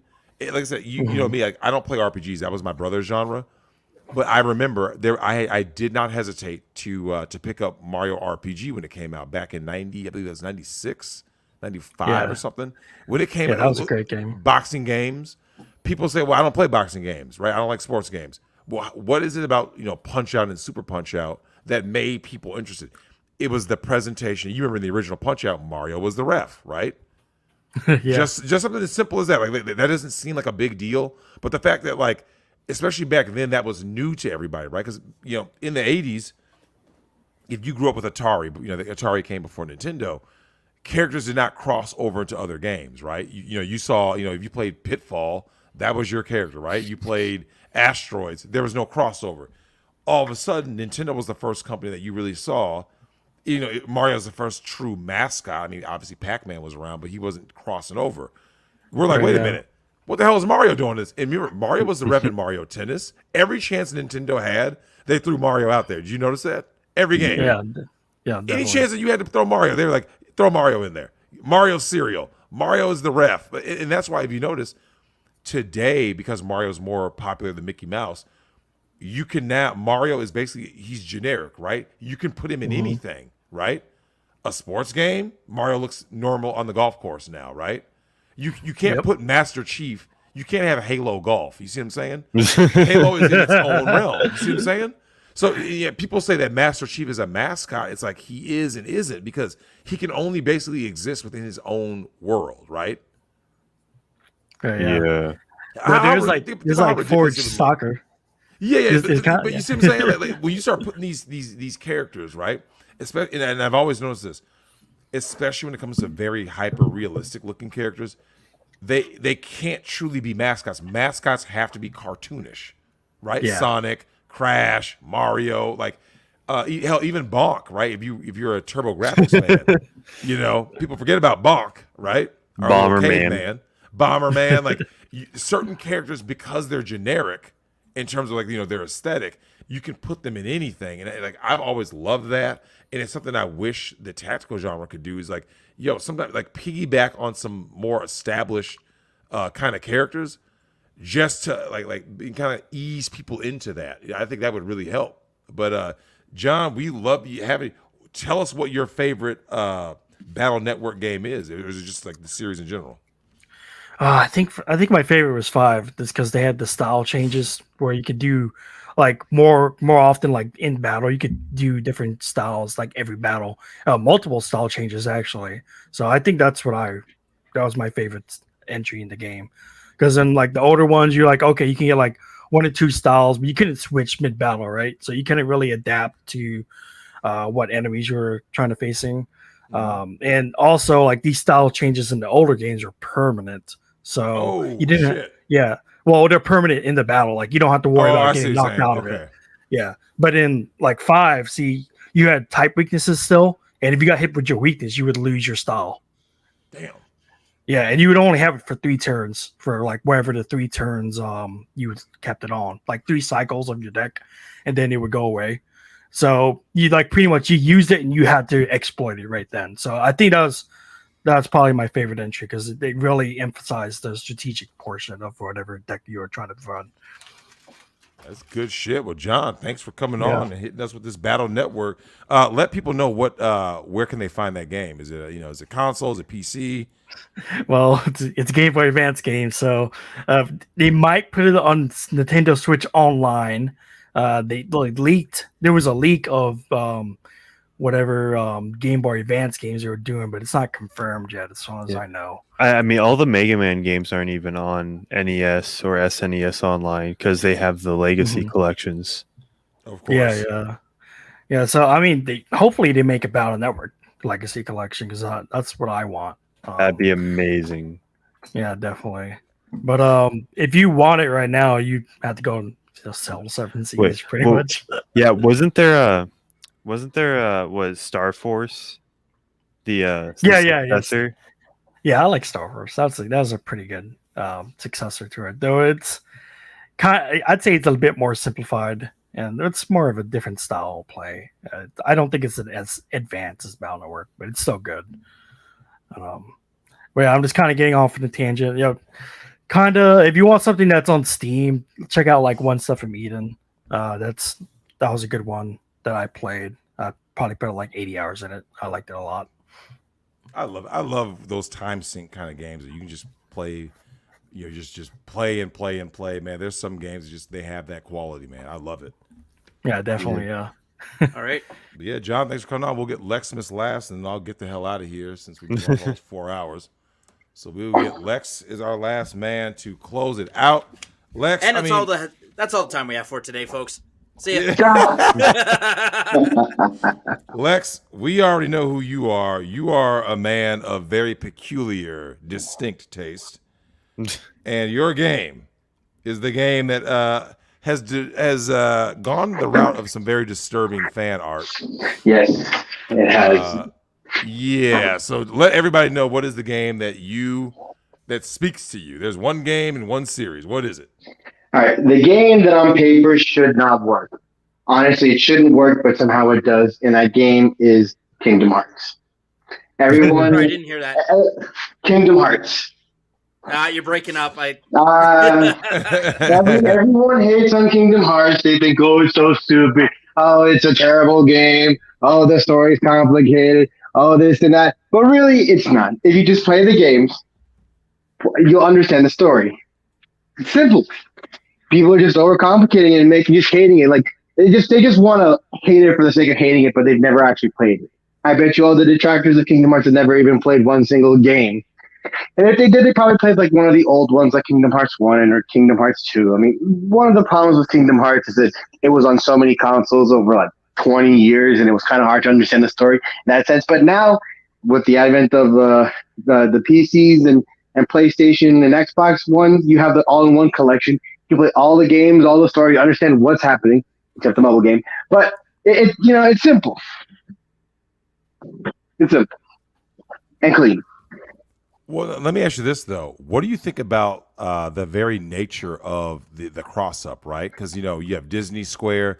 This is something that we hadn't really seen before to that magnitude, because normally people are like, oh yeah, these are gaming characters. Yeah, they stick with gaming characters, but like to come with like the Disney brand, and you're seeing Donald Duck and Mickey in a game. You know what I mean? Like just like describe that as you're a kid and you get to see that. Like, what did that mean to you?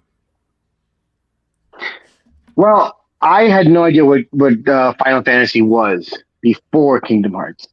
I to be honest, I don't remember getting the game. All I know is that I know I got the original, like the first edition copy of the game, because it was the black label, not the red label on the PlayStation 2. So I don't even know how I got the game. I assume that my parents just got me the game because, it's got Donald Duck and Goofy. It's probably just a kid's game. Lo and behold, it's about this like crazy adventure of a 14-year-old kid who has to save the universe from being destroyed from evil darkness, and his friend falls to evil, and it's like all this crazy stuff. And as like a 4-year-old kid, because like I was 4 years old, I believe, 4 or 5 years old when the game came out. I had no idea what was happening. I didn't know who Cloud was with Leon, and it wasn't until I got older.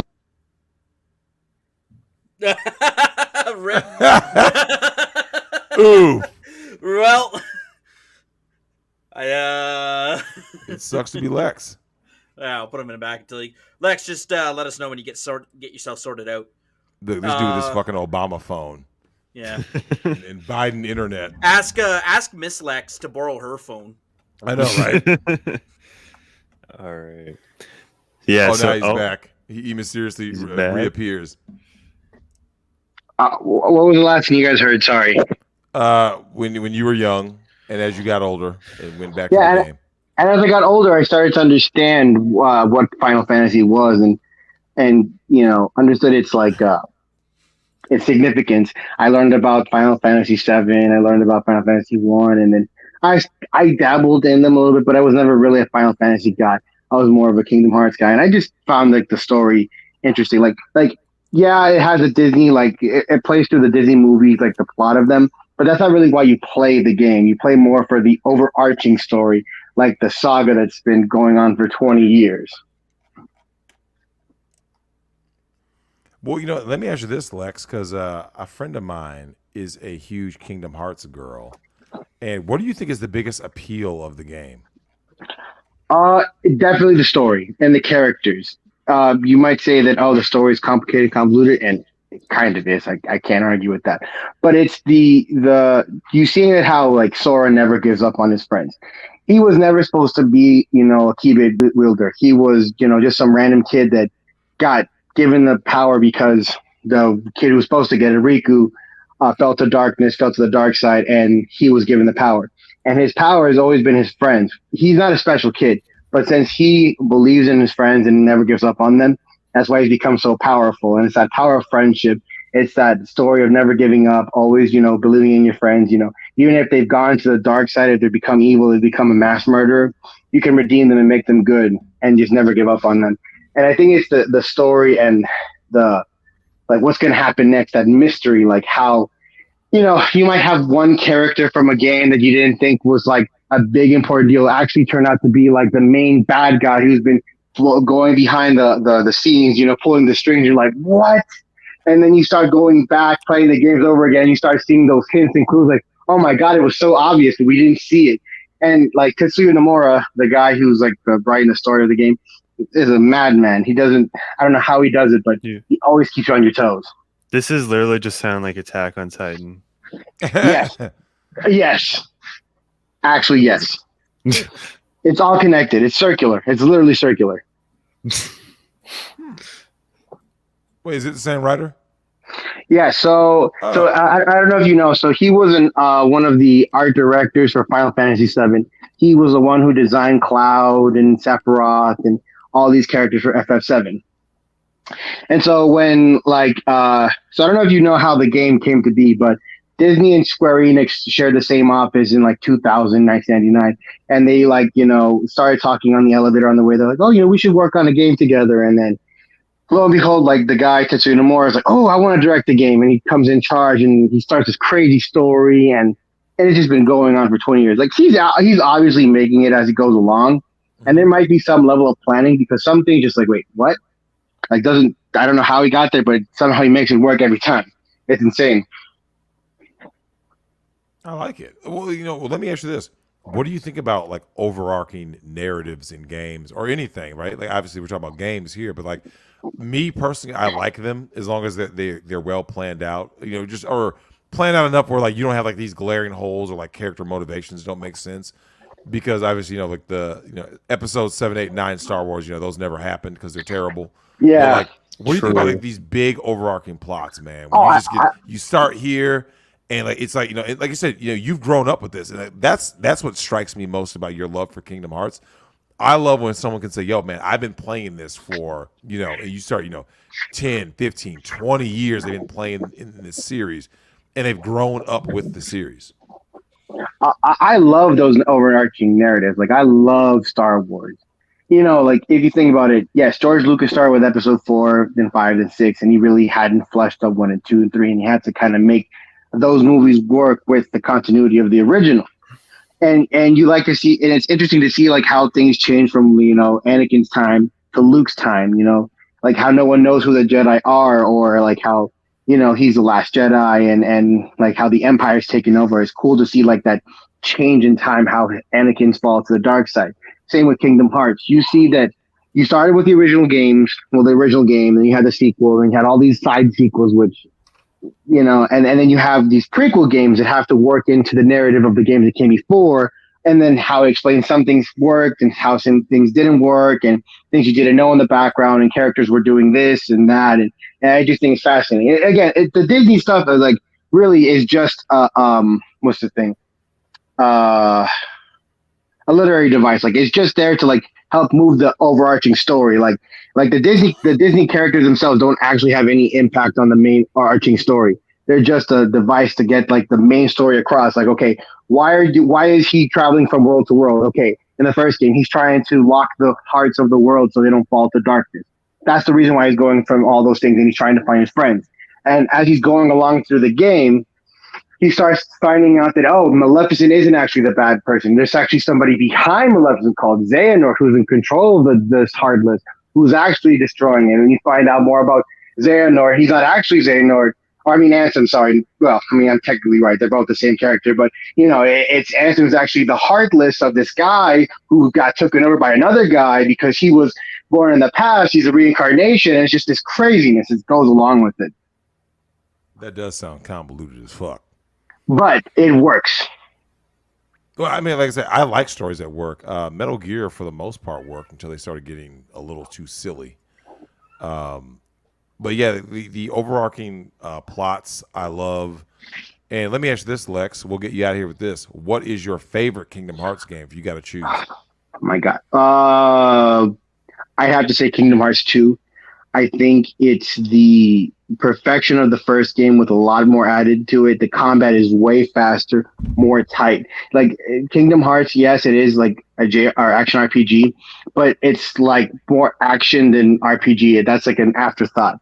The first game tried to be more RPG than the games afterwards, but they're really more of an afterthought. And it's more of just like button mashing combos and things like that. I think Kingdom Hearts 2 was really tight in that aspect. It was the best game of combat. 3 was good, but I feel since they were getting used to the new engine, it was a new different team. They were kind of afraid to try new things, and they were trying to be a little bit more reserved. I feel that now they've got their waters wet, they've gotten the fan feedback. I feel that 4 is going to be a huge improvement on 3, just like how 2 was a huge improvement on 1. Mm-hmm. Well, then let me ask you this though: where do you want Kingdom Hearts to go going forward? I mean, that's the thing with Kingdom Hearts; you just don't know where to go. It's like, without getting like too lore, even to the lore, it's like so Sora technically died at the end of the third game. He like literally just died, and Spoilers. he's now, yeah. Well, the game's been out for 3 years. So if you haven't played it, it's on you. So he died like in the end of the game, and then now he's like in like was essentially the real world, like our world. Like he's in Tokyo, Japan, and now he's more realistic. And they've all but confirmed like Star Wars and Marvel and all those things because he's like in a different side of reality, and he's not really dead, but he's alive. And you just I would have never guessed that. Like that's what's just insane. You don't know where the story's going, and that's what I think is the appeal to it is that. Oh my God, what is going to happen? What's he going to do? Like, who's the master of masters? Like, what is his real story? Who are the darknesses? It's like, oh my God. So where do you think the haters of Kingdom Hearts come from? Like Arcade German? They're just ignorant. They just haven't played the games. They think it's just stupid that, it's Disney and Square Enix. Why would they do that? To just play the games and enjoy them for the technical aspects of like, it's fun. I mean, don't get me wrong. Like, I can understand why people like got disheartened with the game. We waited like almost like 18 years or my bad. No, 15 years for the third main game. Cause there was like 10 other side games in that time. It was on the Game Boy or the PlayStation or the Nintendo 3DS. And then it was on the re-releases, and then there were the anthology collections, and then there was all-in-one. And it's just like, okay, if you didn't know the game and the story, like if you played 1, 2, and then went straight to 3, you're gonna be completely lost. You just have to play all the games to understand. It's one of those like series. It's like Warhammer. Like you can read one Warhammer book and then read another and be completely lost because you don't know the whole lore yet. And even some people don't know the whole lore. But it's important to play the games to get the full story and to appreciate the whole thing. We appreciate it, Lex. Kingdom Hearts. Man, you have any last words, man? I suggested everyone to go try and play. It's a fun game. You'll enjoy it. You'll pull your hair out in some bosses because it can get pretty hard on some games, but so some of the time it's just a fun breeze to play through. Interesting story, great characters, great combat. I don't know how many times I've replayed the games. Like I've dozens and dozens of times, like full playthroughs. Nice. And you, Manic, you got any last words? Yeah. Does Jackbox this weekend work for you? No, I'll probably be gone. The plan is to be back in the land of the warmth of Alabama. Oh, yeah, go visit wifey. Yeah, so I was actually going to visit Andrew, but Andrew's on Fresh and Fit as we speak. So Andrew's down in Miami. Yeah, but he's going to be back again in a month. So I told Andrew I'll make sure to catch up with him because that was my original plan. So I'll try to figure out what I'm going to do and try to fucking get in touch with Andrew. Well, thank you very much, Lex. I'll see you out. Yes, thank you. All right, peace out, Lex. Yeah, but someone in the chat, I think Genocide Hero said, you remember when I said Berserk has inspired probably 100 different properties across all media, and he's like, all right, name them. Yeah. But I can name a bunch, maybe not 100, but and I'm sure it is very possible 100 do exist, but I mean only the owners and creators know for sure, right? Yeah, I mean we all know Cloud Strife's Buster Sword is based on Guts' sword, Dragon Slayer. Yeah, I got a German Shepherd outside. In terms of gaming franchises, I mean Dark Souls is heavily influenced by Berserk.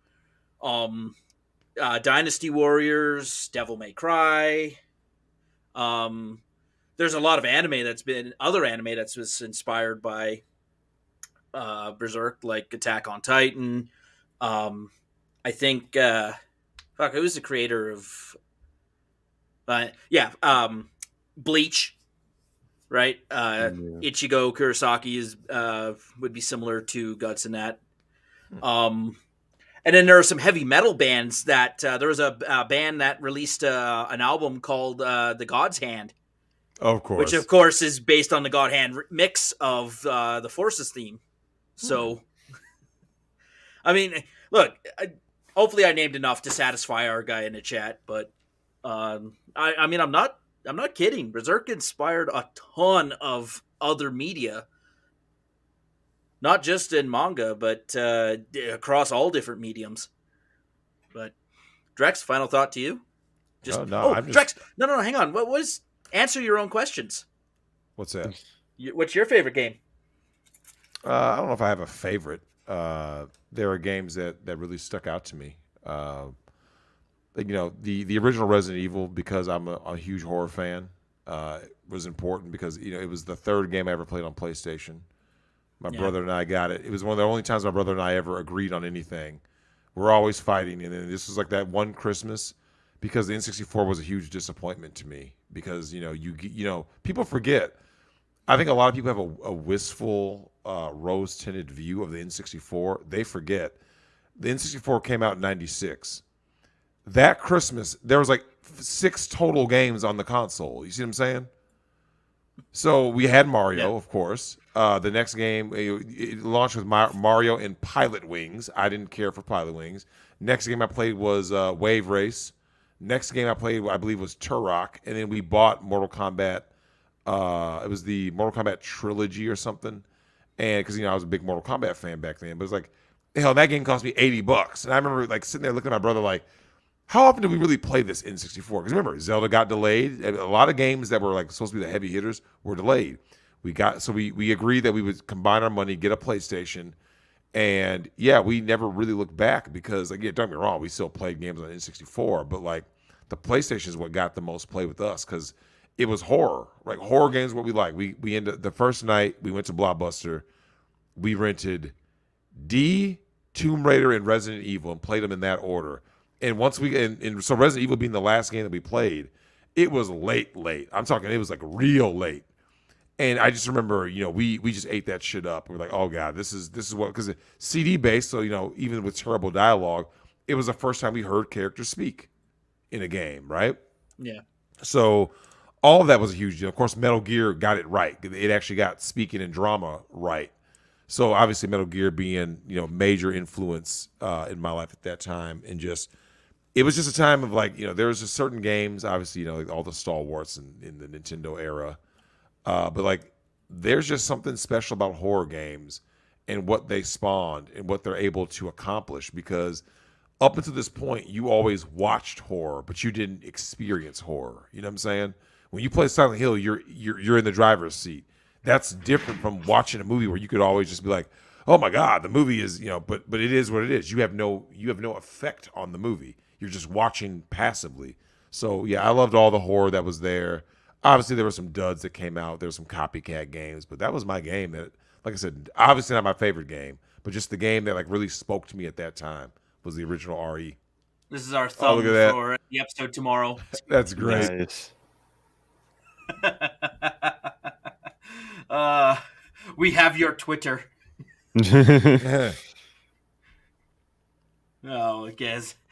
All right. Well, yeah, that's. I don't know if I'm gonna have enough time to edit the episode tonight. I might have to release the Elon Musk episode we record on Monday. I might have to release that tomorrow. But oh yeah, it's all good. But that's the thumbnail for it. So sneak peek for everyone who's watching. Sick.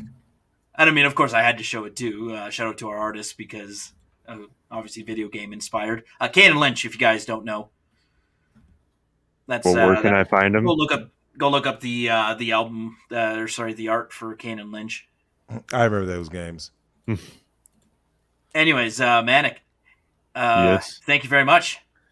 Yeah, thank you for having me. Yes, indeed. Yeah, if you may wrench me so I can show my channel. Go ahead. That'd be great. Nope, not allowed. What? What? Give me a second. God, you're such a whiny little. Well, I did not whine. Okay. You remind me of 14-year-old me. I am not. Okay. There you go. Make sure you take care of the spam bots that come in too. Always get those weird webcam. Oh yeah, I saw that earlier. It was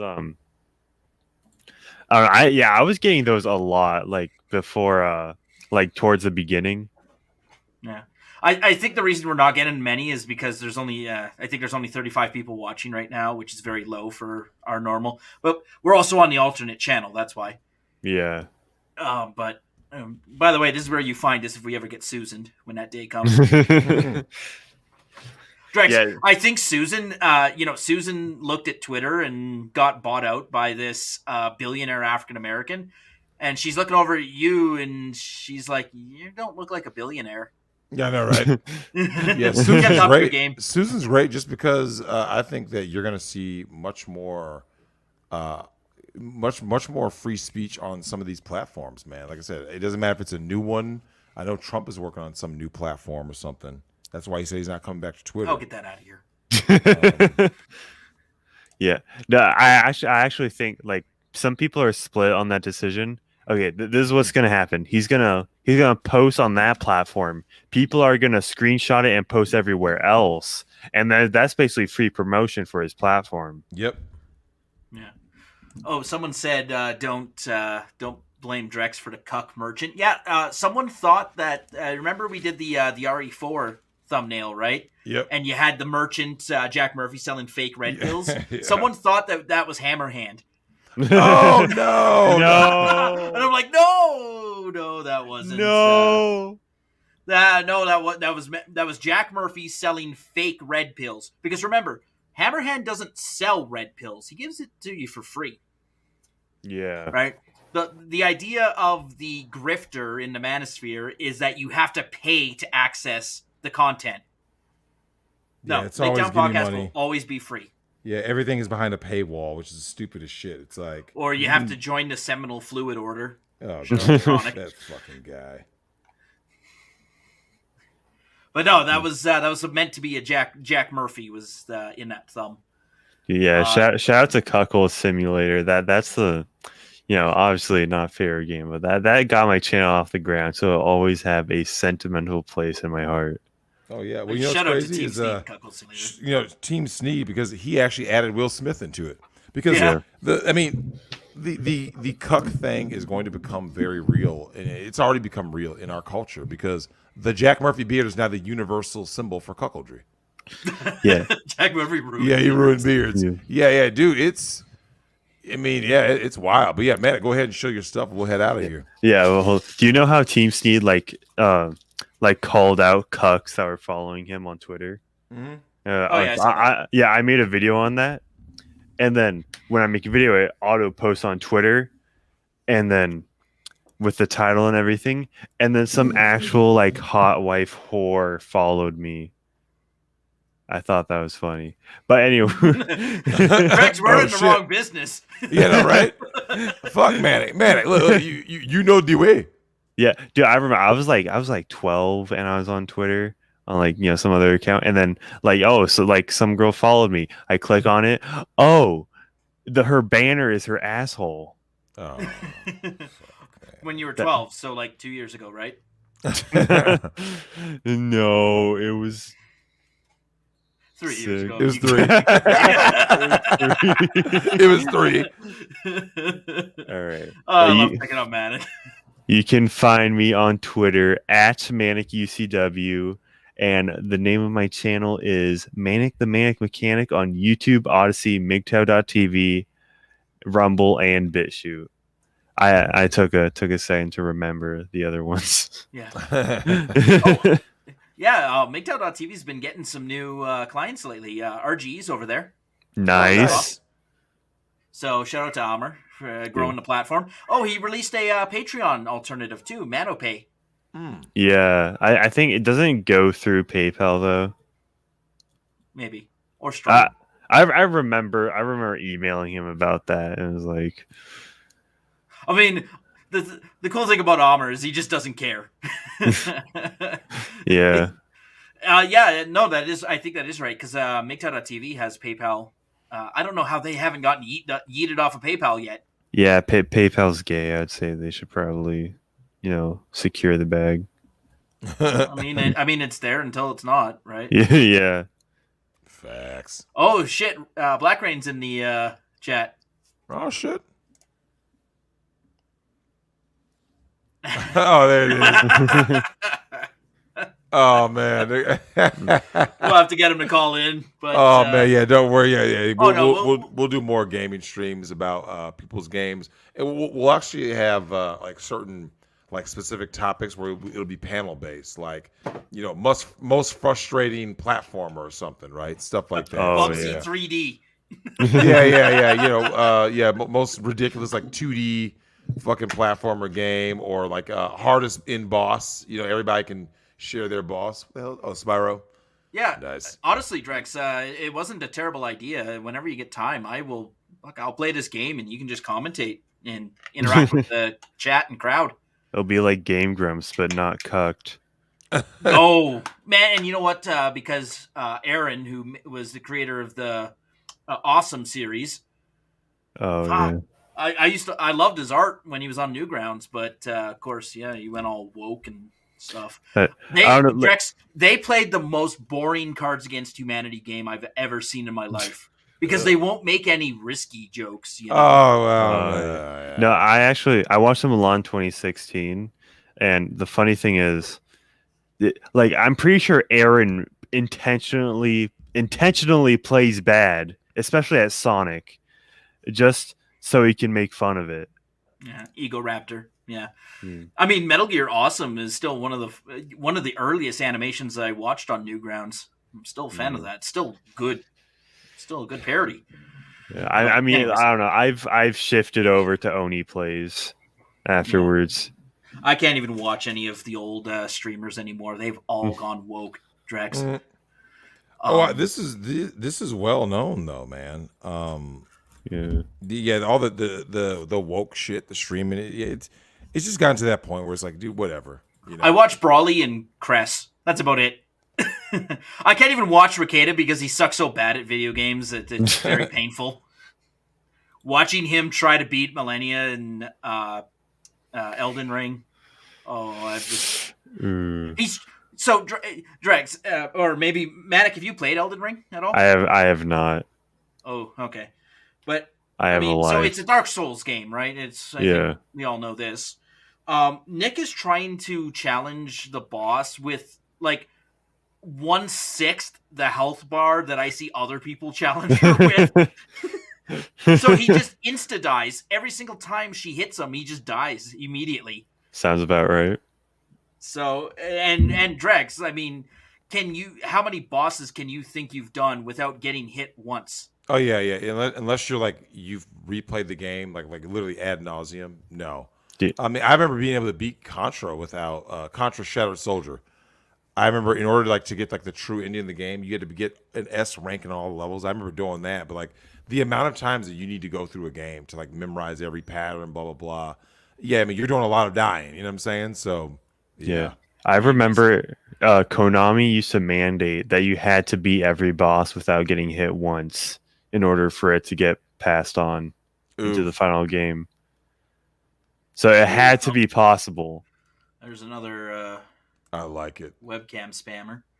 Oh God. Yeah. All right, let me get the hell out of here so I can get my shit done for work tomorrow. All right. See y'all later. Thanks for coming on. Peace out to all y'all. Stay toxic, Kings. So true. All right. Which one of us is going to end